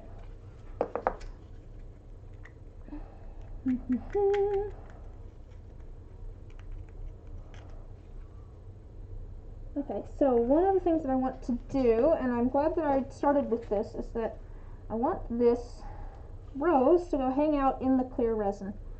And that's because if I can submerge it in the clear resin before putting it into the mold, I can get some of the bubbles out now. So hopefully they won't be an issue later. You can kind of see, if I can focus, see that big bubble there at the surface? That's a bubble that was trapped in the flower. There's so many like folds and creases and everything in flowers like this that it's just better for me to dunk it in the resin first and get all those bubbles worked out. And I found that for pretty much anything that has a lot of folds and creases and places that air could get trapped, it's just let it sit in the resin first, like dip it in the resin first, and then you hopefully won't get air trapped when you pour the resin on top of it. So we're gonna let that sit in there for a minute. I seem to have accidentally broken a leaf off the recipe. Now, while we are waiting on that, let's mix up some of our other stuff.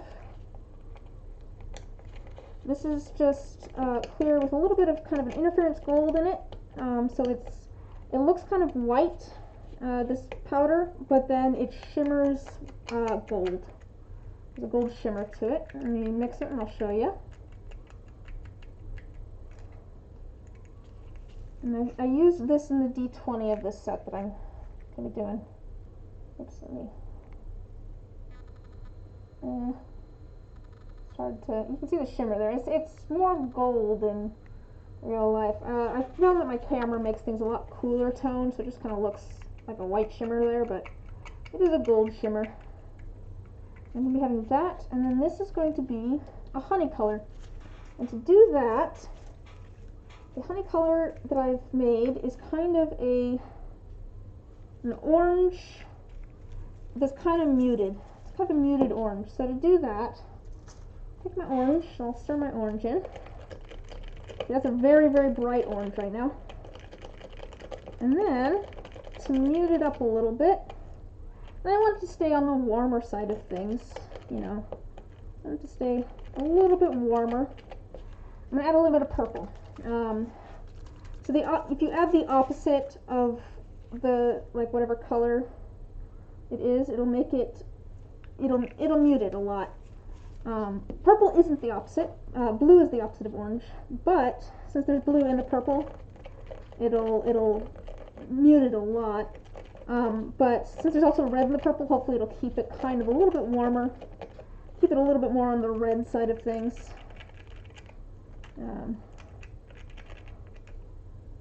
And actually, yeah, this is definitely a little bit more on the red side of things. Not quite as honey as I would have liked. I think I need a drop of yellow. And a drop of yellow as well. I think that'll help.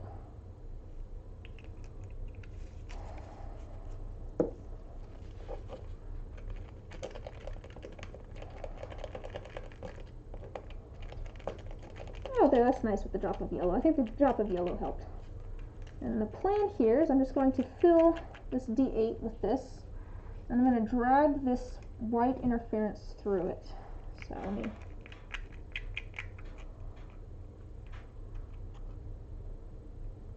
So hopefully we have enough here to fill this D8.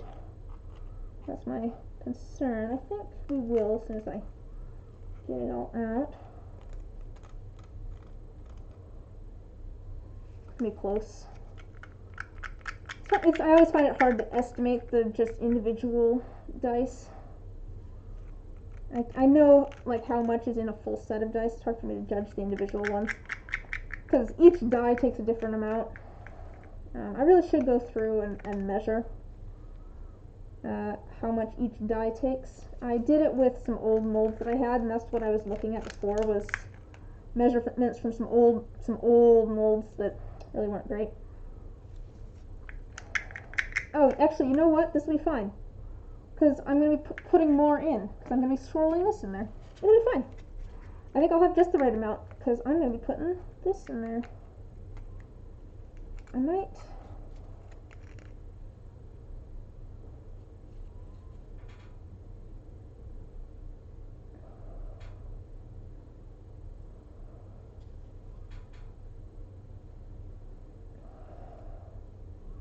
There we go. Yeah, this will be fine. This will be fine.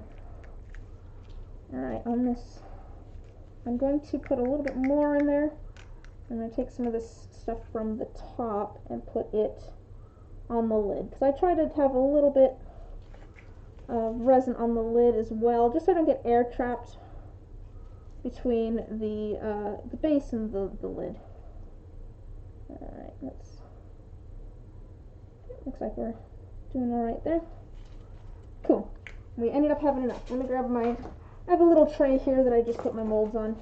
I'm going to set this off to the side for now.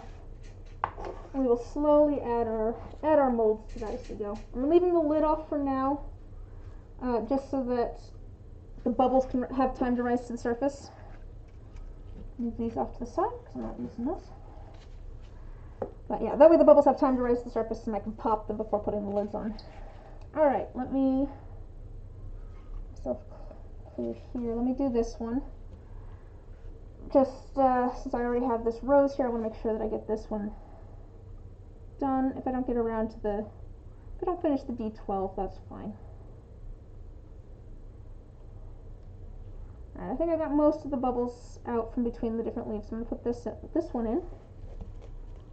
I'm just going to, I have it surrounded with clear. I'm just going to kind of shove it down in there. So it's just kind of resting in that light yellow that I put in there. So the light yellow is just kind of like a base for it where it's sitting. And I'm going to pour clear in around it. There's a cat hair there. So there's cat hair. Which is fair. I have 4 cats. Right, and I probably will have to come back to this and add more clear as it settles down. Since there's that big object in the middle and this flows so slowly, it might take a minute for like some of those air bubbles, even though I dipped it in the clear resin, for air bubbles to travel all the way up to the surface. That's gonna be clear with or close with the D12. And put a little tiny bit on the lid here. Doesn't take enough, a lot. I just want it to have a little tiny bit, a little bit extra, so that there's extra resin to fill in the space when I put it in the pressure pot and it condenses all the bubbles really, really small. Gotta have a little bit of extra to fill in the space that the bubbles took before. Alright, well, let's move on to the D12. There's that kind of brownish gold. I might not add any color to that. Oops, I seem to have some sort of red thing in there. Let's get that out. I think I might just go with that. So I'm going to do this in some layers. So the D12 is going to start with this kind of translucent brownish gold color that I have. And I'm going to put all of that in because it's going to be close on this one, on how much resin I have left.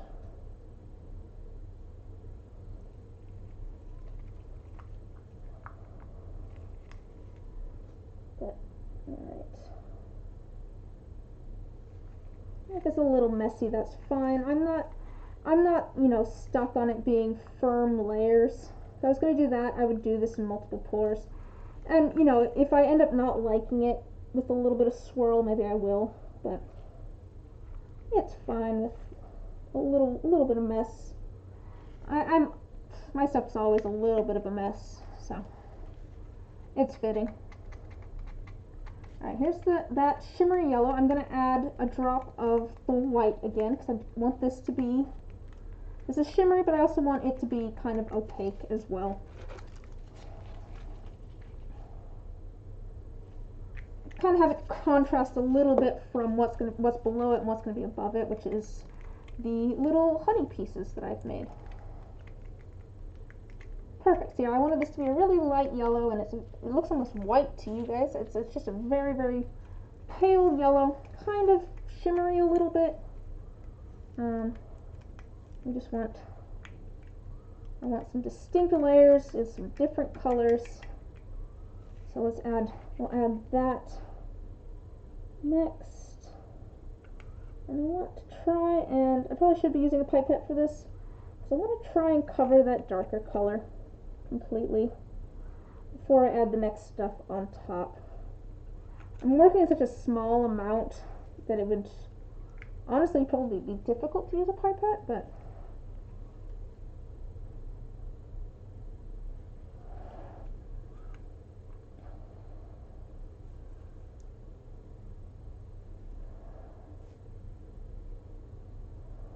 alright, like I said, I'm cutting it close, so I'm going to use all of this.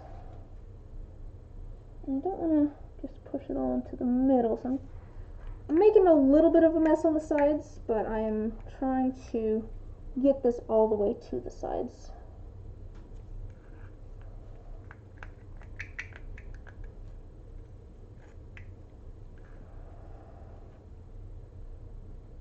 Okay. Alright, there's all of that one. And so now I'm going to put my clear in and then put those in. I might actually try and use pipette for the clear here. Yeah.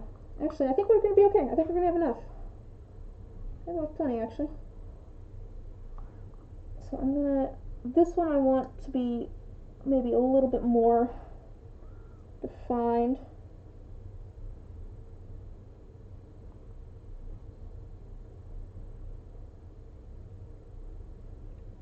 So I'm going to try and pipe this on top and make sure that the other stuff stays down.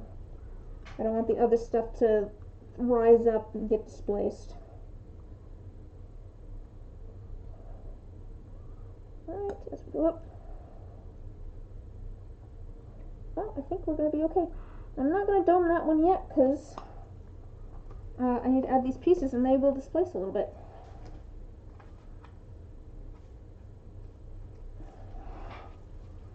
Let's put, oh, I got a pink piece there. Get off of that. And I have my little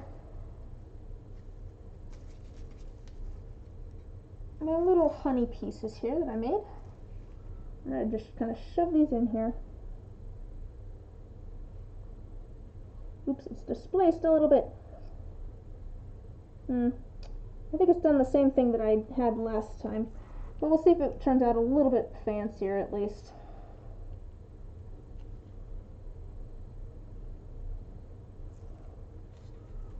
I don't know. It might just be a mess again. That's fine though. I think we're just going to go with those three. I think it doesn't need this last one. I'm just going to put that off to the side. And I'm going to put a little bit of clear on the lid like before. So again, make sure we don't get any like big bubbles in between. And still have a little bit of clear. So we'll see. We might end up using that. Put this off to the side. Alrighty. I'm taking all of these. A little bit of extra. I set these over here. Out of my way. Let's see. This one off the side. Looks like it's doing well. Let's do these next just because I have them nice and available. And actually, I think these will work better when it's a little bit more gloopy because it doesn't displace as much. So and I want this one to displace a little bit. So we're gonna do, that actually is a cat hair.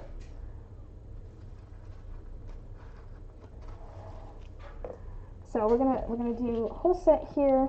We're just gonna do kind of a simple dirty pour, so that's where you have all the colors in the same cup, not mixed together or anything, and you pour them all in. So I have my white here. What I'm gonna do is I'm gonna pour a little bit off into a separate container of that white, and I'm gonna do a drop of, I'll probably put a little bit more actually. Do the D4 as well. Hopefully that's enough. And then I'm going to do a drop of black alcohol ink, drop of black,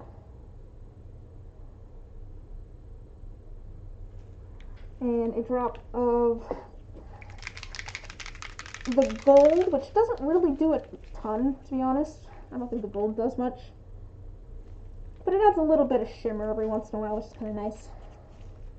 Oh right, I'm doing a different D4. I forgot. I'm changing my D4s. So we'll see if this, it's still probably going to be around 30, but it'll be a little bit different. So pour that into the D6. I think I want to put a little bit more white in my thing.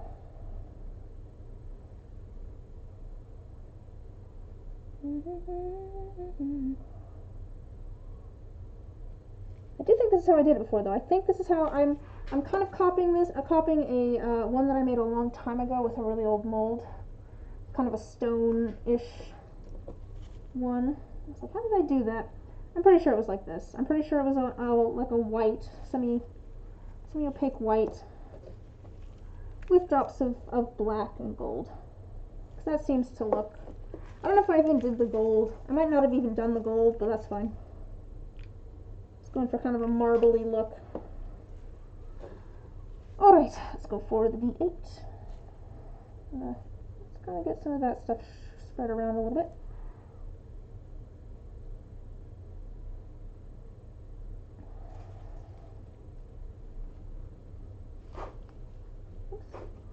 Don't want to put my elbow in anything. I like this sweater, it's cozy. This is one of my house sweaters that I don't really wear out. It has a hole in it. But I'd still rather not get, resin on it. Okay, I'm going to start the D4. I don't think it's going to be enough to fill this D4.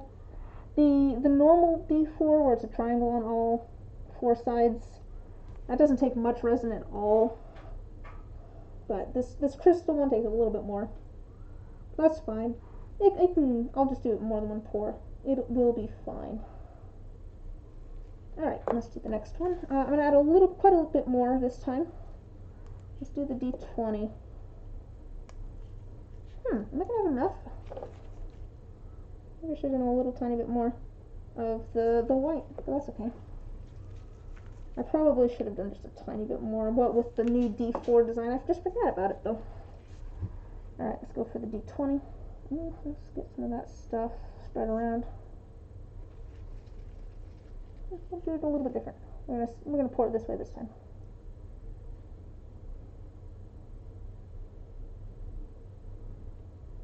And just kind of wiggle it around a little bit.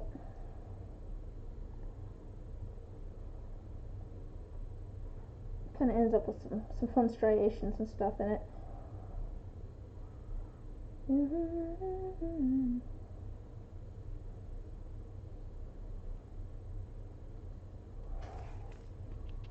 Put a little bit on the lid here. Didn't quite fill up the D20, but again, that's fine. I can do it more than one pour. It's the same colors and everything. It'll just have a slightly different pattern, which is kind of what's fun about this style.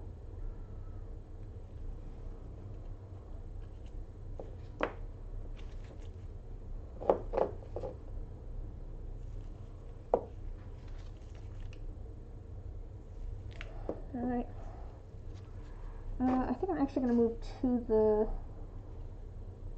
D12 though, and then if I have any extra, I'll pour it into the D20.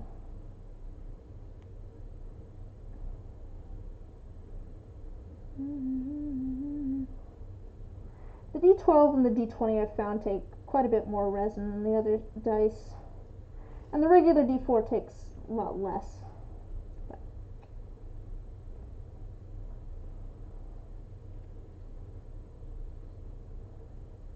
Come on. I could scrape this out, but it would end up a little funky. I think again I will add a little bit to the lid and then do the other ones first. This one though I can scrape out. I used to mix this. Did I use this one? Let's just use this white one from over here.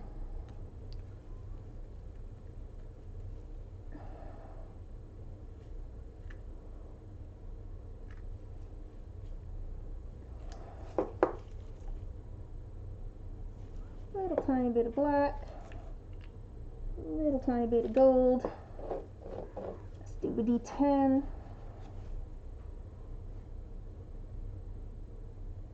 Whew.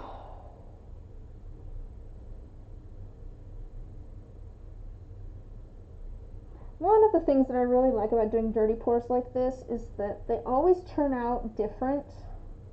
Like the pattern always just turns out a little bit different because you end up adding just a slightly different amount of the ink on top. You wiggle your hand just slightly different, so you end up with like some stripes versus some swirls. You pour it at just a slightly different consistency, and you end up with, more like bigger stripes or smaller stripes, or more of like a cloud, or it changes things so much.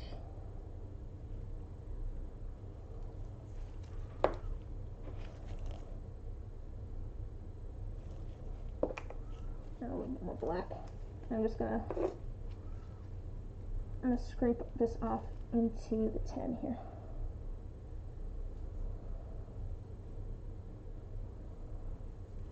And let's put some of this over on here.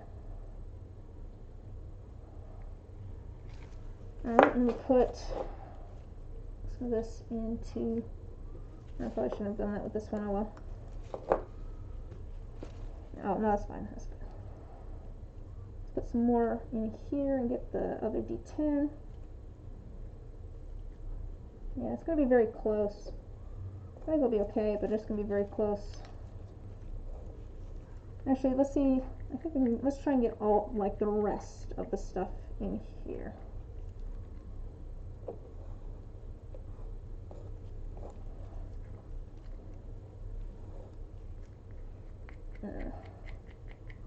Let's get all of this white into this container, hopefully.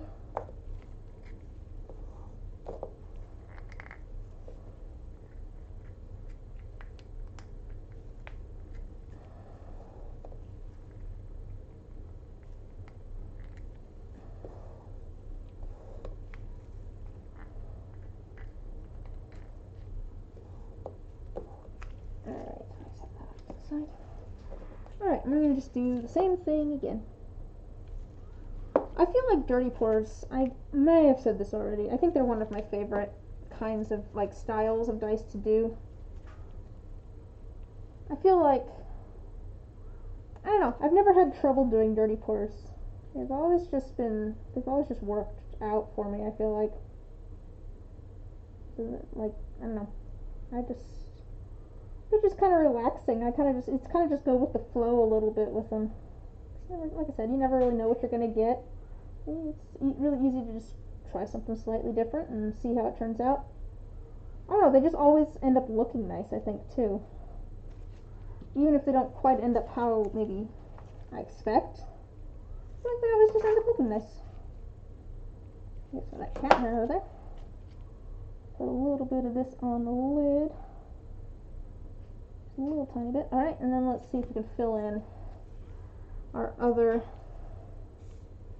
ones here. So our D12 and our D20. Our D20 is it's going to be very close, like I said. Oh, and the D4. I'm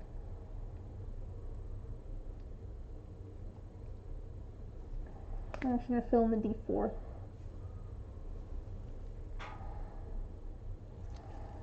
Because I think I can fudge the D20 with the last of my clear. Maybe the D4 a little bit too. The cat hair? It's always cat hair.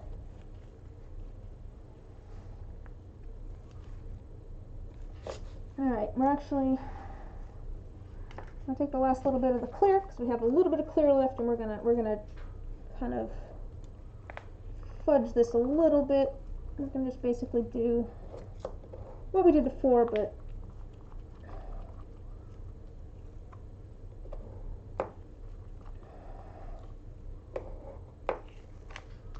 alright.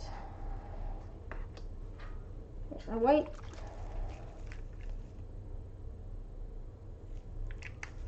It might be a slightly different opacity of the white, but that's okay.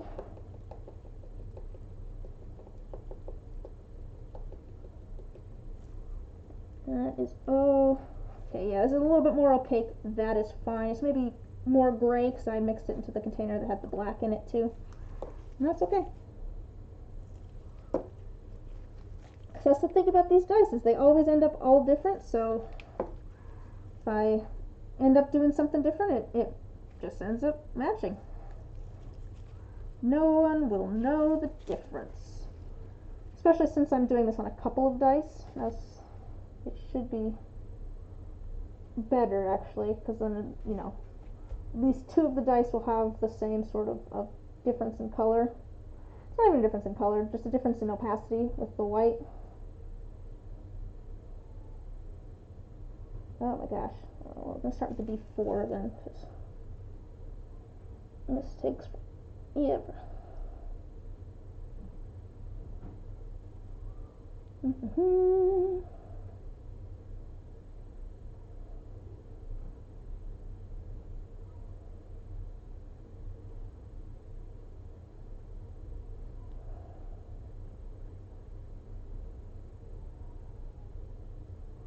Come on. It's very thick. Okay. So I want it to be a little bit domed. It's not important that it's super domed. Okay, I'm going to scrape this because it will have a slightly different look to it, but it's fine. I just need to get all of that resin in there.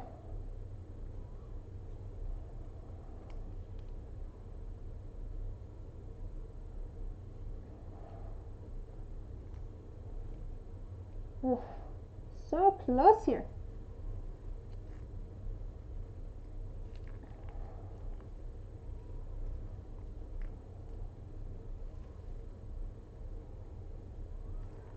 Well, I think I might end up stealing some of the black and the white and the gray maybe, but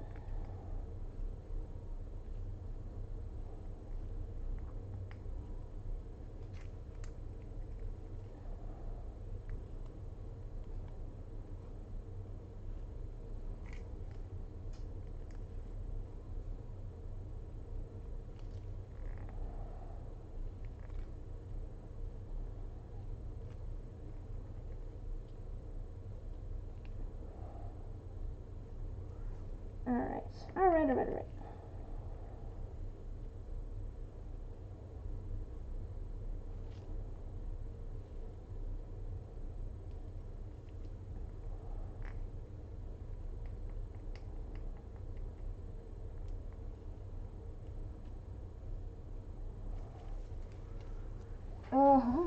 Just set that off to the side.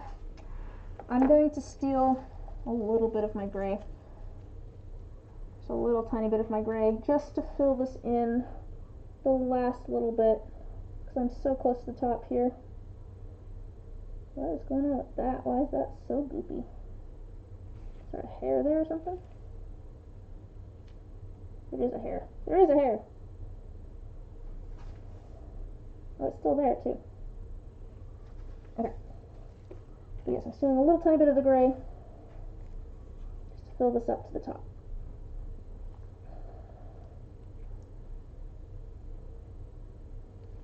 And that should be enough. Alright, cool. We get these off to the side, and then we will do our last set.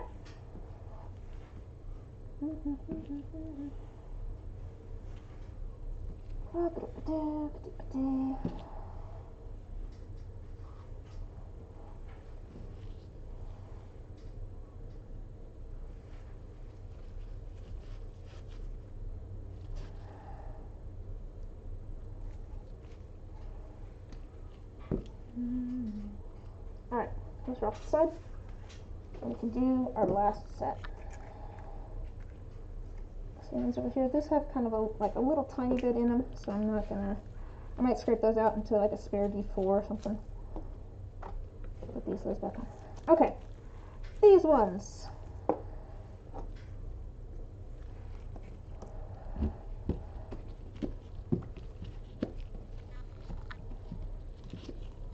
See if it's falling down. Got that. Okay. these ones, I have my little things of color here. I need to grab some little sticks like this. I'm going to mix these up with all the glitter and the iridescence and the cut up pieces of resin to add some color. And take this wad of stuff and put it in the bottom of the mold. And at the bottom of the mold is the highest face. So on this, here's the D20. So the side that has the 20 is at the bottom. That's because I want all of this color to be next to that highest number. That way, when you roll and you get that high number, which is a good thing, you have your fun stuff on that side. And there's a couple pieces of glitter and resin. Let's get those down in there. I'm gonna let all of that go down to the bottom. I have a fair amount of clear in there with it. Alright, on to the orange.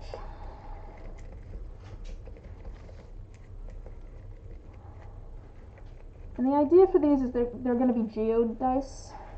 So, I just want this sleeve up more. Okay. Oh, just breathe in my own spit. But yeah, they're going to be geode dice, so hopefully these little bits that I cut up will kind of look like crystals. I don't know if they will or not, but I'm retrying a design idea that I had before that didn't really work out great, but I'm changing some things up this time, so hopefully it works a little bit better. Straighten all that into there.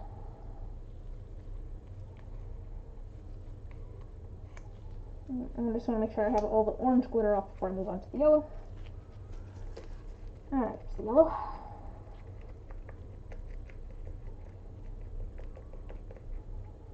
Alright.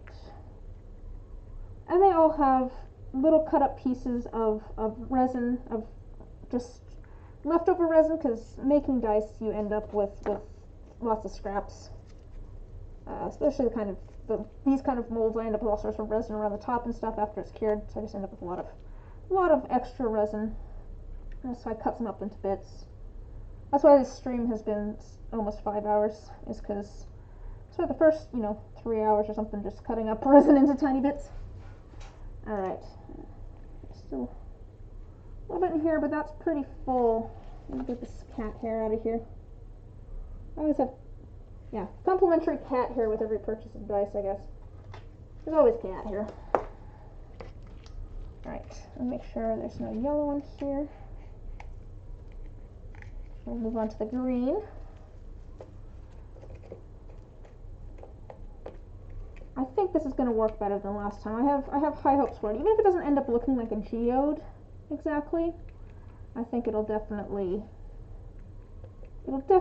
like show some good color. That's my overall goal, I guess.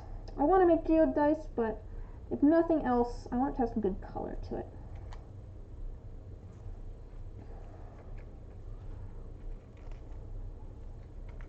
That's pretty full. We're not gonna add the rest of that. On to blue.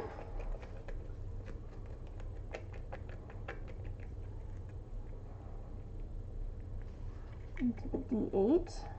I'm just going down the line with the colors too. I figured that was kind of fun. I went from highest to lowest. The highest is the red, all the way down to the lowest being pink.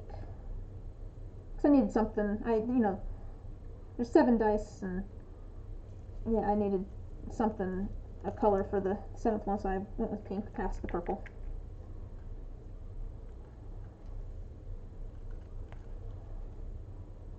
Alright, that's probably more than there needs to be in there, but that's okay.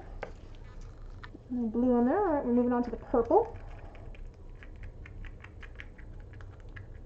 This is going into the D6.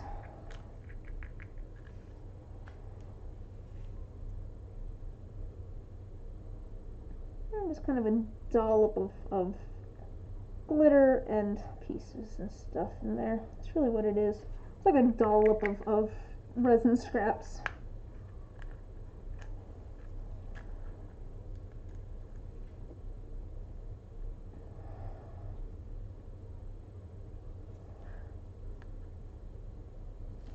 There's the purple, and then we'll do the pink.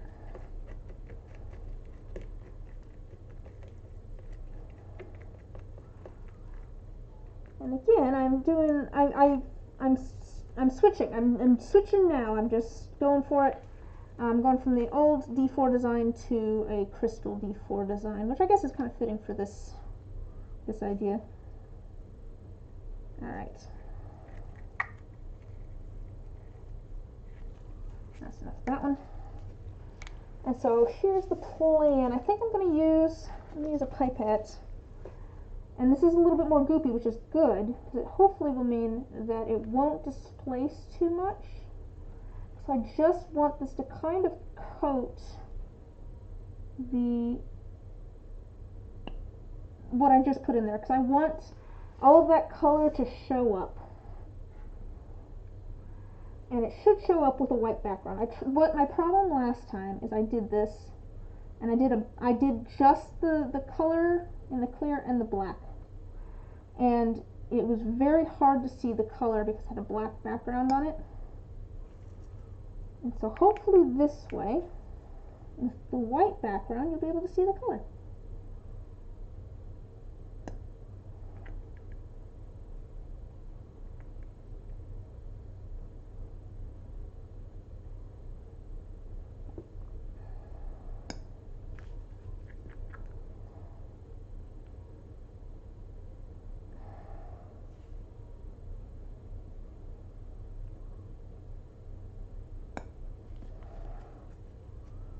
I'm going to add a little bit more to the D20 and the D12 just because they take a lot more resin. So I want it to be kind of proportional, I guess. But the other ones, I just want a little tiny bit in there to cover it up. So we got a little extra white, which is fine. Actually, I might just go down the line and use the same pipette each time, because if it overlaps a little bit, that's fine. I'm just going to make sure I get as much white out as possible. Alright. Now for the gray. And I didn't necessarily need to do a gray, but I decided that a little bit of a transition between the white and the black might look nice. This is just kind of a light gray. I'm just going to put a little tiny bit kind of around the sides here. Kind of transition that white a little bit. I figured it would look more stone-like too. So I'm trying to go for kind of a geode look.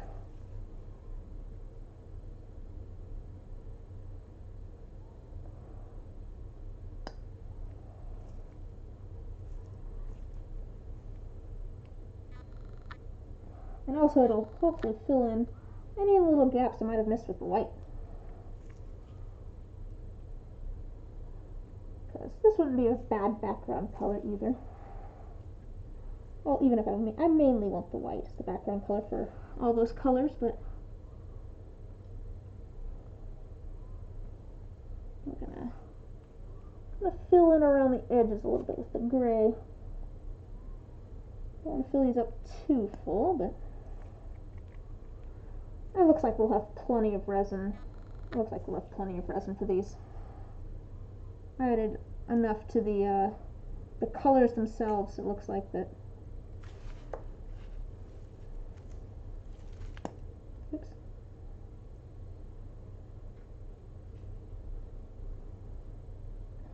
Yeah.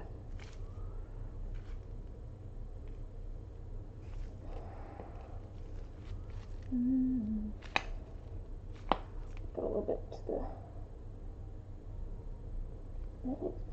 okay, let's move on to the black.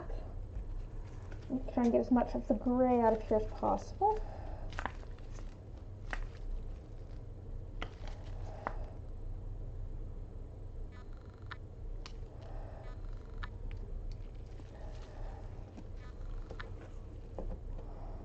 Alright, good kind of opaque black. And we're gonna kind of try to pipe this on gently enough that we keep the white as the background for all of the colors in there. Alright, gently is the key word for this one. That one might not end up with enough black. That might be an issue, but that's okay. And I'm going to pipe around the outside because if it does displace, I want it to kind of push the stuff up into the center so that it ends up as more of kind of a dome shape than anything. Because I'd like, if it ends up with a little bit more color in the middle as opposed to the outsides, that's fine. That's kind of a geode shape, and that would work out.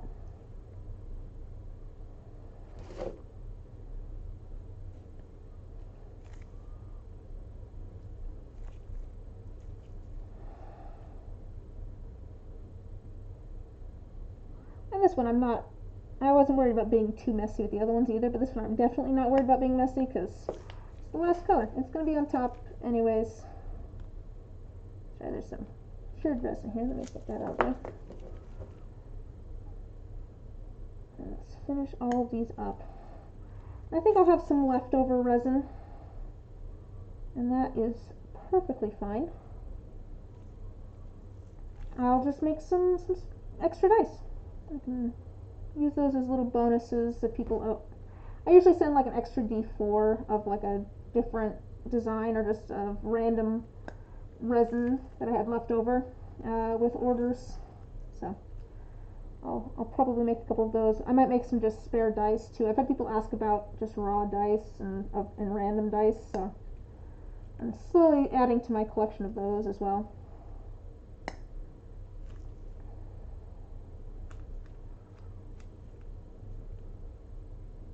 Alright, D12 is filled in.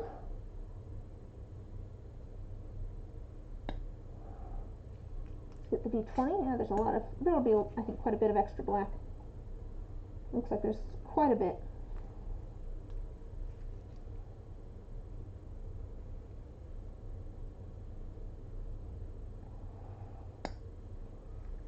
Alright,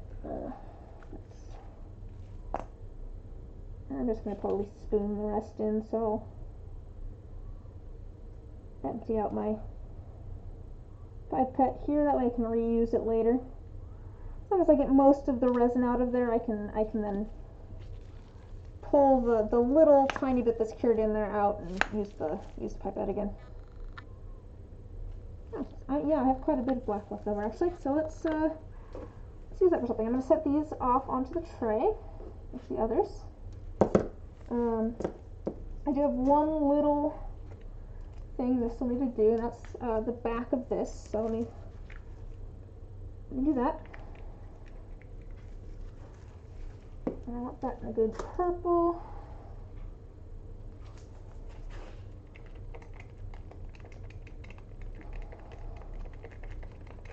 I want a slightly darker purple than that. It is definitely getting goopier, which means that it's, getting closer to the end of its work time, because this does have a certain amount of time that you can work with it. Alright. I think that's good. And this is just going to be a little background, so I just want to make sure it covers the whole thing. I don't want it all the way to the top because I'm gonna do another layer. I'm putting a background and then I'm gonna paint something and I'm gonna be doing another layer.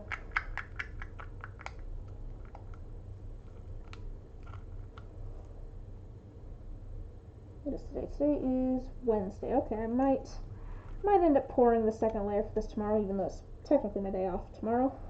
It's my self-appointed day off tomorrow, so I end up working anyways because I can't stop.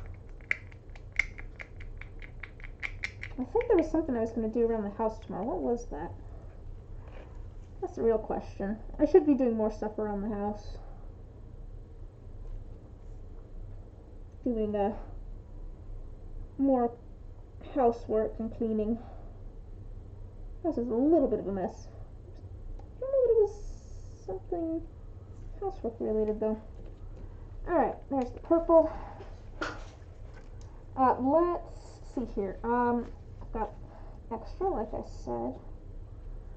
So, what I want to do is, I have a couple of extra D4 molds, so let's do something with these. Do I have any extra color here? Yeah, let's put any extra color that we might have into this D4 mold, and then we'll add we'll do another kind of geode one if I can. At least with this orange, I might try and do just a spare kind of geode one in a different design as well, or different dye. So we'll do this orange, these little orange bits, iridescent flakes, that sort of stuff. And again, I'm even less worried about this one being messy, since this is just kind of a bonus thing people might have thrown in. It doesn't have to look like it matches anything. So let's add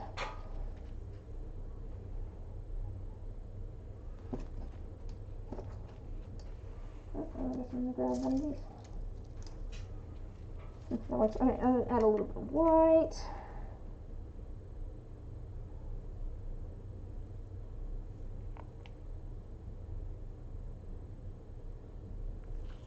A little bit of gray.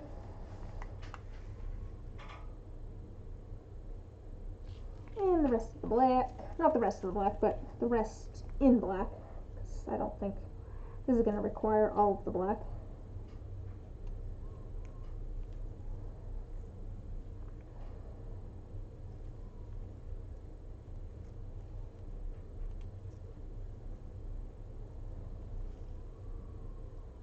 Alright.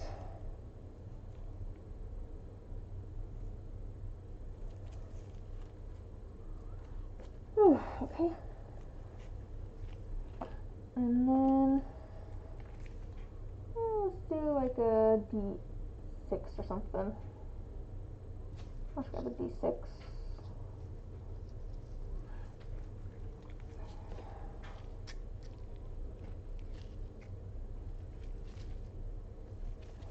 This might have been the one from the white now that I'm looking at it. I might have stolen that. Alright, let me. So, I think this is some pink maybe. In here.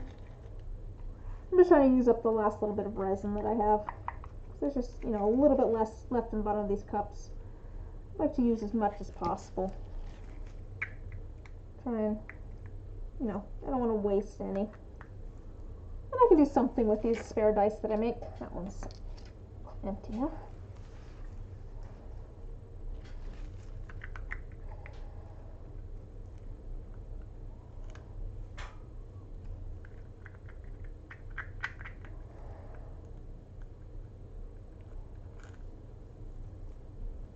Alright. Come on. Get all those little pieces.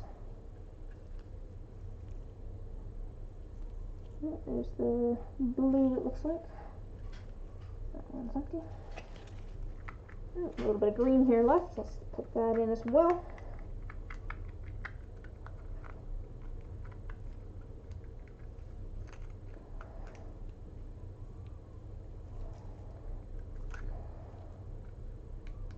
This might end up a kind of strange D6 of just kind of all glitter. Glitter in different colors. Alright, there's one more piece there. Come on, get out of there. There's the green. Oh, there's a little bit more orange here.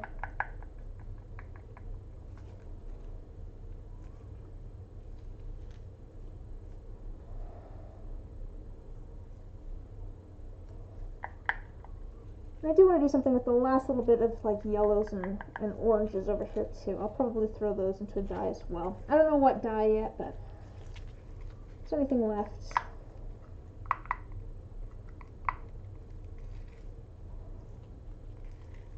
I don't know what this one was. Like pink, I think? I thought I already did pink, that's fine. Oh no, this one was orange. That one must have been, that was yellow that I added before, it wasn't orange. This is orange. It is pretty much gone. This is the one that I put into the D4. And that's a little bit of red. There's not much red left in here, but there's a little bit of resin. We'll just put that in there. This is just kind of being used as a dump mold. I'm just using this for whatever's left. Oh.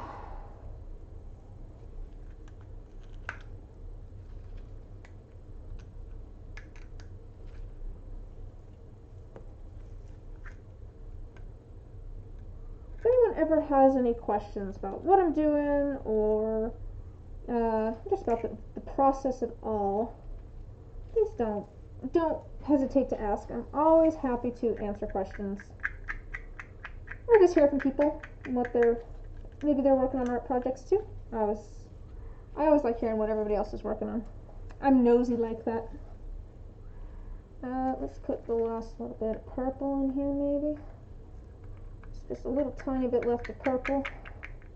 I didn't want to scrape the purple along the edge of the mold like I'm doing here, because I want it to be, you know, flat in there. I don't want it to I don't want that one to be messy since I'm going to be doing some layers. I want the layers to be nice and clean. Put the last little bit of purple in here. That seems to be cleared out. And then let's do, what else we got? Let's do our other stuff here, like our other colors. This seems to be a colorful one. So I'm going to add some gold.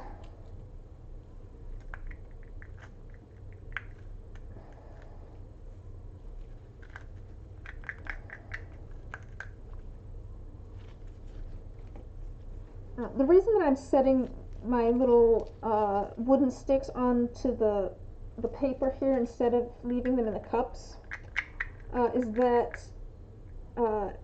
if I leave them in the cups, they get attached to the resin that's in the cups. And it makes it harder for me to use those scraps of resin. And also it makes it harder for me to reuse the sticks, because I do. Why not?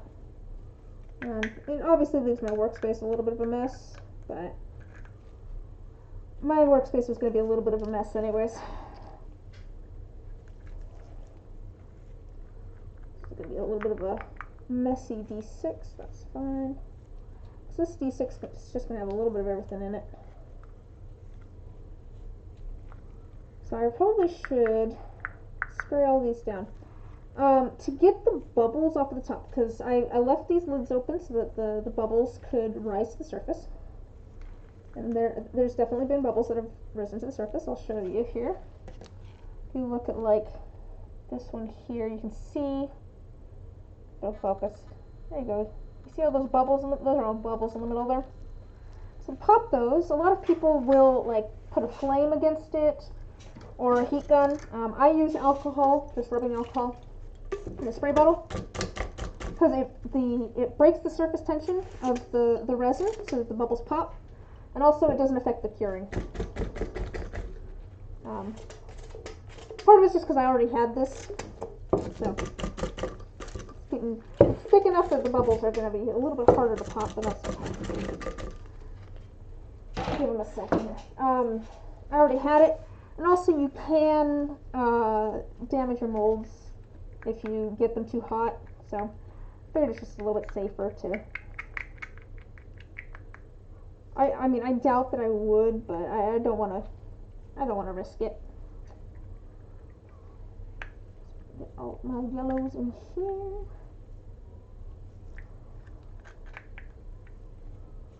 Okay, there's this one done. Last little bit of yellow.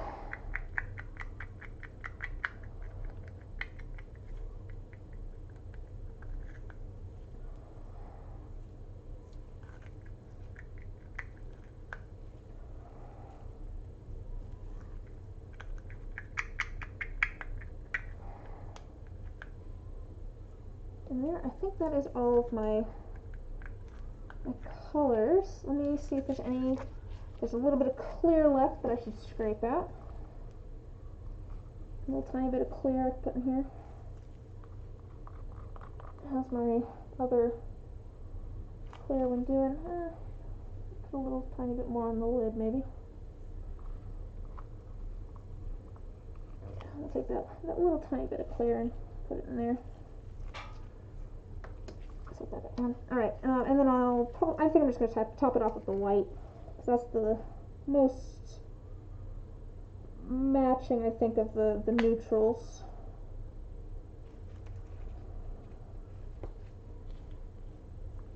I think the other ones would be the gray and the black would feel a little off, so we're just going to do some white. But I have some black, white, and some gray left, so I think I will do another. Oh, is this an old mold? I'm just gonna finish this off by doing another little D4 that I use as little bonuses, because I think this should be plenty to fill one of these,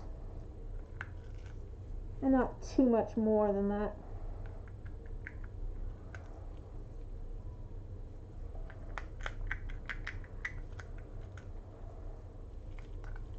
There's our white. Let's do our gray. Actually, there's more here than I thought. That's okay though. Might be a little bit extra black, but I'll figure something out for that one.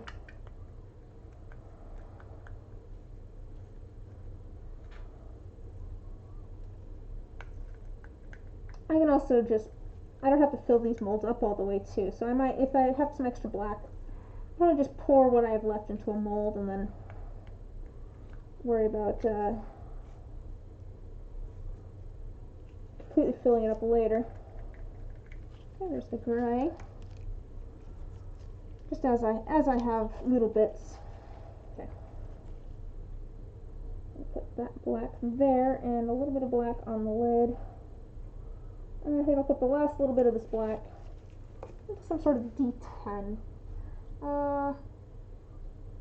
Let's go with this one. I'm just going to do a D10 up.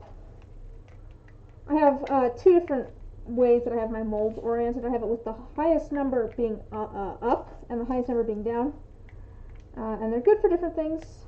So whatever's up is going to be what's sanded, or what's going to need the most fixing up once I pull them out of the molds, because you end up with, some flashing around the edges, and there's a little bit of cleanup. Some dice, require less cleanup than others, but there's a little bit of cleanup.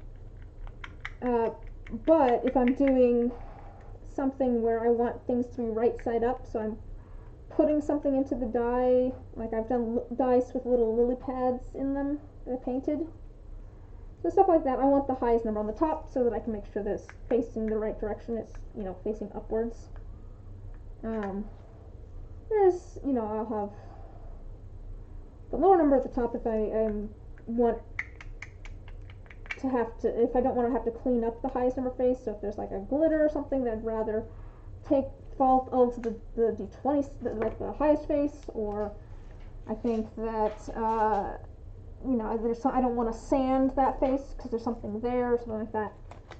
So I have two different sets of molds. This one I just have the highest number up. That's what I was commenting on a moment ago. Let me start putting these lids on. Scoot this over so you can see what I'm doing. Here's my tray. Tilt that up a little bit so you can kind of see. Things are a little cramped now that I have everything out. There's still bubbles on top, so let's spray things again.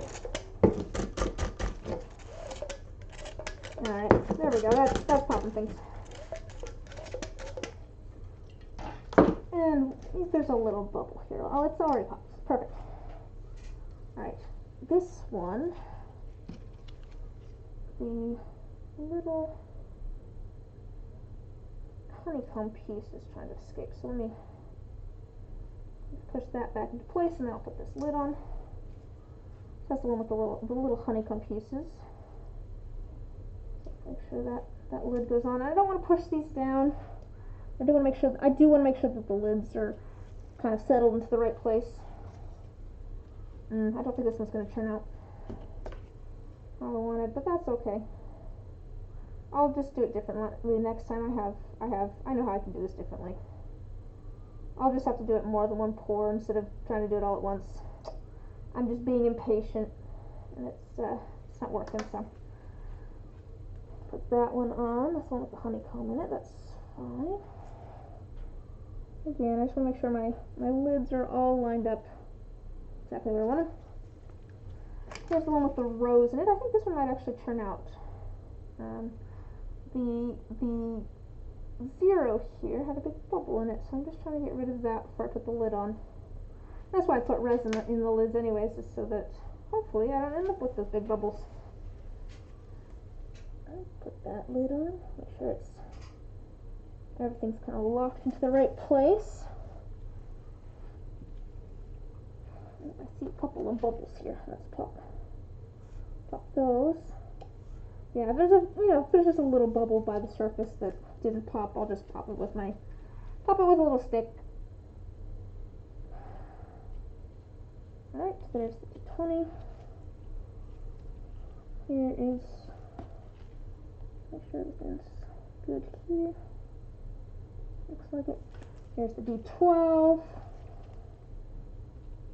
Let me just make sure everything's in place. There we go.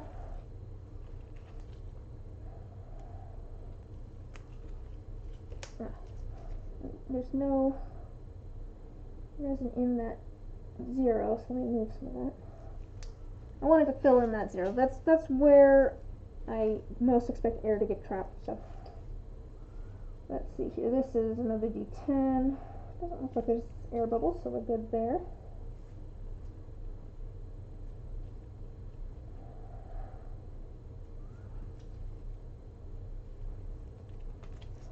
I could put a little bit more resin in this D20 face, but that's okay.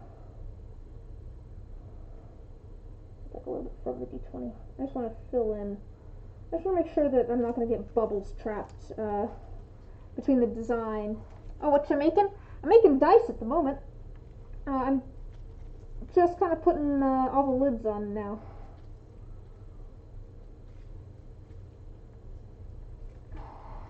Oh, aside from dice? This is mostly just dice. I'm starting a keychain, but for the most part, this is just dice. I do other. Oh, what kind of dice? These are for D&D, so they're 7-piece sets. Some of them are going to be kind of stone-looking, like this. This is a really old mold. I wanted to update it with the. Oh gosh, my colors went all weird. Kind of a stone look. I'm trying to make, I guess I'm doing 2 stone ones. I'm trying to do kind of some geode dice. So that look like they have little crystals on one side. So I chopped up a whole bunch of old resin pieces and shoved them into the bottom of the mold. So we'll see how those turned out. I tried it once before and it didn't really work. But I've changed things up a little bit and hopefully it works out this time. And then I'm trying to do some. I have some bumblebee dice that I've been kind of working on, where every die is different. That's for a commission that I'm working on. But that one I'm still. Oh no, that's fair. There's so many options of dice. Like the options are limitless. So. Definitely hard to pick. I'm happy to brainstorm ideas with you too. So if you have like a few ideas you can't pick between, I love brainstorming with people. So I'm always happy to like chat with you via Etsy Messenger or something and help you figure out what you want to. Oh, that's true. I know, we can't meet up with anybody and play D&D. I'm sad. I had like just found a new kind of D&D group not too long before this whole thing, and now it's just like, oh, the lily pad ones. I've been thinking of making some more of those. I feel like those were a hit, so I might have to make some more of those. Yeah, that was an idea that I had when I like very first started making dice, like before I even had my own molds and stuff. I had gotten like cheap molds on Amazon and all that sort of stuff. But it took me a while to kind of figure out. Oh, you're running your own game over Skype right now. Oh no. Hopefully I'm not interrupting. I just can't do it. Oh, your daughter's nicknamed by most of her family is Lilybet. Oh, that's so cute. Oh, that's so sweet. Oh, you have a ton of dice. I think a lot of people that own any dice at all end up with a ton of dice, just because there's so many different pretty ones to have. Oh, not right this second. No, I don't know. I can't focus when it's online. It makes me sad. I just can't focus on it when it's like via Discord or Skype. I guess like if I was doing it where I could see the people, it might be a little bit better. But we tried doing it over Discord, and I just can't focus on it.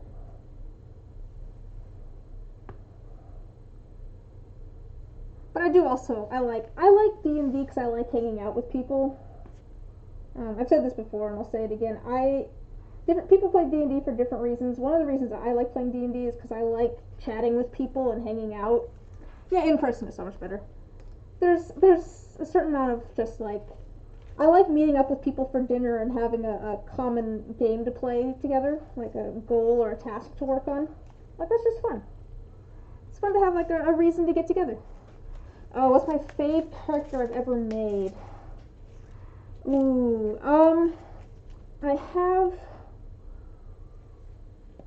Oh wow. I've had a few good ones that have been fun. I had a ranger that I made. It was my brother designed this giant castle, and the backstory was that it was designed by a lich, a dragon, and a devil, I think. And the whole point was it was for their amusement, but the castle was full of like all sorts of good treasure and loot and stuff. So people still came to adventure in it, even though it was very dangerous. And I started out the campaign playing a druid, and she died.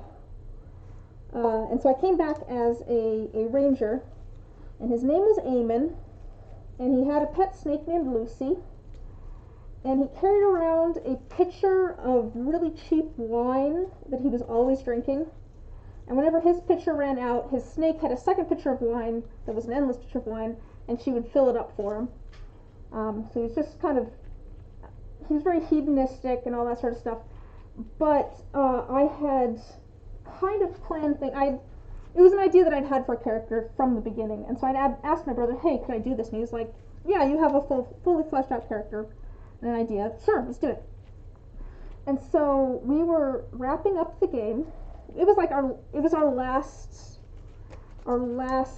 session, and we knew it. We were just kind of wrapping up. We hadn't gotten like super attached to any sort of storyline or anything, and so we were like, well. I think we ended up with like a deck of many things. I think it was Pathfinder, so it was slightly different. But I got a card that made it so that it was basically a get out of jail free card.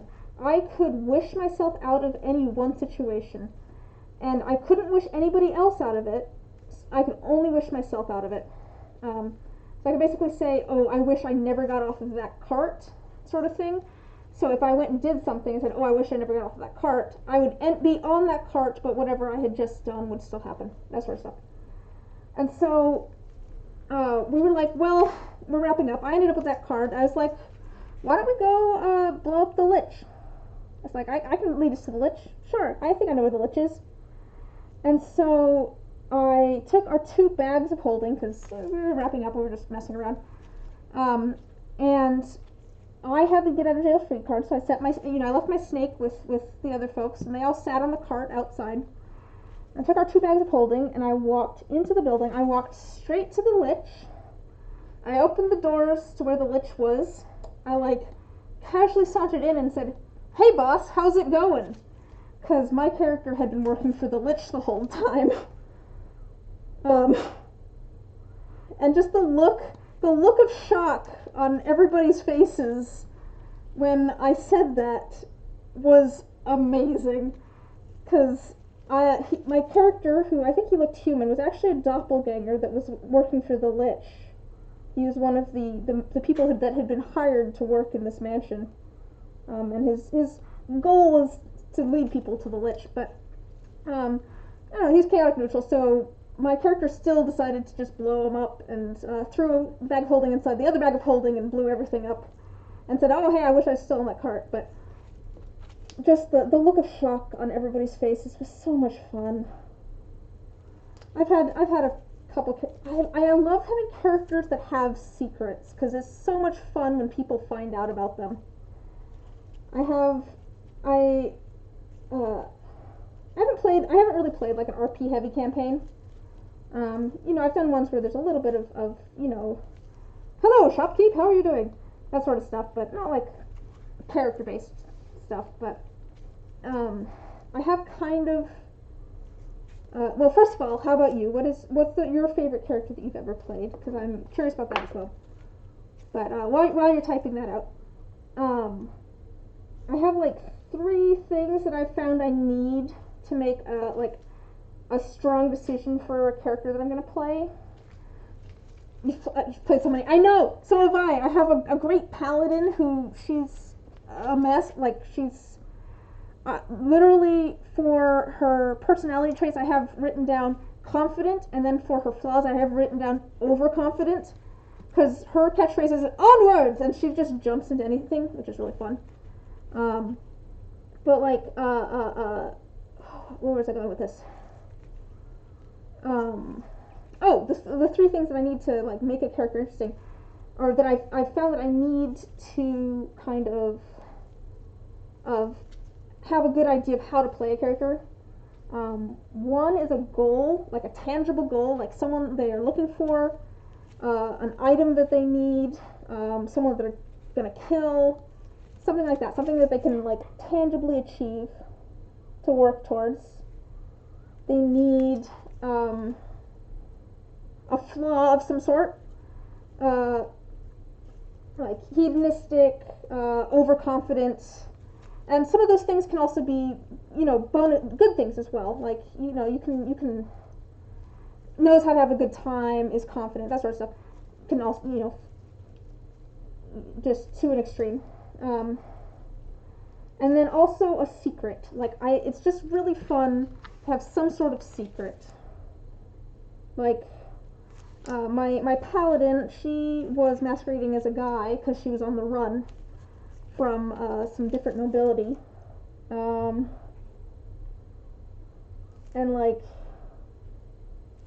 it's just fun. It's just fun to have something for people to find out later.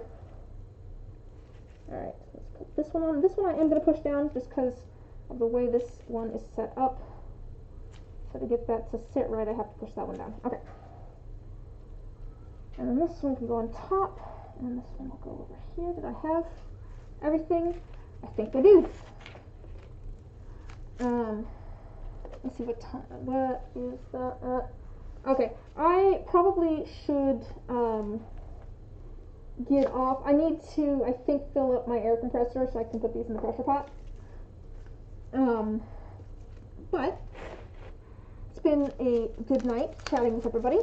I've been streaming for 5.5 hours. Oh gosh, that's a long time. But yes, thanks everybody for stopping by. I should be streaming again on Saturday. I'm not quite sure what I'm going to be working on yet. I usually do some sort of arts and crafts, not necessarily resin though. Oh wait, I gotta read this first. So I think my favorite was Hengokai Cat, which is a shifter type race that can shift into a house cat. So long story short, she ended up turning the whole party into first gen, oh gosh, lycanthropes by praying to the shifter god because they were all doomed, and that was her way of trying to save them. So they went to a lycanthrope city where they became nobles because they were first gens. Ooh, that's really interesting. That sounds like a really fun kind of plot line that you ended up in.